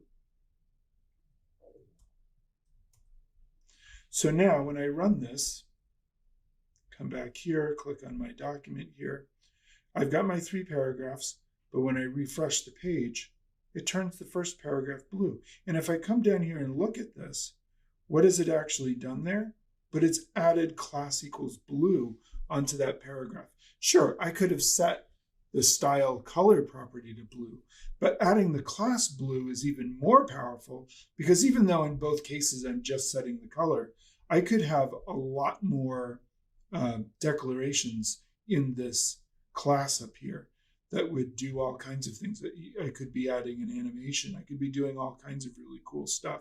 And we'll get to do some of those things in this course. So, so hold on to your hat because it's coming.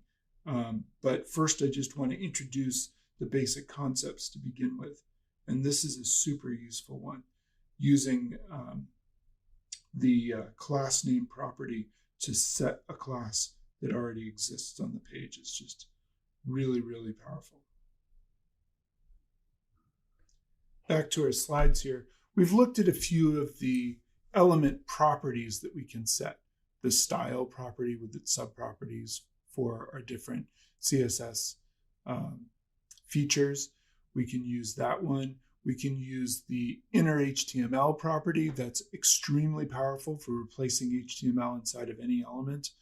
And then there is the class name property that allows us to put a class name on things. The next thing I want to look at really quickly is some of the element methods. Remember, these are properties because they've got the equal sign and then a value, but we also have element methods. And the first one we'll look at is set attribute. So here I have a form, and let's just do this one really quickly here. I have a form, and I'm going to say var my checkbox equals document dot get element, or I can do query selector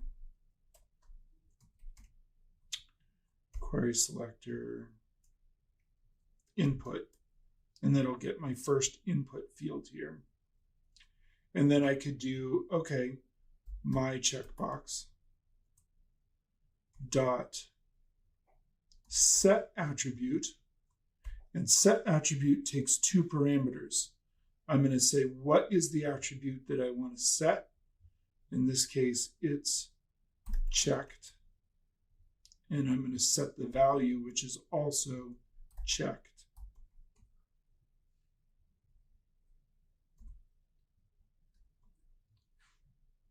Checked, checked. And that's the way. What that will do is it'll come in here and it's going to set a checked attribute and set it to checked, which will make the checkbox checked by default.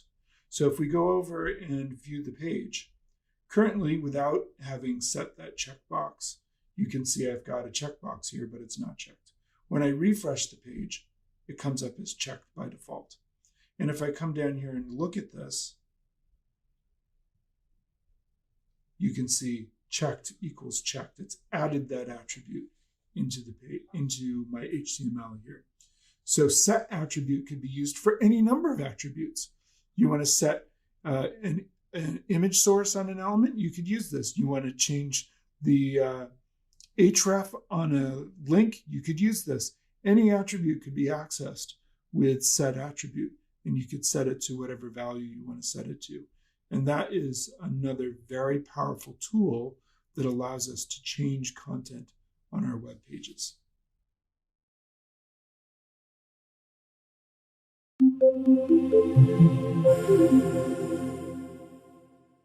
I have shown you a few of the document methods, the element methods, and the element properties in this lesson. And there are lots more. There are many, many more that you can use to do all kinds of interesting things to your pages. But I think it's helpful to see just a few to begin with, to see how those work and to experiment with those in a limited way, and then add more features and methods and all of that stuff as you go along. I do want to show you just a few more in this lesson, just because I think it's helpful to just see that there are different ways of doing things in JavaScript. And this one I want to show you is a way of creating elements and text nodes in JavaScript and then adding them to the page. It's kind of an interesting process. And again, we've used inner HTML, and we can use that to also change content on the page. But this is just a different way of doing it. So here, let's actually switch over to the code editor so that we can actually do this. Here, I'm going to make a variable var my tag. And I'm going to say document dot create element, create an element. And what am I going to create? I'm going to create a paragraph. So this makes a new paragraph and puts it into my tag. Create element is a document property that makes a new element. And then I'm going to make a new text node, var my text equals document dot create text node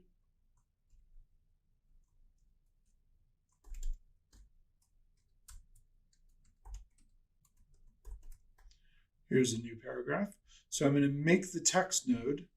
So JavaScript creates a text node. We create the paragraph. We create the text node. And then we're going to say my tag dot append child my text. So that takes the paragraph that we just created, the text node, this text, and sticks it into the paragraph tag that we created. So all of this is just happening in memory in JavaScript. And then we have to actually put it on the page. So I'm going to get my div here, var my div.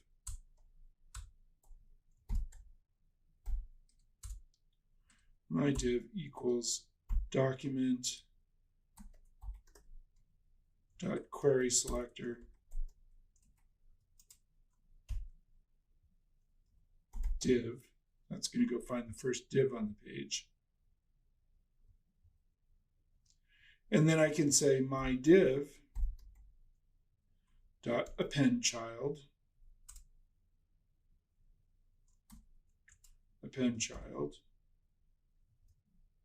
my tag.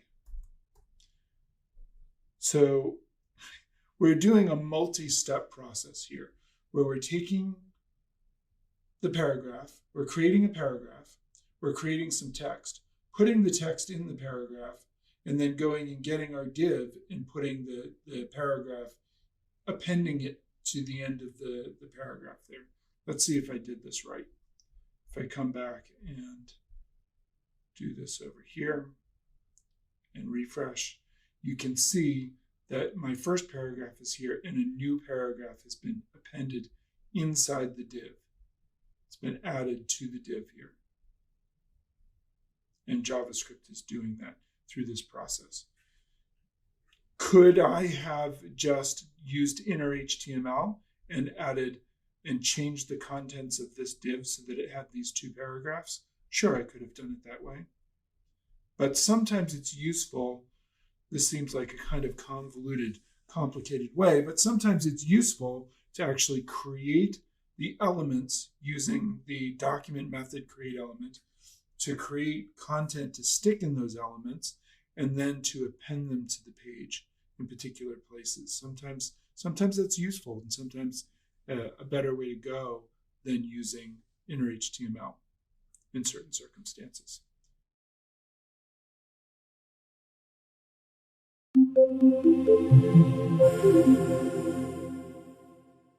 One last method that I want to show you in this lesson is how to remove an element from another element. And again, we could use inner HTML and just replace all the contents all at once. But sometimes removing elements is useful.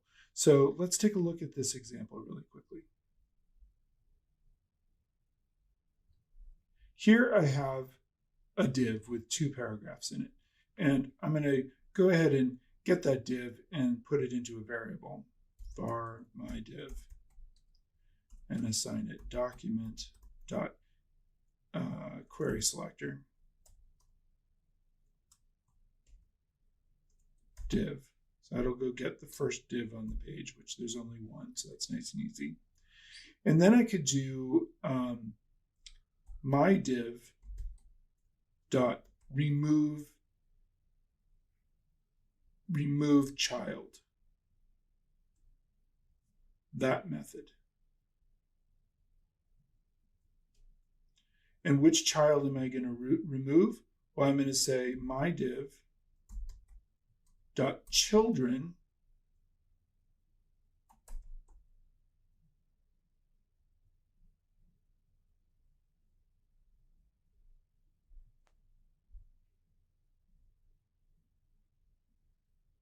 square bracket 1.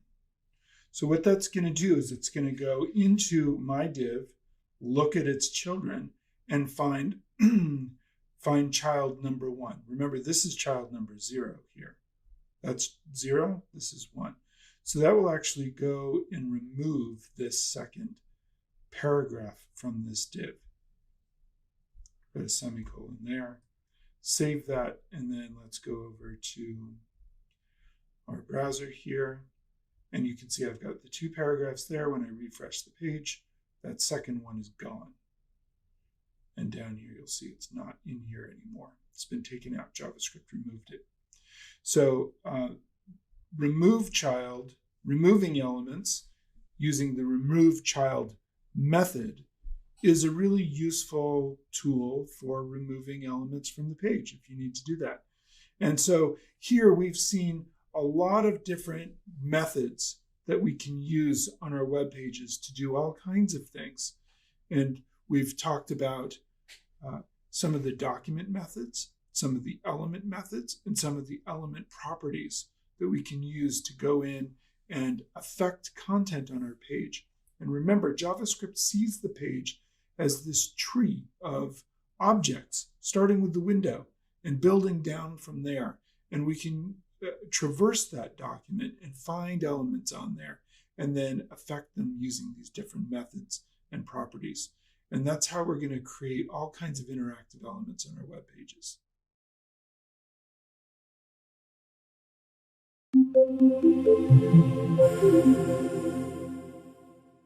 Capturing events with JavaScript. Events happen. Users will click on something, they'll scroll the page, they'll submit a form. Events happen on web pages. And when events happen, JavaScript can capture them, and then they can do something with those events. When we combine this with manipulating the document, like we saw in the previous lesson, this is where a lot of the power of JavaScript really happens. Once we've talked about how to capture events and handle them, you have all of the basic pieces of the puzzle to make interactive web pages, because we can use our logic flow structures, sequence, selection, and loop, along with our document methods and our element methods and properties to change elements on the page when events happen. And that's how we can get interactive web pages. Let's take a look at this very basic example. Here I have a web page with a button on it. And when you click the button, it's going to pop up an alert saying that you click the button, something that shows that you actually clicked the button. So let's go over and do this and try this out. Here you can see I have a web page. I have a button on the web page. It says "Don't press me." And I'm going to grab that button using my document element methods. So I'm going to make a variable var btn, and I'm going to assign it document.query selector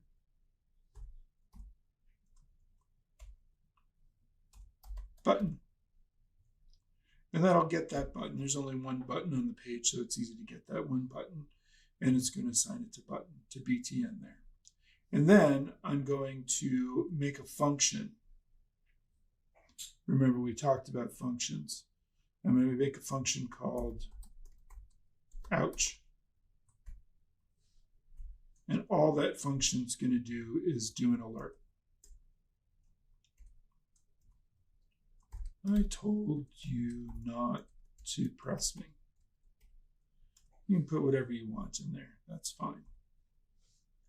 And then I'm going to say, okay, btn.onClick, run this function, ouch.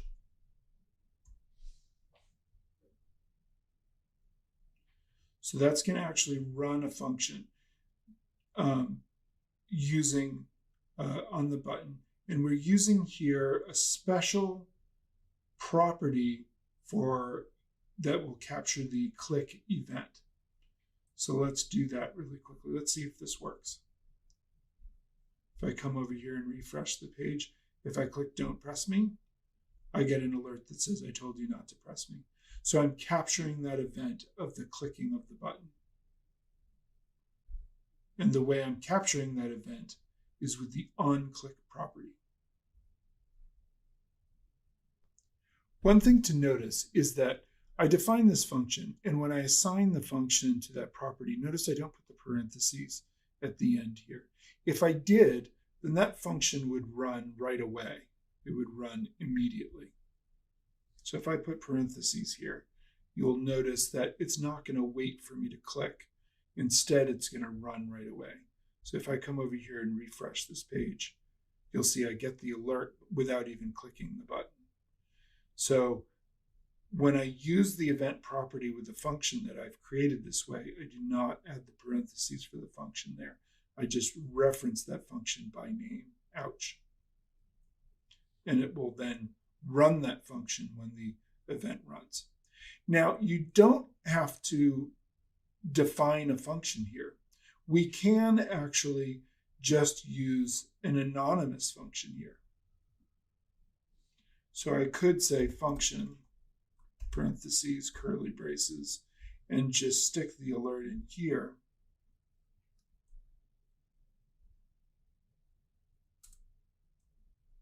And get rid of this altogether.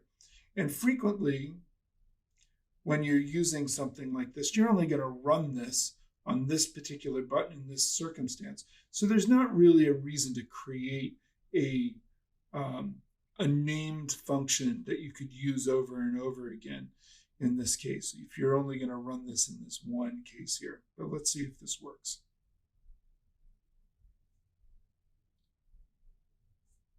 Refresh, don't press me, and I'm getting the alert. So I can use the anonymous function to do that.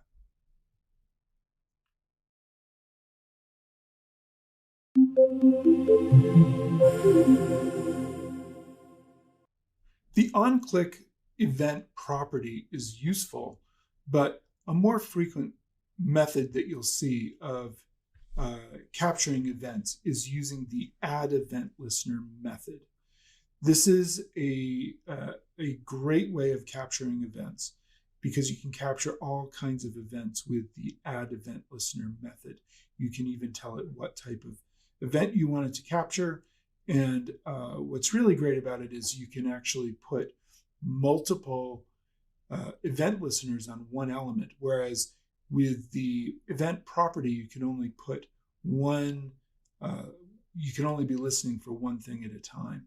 So here, I'm going to go back to our version of with the function ouch and the alert in there, and then we'll use the addEventListener instead. So let's give that a try really quickly over here.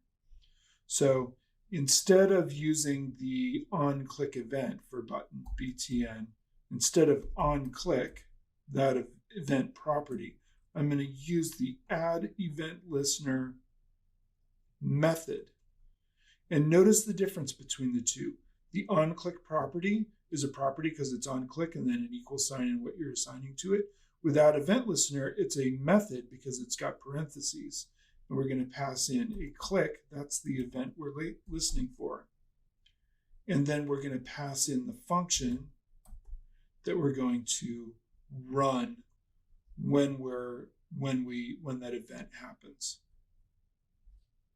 And this is a very much more modern way of doing things, is using the addEventListener method here. So let's see if that works. And sure enough, it works just the same as before. The most common syntax is to use the add event listener with an anonymous function. So it kind of combines the two that we looked at before. So let's take a look at that instead. So down here, instead of running the function here, ouch, we're going to put in an anonymous function with its parentheses and curly braces. And this function is going to run when the click happens. And in here, inside the curly braces is what it's going to do. So we're going to put in there the alert. Stick that in there. And then we don't need this function at all. So you can see that we're running this function starts here and ends over there. We're going to run that function, that anonymous function.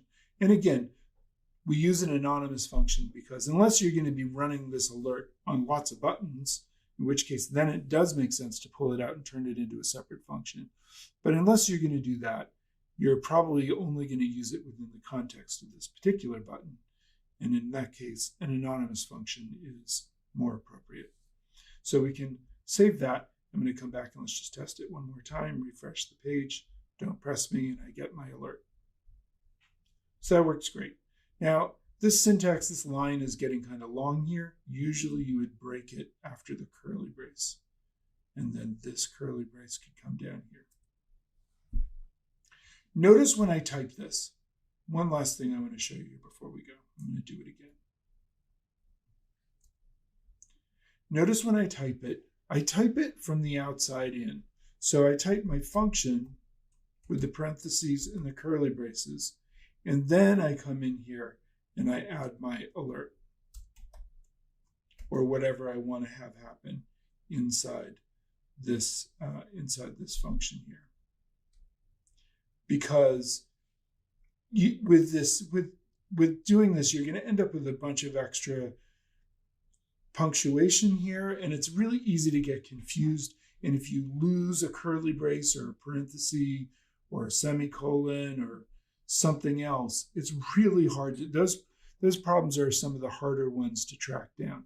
And you'll have fewer problems, you'll be less frustrated if you do it this way, where you always type from the outside in. So when I add a function, I type its parentheses and curly braces, and then go inside and put in what I want to put in here. Okay, so that will really help you with making sure that your syntax is clean and that it's going to have fewer errors.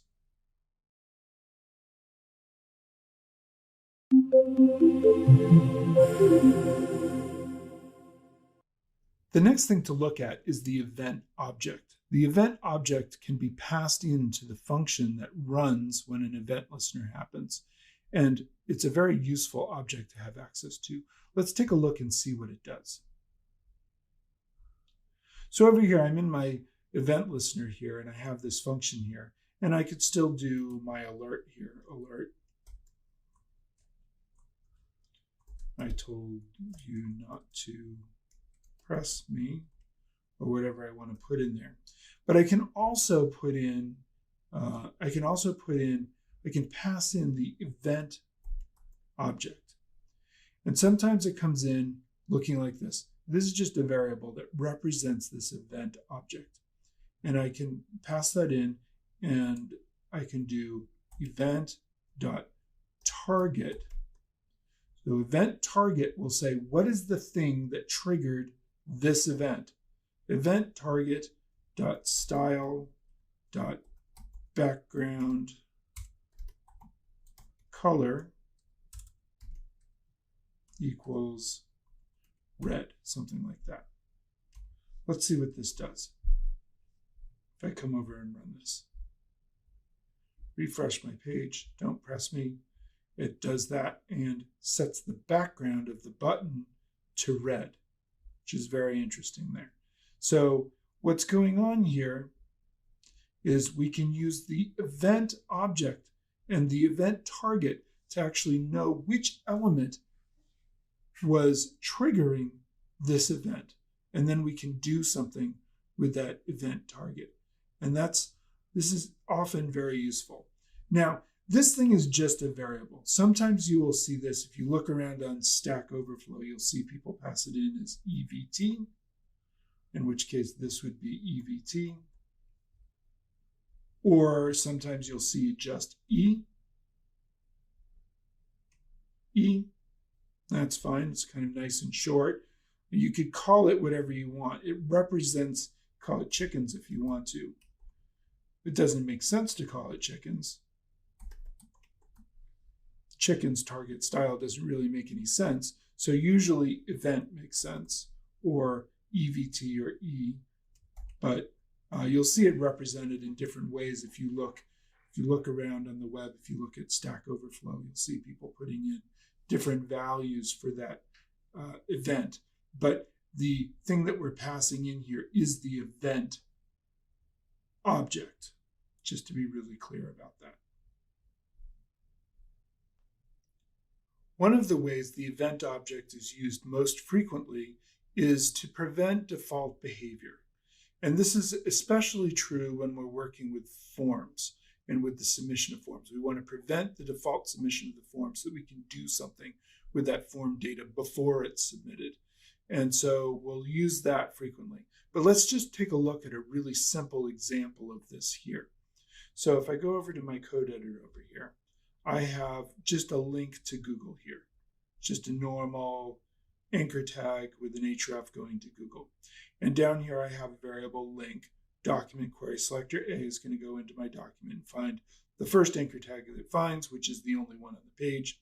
And then I've got attached to that link, add event listener. When you click, pass in the event. And we'll use the event object in combination with event prevent default, the prevent default method, to keep that default method from happening, the default action from happening. In this case, we won't go to Google. So I could do alert. Sorry, no Google for you. Something like that, or whatever you like.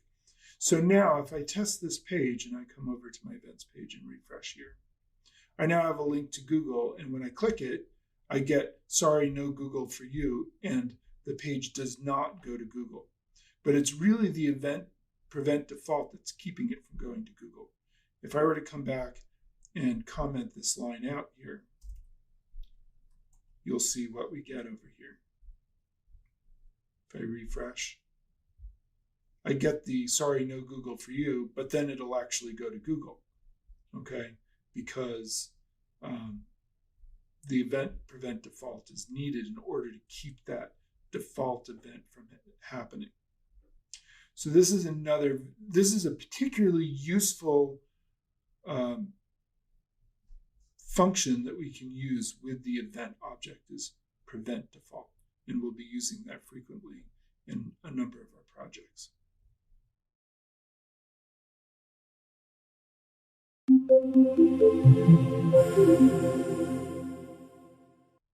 There's a lot more on events. And if you want another take on the basics, you could go to this MDN web docs page on Introduction to Events. I'll put the link in with the lesson so you can click it and look through this page. And this page gives you a very thorough overview of events and the way they work in JavaScript. And some of the more advanced things that they get into, like bubbling and propagation and all this kind of stuff, we'll look at later in the course. But this will give you a thorough introduction to events in JavaScript here as well. What we're going to do next is actually capture some different types of events and see what we can do with them in JavaScript. So the first one we'll look at is the submission of a form. So let's take a look at this example really quickly in the code over here. And I recommend that you actually type these out and save them, because they're going to be really helpful to come back to when you do the event challenges coming up, or for some of our other projects. It'll be helpful for you to have these little small scripts to reference to see how to do things later. So I recommend typing them out. So here I am over here. I've got a form on my page here, and it's set to method get. We'll see why in a few minutes here. And down here, I'm going to just get my form and stick it into a variable, var my form. Document, I'm going to use my document query selector method to get the form. There's only one on the page, so I don't have to do anything special there. If I had multiple forms, I could give it an ID, and then I could get it by the ID, and that would be fine too. But since I only have one, that's kind of nice and easy, and that's great. That gets me my form. And then I'm going to put an event listener on that form, my form dot add event listener. And the event that I'm going to look for this time is the submission of the form, submit, if I could spell it right. Before, we looked for a click, and often we want to capture clicking of things. But in this case, we want to capture the submission of the form. So I'm going to look for a submit, and then I'm going to run a function when the form is submitted. I'm going to put an extra space here to make it really clear that these things are in here, okay? So we're looking for a submit, and then we're going to run a function. Put a semicolon there. And then what I'm going to do is going to go inside the function here. Now, the very first thing I'm going to do is I want to stop the normal submitting of the form. I want to do something other than that. So I'm going to pass in my event object here. In this case, I'm just going to use E as a shortcut. And then down here, I can do e.prevent default.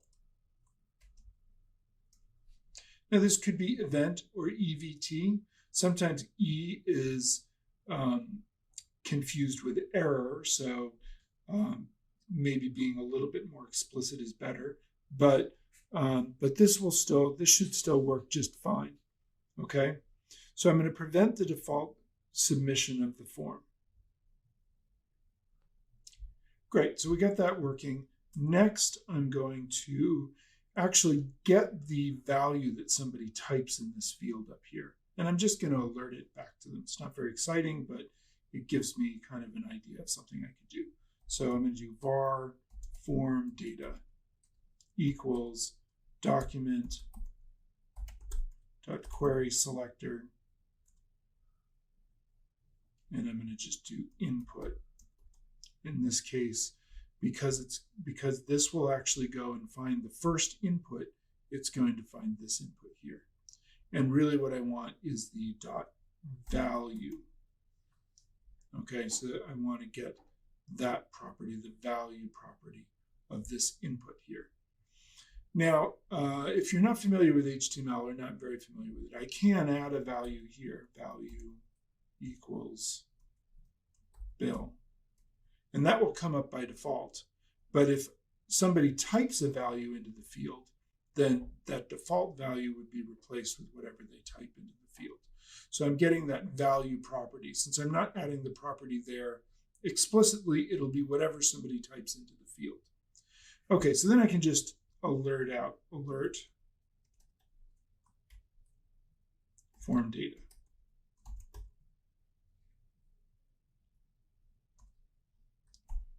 And now if we go try this,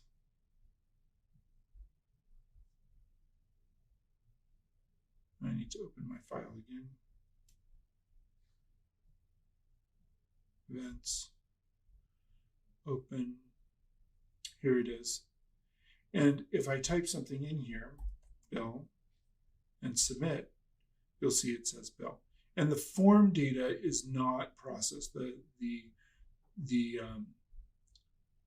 prevent default has kept this from happening. So if I comment this out for a second, watch what happens here.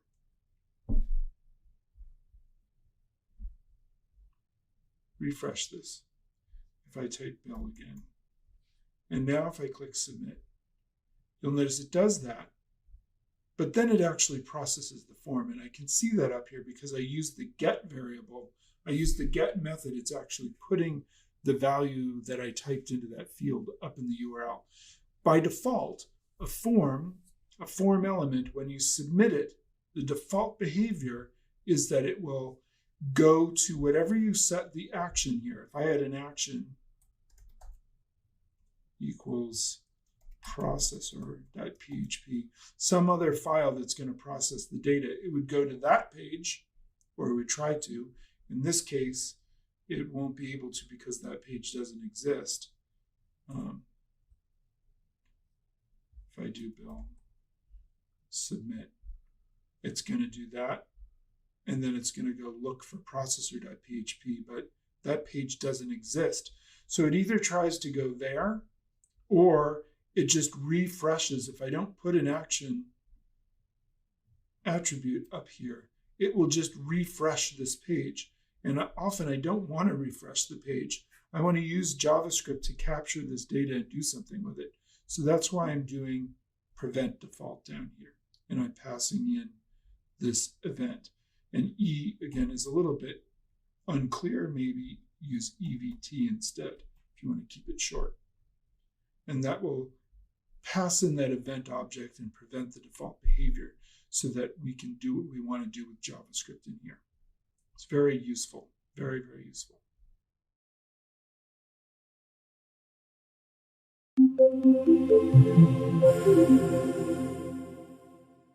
You know how to work with the click event, and now you know how to work with the submit event. Now we can have some fun with mouse over and mouse out events in HTML and with JavaScript. So this is the HTML here. So create a page with this HTML in here, and all I have is an H1 that says roll your mouse over the boxes and a div here. And we can roll our mouse over these two elements. And what we're going to do here, I'll give you a second. You can pause this video and add this into a file. Make sure you add the style with the div and set the width and the height to 50 pixels and the background color to red so that we can apply this style and do some fun stuff with mouse over and mouse out. And now let's take a look at the script we can actually write to do this here. So let's go ahead and do this over here. So to begin with, I'm going to make some variables for my heading and for the box to get those two elements. So let's start with that. So down here in my script, var heading equals document.query selector h1 and var div or my div equals document.query selector div. So that will get those two elements there. I also want to change this text to roll your mouse over the box. Let's do that. And then let's just go see what this page is looking like. If I come over here and refresh this, I have a box and I have directions to roll my mouse over the box.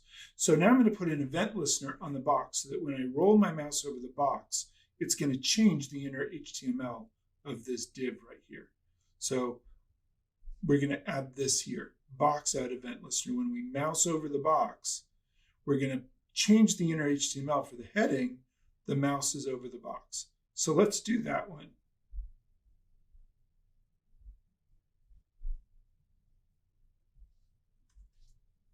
Box dot add event listener. I guess I should have called this box to make this match my slide. Add event listener. And we're looking for a mouse over event. And then when that happens, we're going to run a function.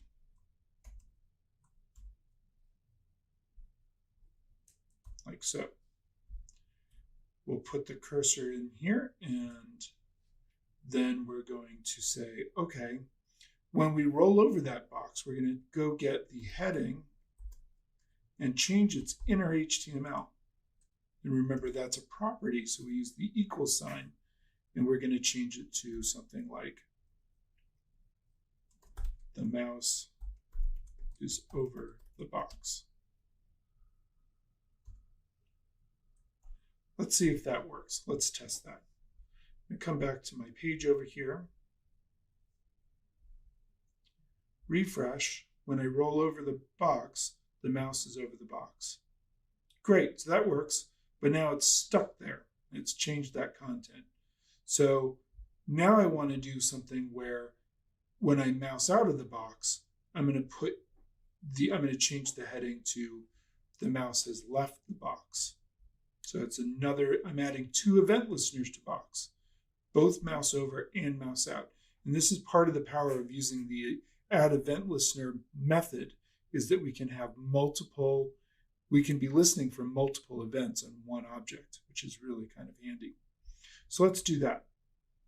I'm going to come back here, and rather than type this all from scratch, I'm just going to copy, paste, change this to mouse out. The mouse has left the box. Cool, that's great. Let's go give that a try.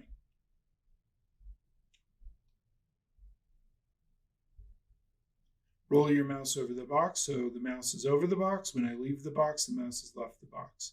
Mouse is over the box, mouse has left the box. So I can go back and forth.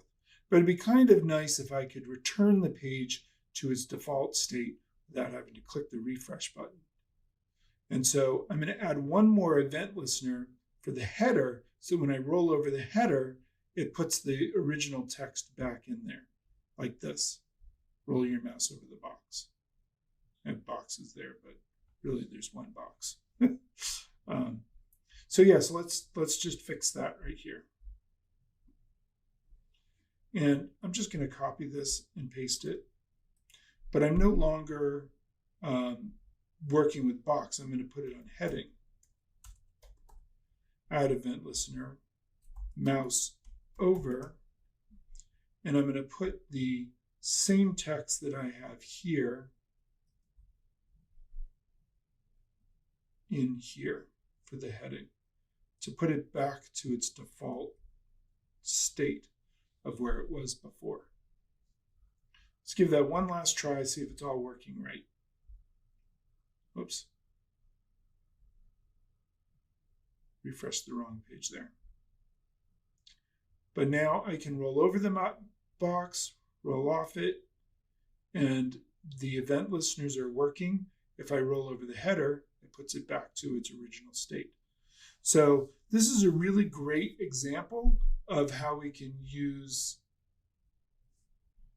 event listeners and mouse over and mouse out to change content on the page. Plus, you're making use of the inner HTML property, that element property, that's taking that element and actually replacing the HTML inside of it with something else, which is really, really very powerful and kind of fun. So now you're starting to see we can actually do some interesting things to web pages, and we're no longer just putting stuff in the console.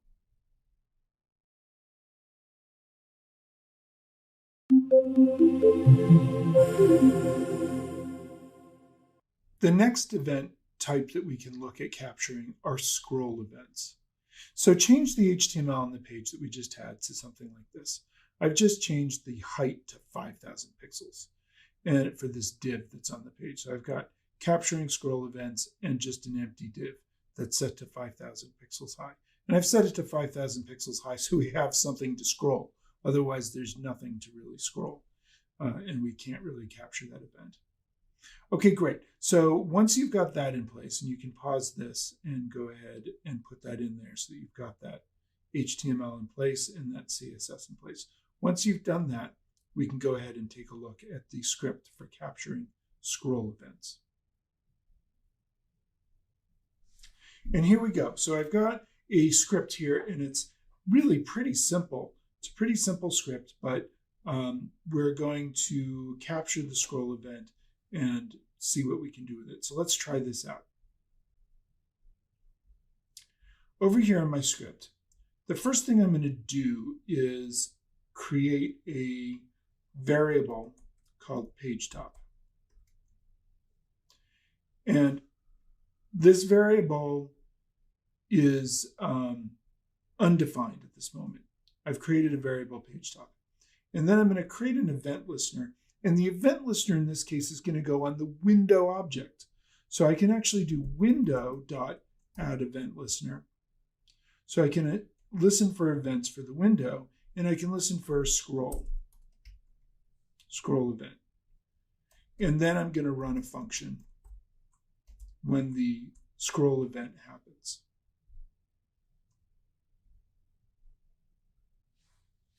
Okay, so we've got a function that's going to run here. And what I want to do here is I want to take page top and update its value. It started out as no value at all, but I'm going to update the value of page top. Page top is going to be equal to window page Y offset. So we're going to set it to that. And then I'm just going to console log out page top.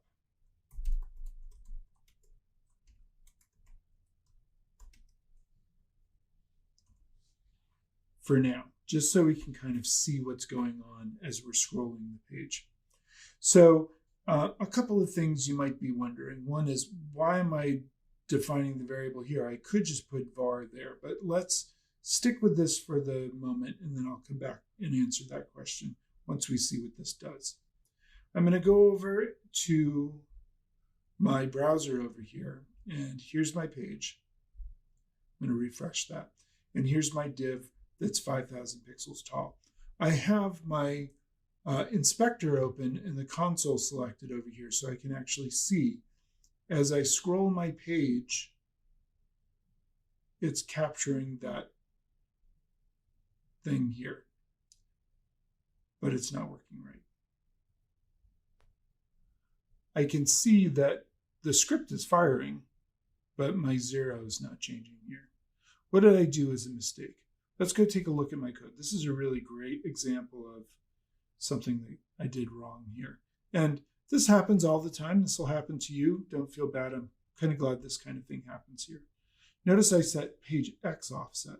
That's going to keep track of whether the page is moving horizontally or, moving left and right horizontally. Page Y offset was the one that I wanted. And you may have caught that as I was saying it earlier, that I had typed in the wrong thing there. But I'm going to change that to page Y offset here. And now let's go see if that works properly. Come back here, refresh my page, and you'll notice as I scroll, it's telling me how many pixels down I've scrolled. I can scroll down, or I could scroll up. And you'll notice as I scroll up, the numbers will get smaller because the page Y offset is telling me how far from the top of the page am I down the page here. And I should be able to go down to 5,000 because I made my element 5,000 pixels. Not quite 5,000 tall there, but you get the idea.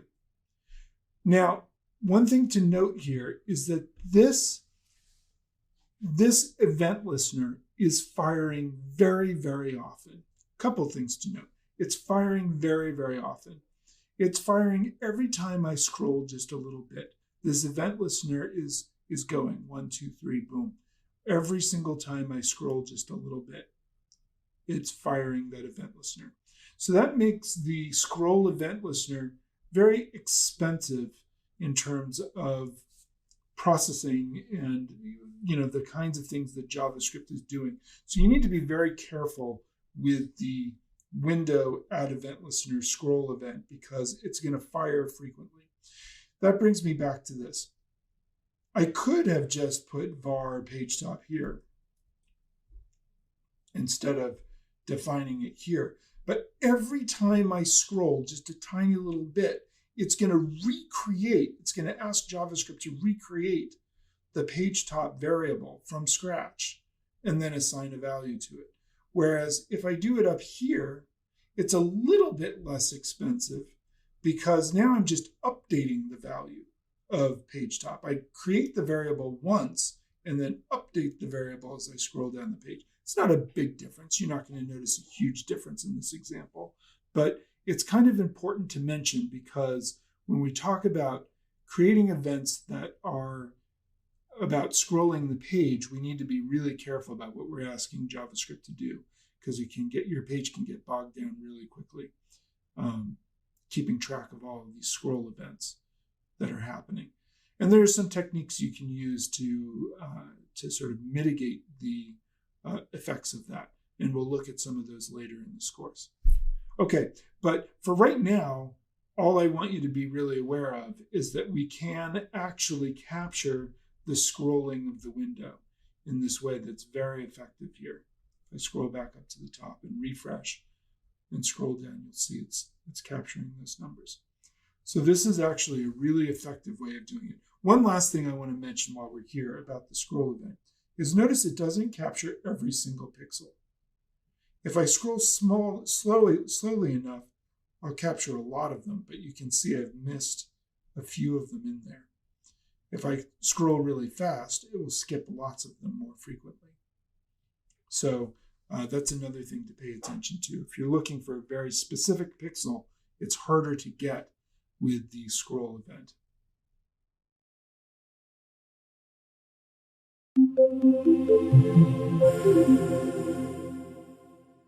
Another simple example that we can look at is watching for a resize of the window.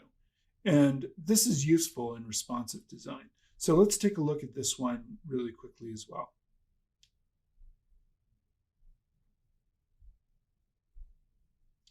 I have an H1 here, resize the window. I don't need my div anymore. I can get rid of that. And I can also get rid of my style tag up here. Get rid of the whole style tag. I don't really need that anymore either. But down here, I can actually do another window.add event listener. But in this case, the event we're going to look for is a resize. I'm looking for a resize of the window. And then we'll run a function.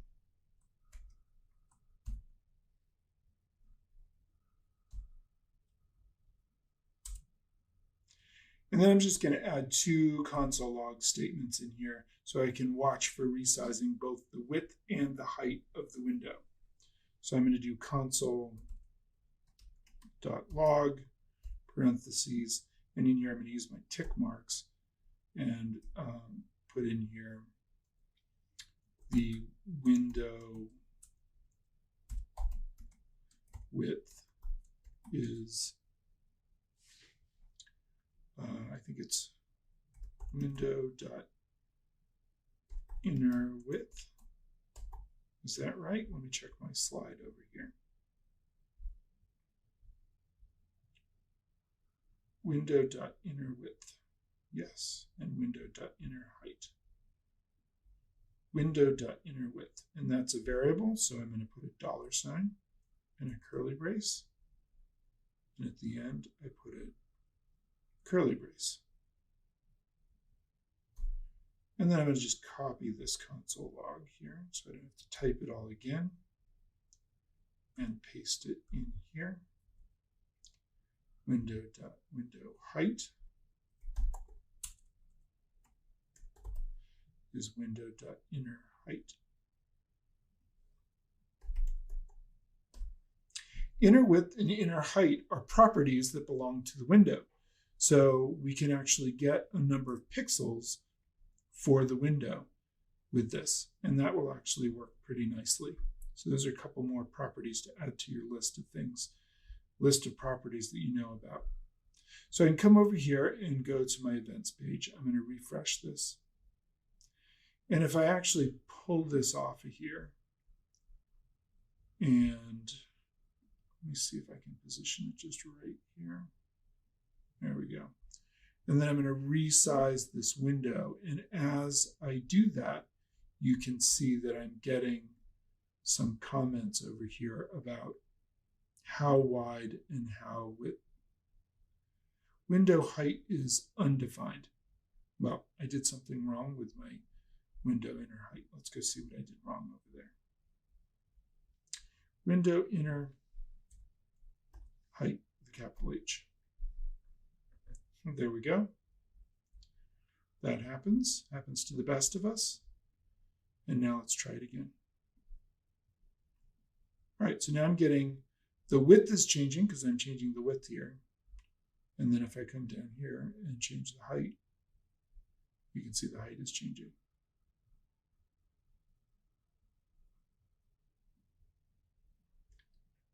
So there we go. We have a tool that we can use to find out how wide our window is and how tall our window is. And this is extremely useful in JavaScript. And the resize event can be very useful too if you're doing something with responsive design.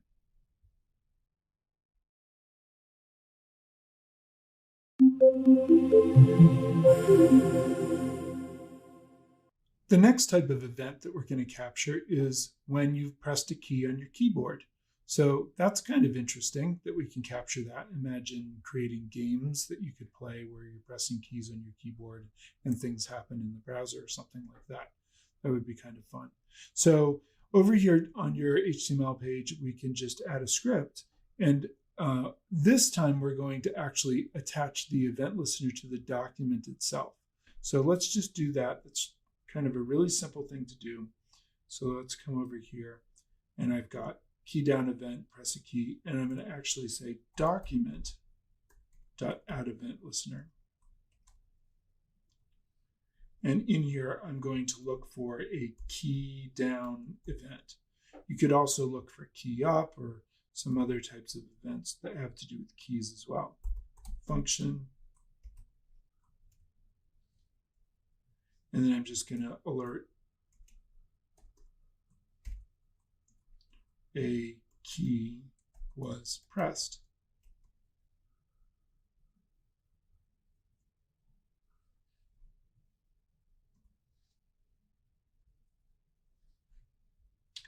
Okay, great. So let's go over and give that a try over here. If I refresh this page and press a key, I get a key was pressed. And that's cool. So that's working great. I can detect when a key was pressed. Now, we can check to see that a key was pressed, but it'd be kind of nice to know which key was pressed. And we can find that out through using the which property on our event. So let's give that a try real quick. So I'm going to pass in here my event object. And then in here, instead of using my quotes, I'm going to use the tick marks and say the event.which key was pressed. An event.which is a variable, so I'm going to put a $sign and a curly brace, and then a curly brace. And let's give that a try.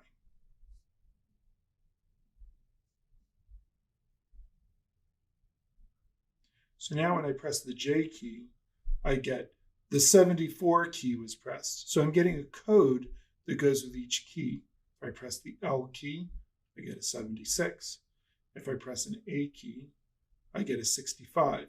So I can do this kind of thing to find this sort of stuff out.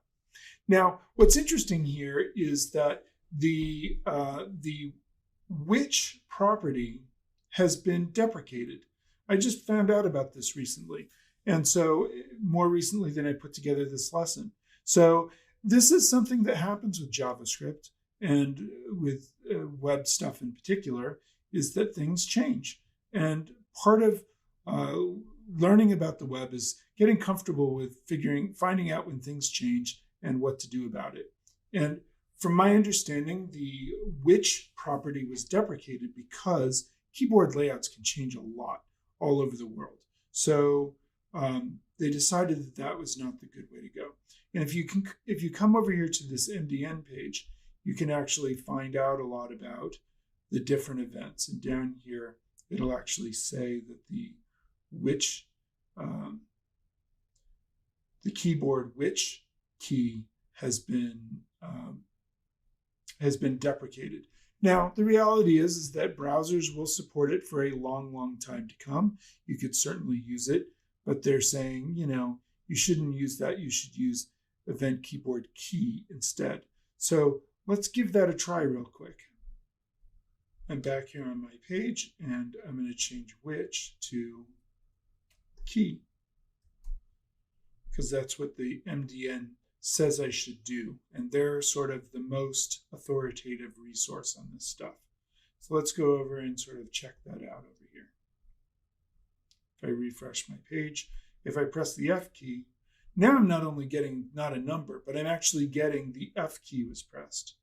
If I press a Y, I get the Y key was pressed.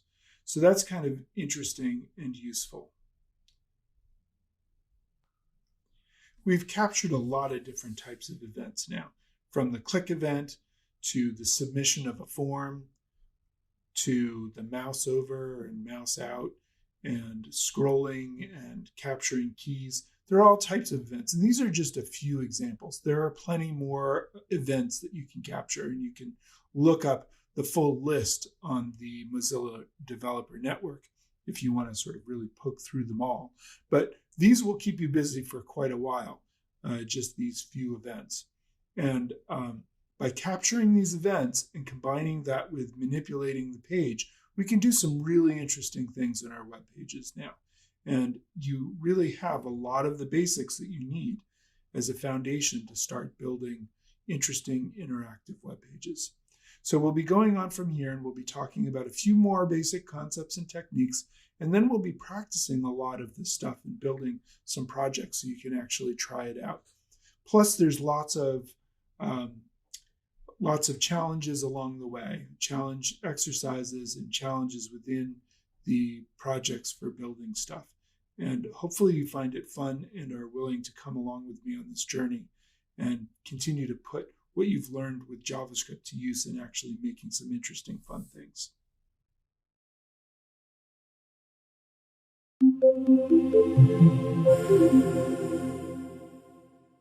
The next topic we need to get into is the way scope works in JavaScript.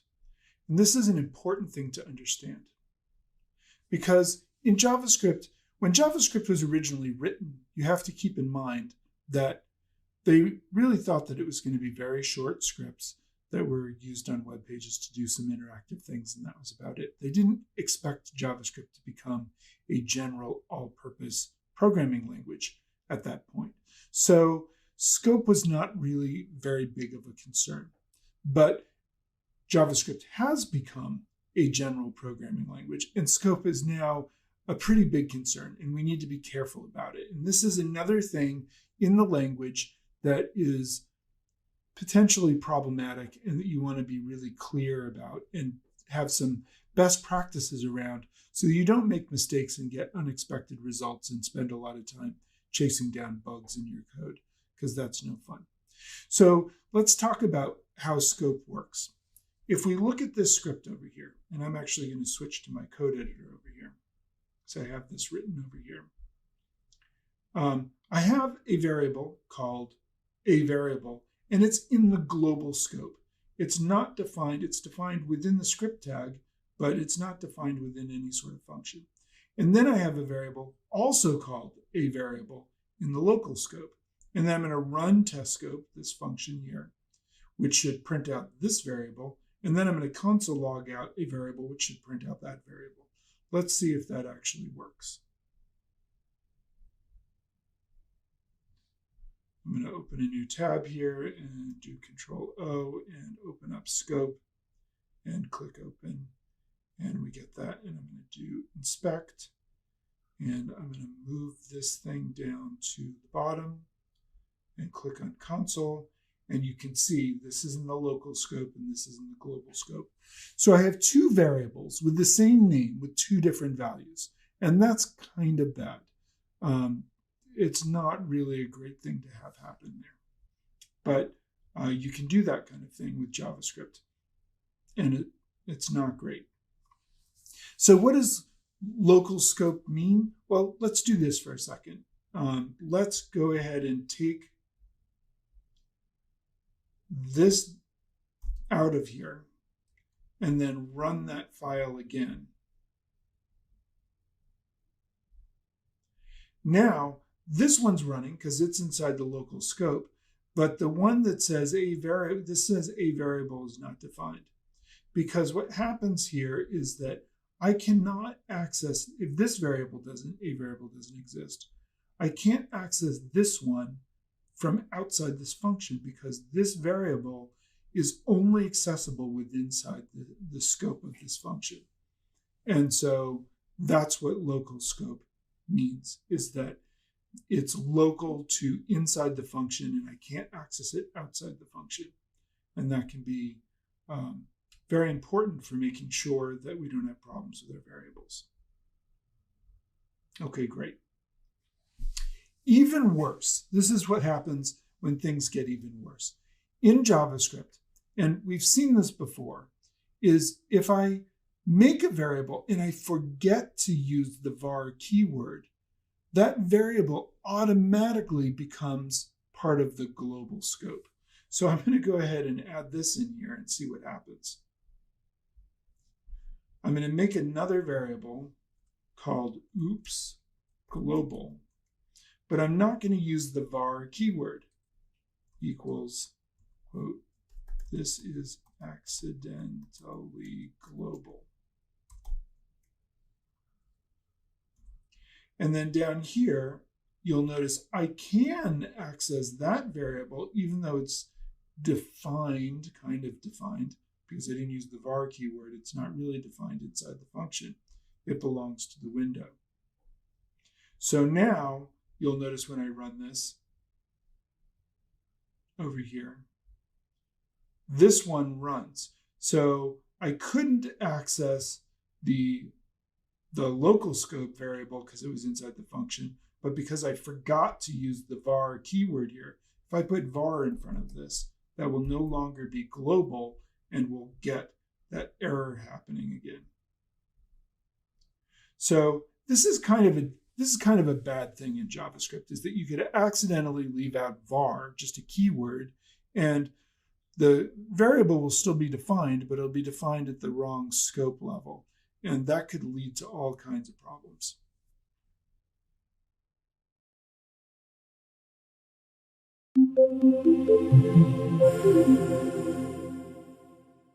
One strategy that we can use to deal with the global scope and trying to prevent problems there is to just never use the global scope whenever possible.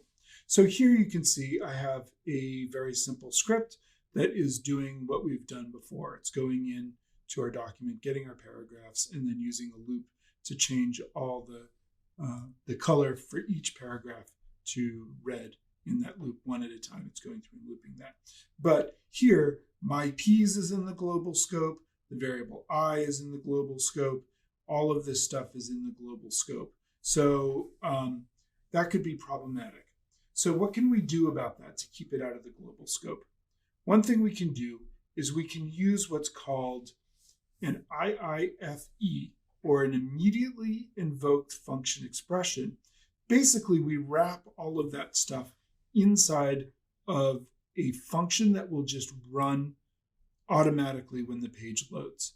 So we could take all our script and stick it inside of one of these sort of self-running functions, and it will just run and do its thing inside the function. And it'll keep the variables local to that function. So let's take a look at how to do this really quickly. Over here, I have my script, and you can see that I'm getting my paragraphs, and I've got my for loop here, and it's going through and doing that kind of thing. And then if I come back here and actually run this thing, you can see that it's actually turning these paragraphs red.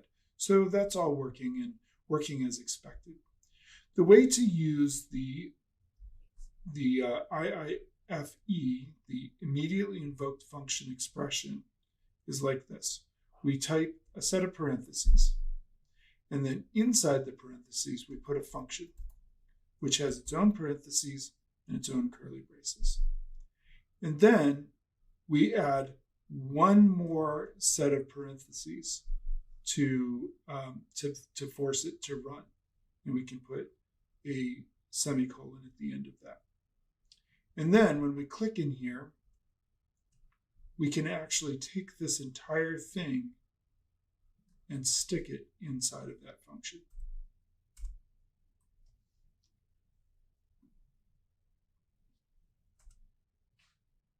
There we go. And now that function will run when the page loads. So if I come over and refresh it, you'll see it just runs and it works just the same as before.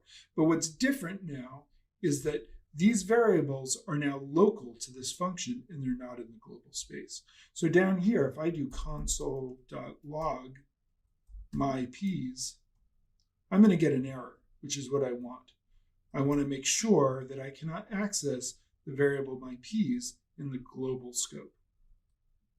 So if I do that and then come back over here and run this again, it'll run fine. But if I inspect, you'll see in the console, I'm getting an error. MyPs is not defined because it's not in the global scope.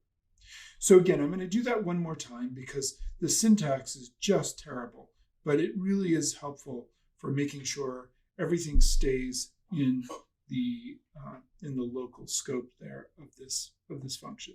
So I'm going to get rid of that again.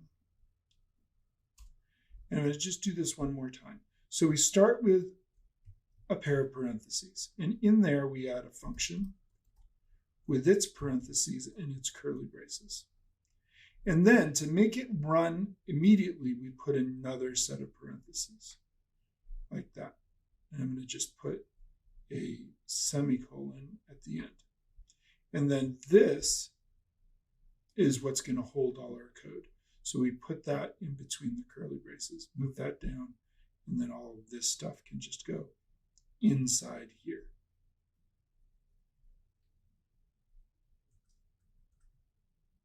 Like so. And once you've typed this function expression a few times, you'll get comfortable with it. And then that will work just fine. And it keeps everything local to this function expression. There are a few more things that I want to say about this while we're here.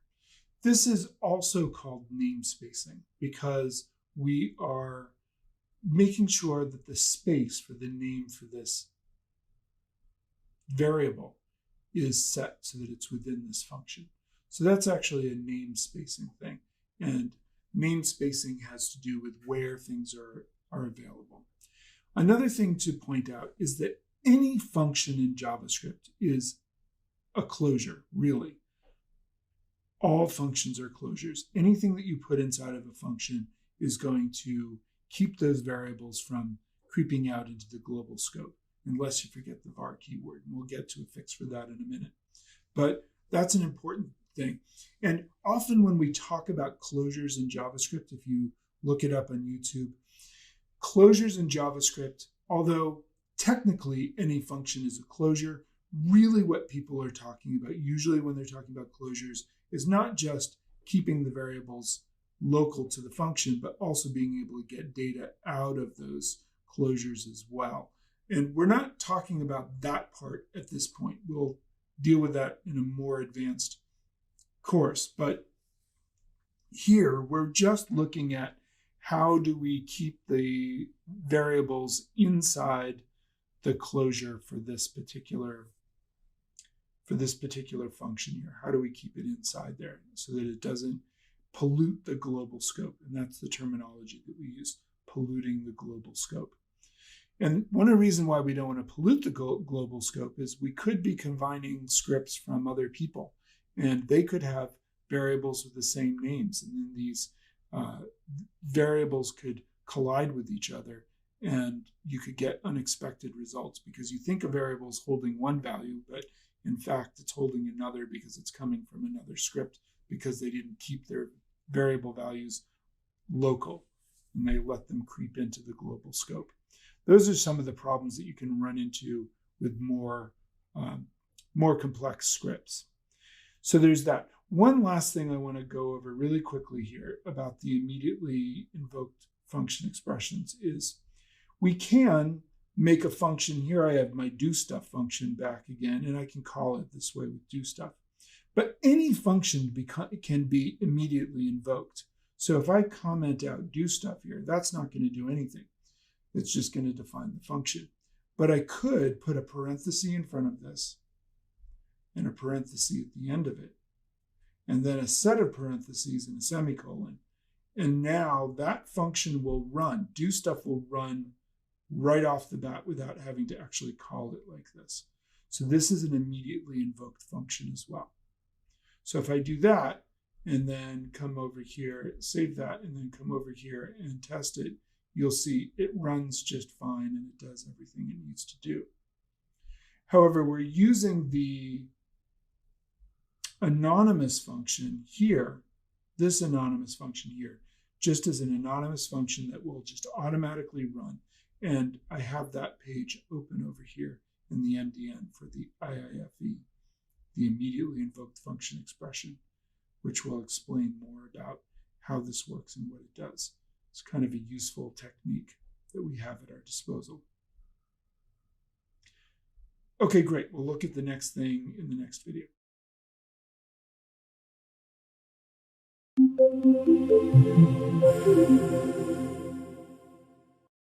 The first strategy was to use some sort of closure with namespacing to make sure that variables stay out of the global scope.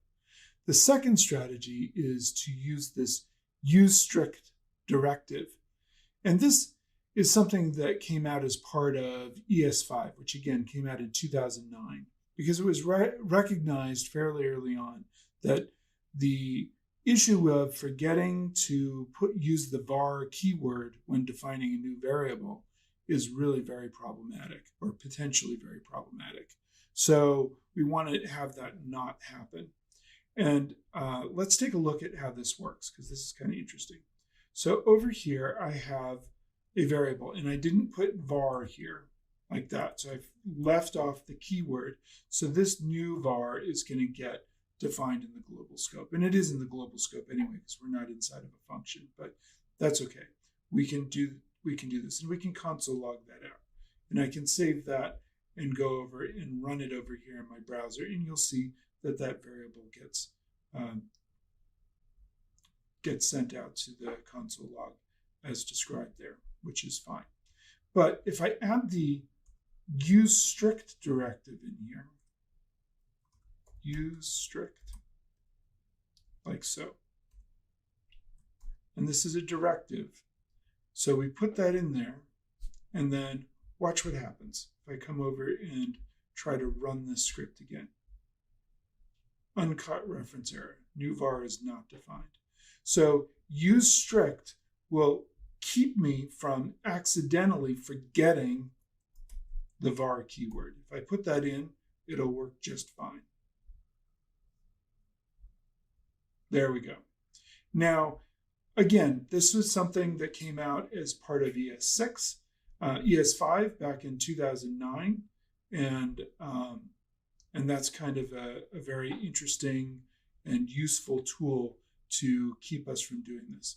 And if we combine these two things together, the IIFE or the closure, if we make sure that everything is enclosed inside of a function, and the useStrict directive, if we do those two things together, we'll be making really big progress towards making sure that our variables are staying within the proper scope for our functions and everything.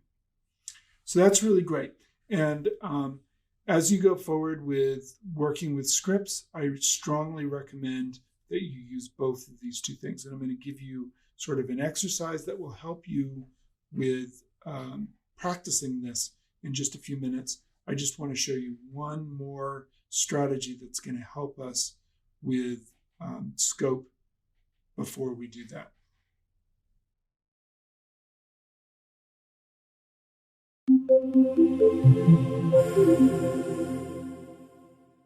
The third strategy that will help us with keeping track of scope is to use const and let as keywords for defining variables instead of var.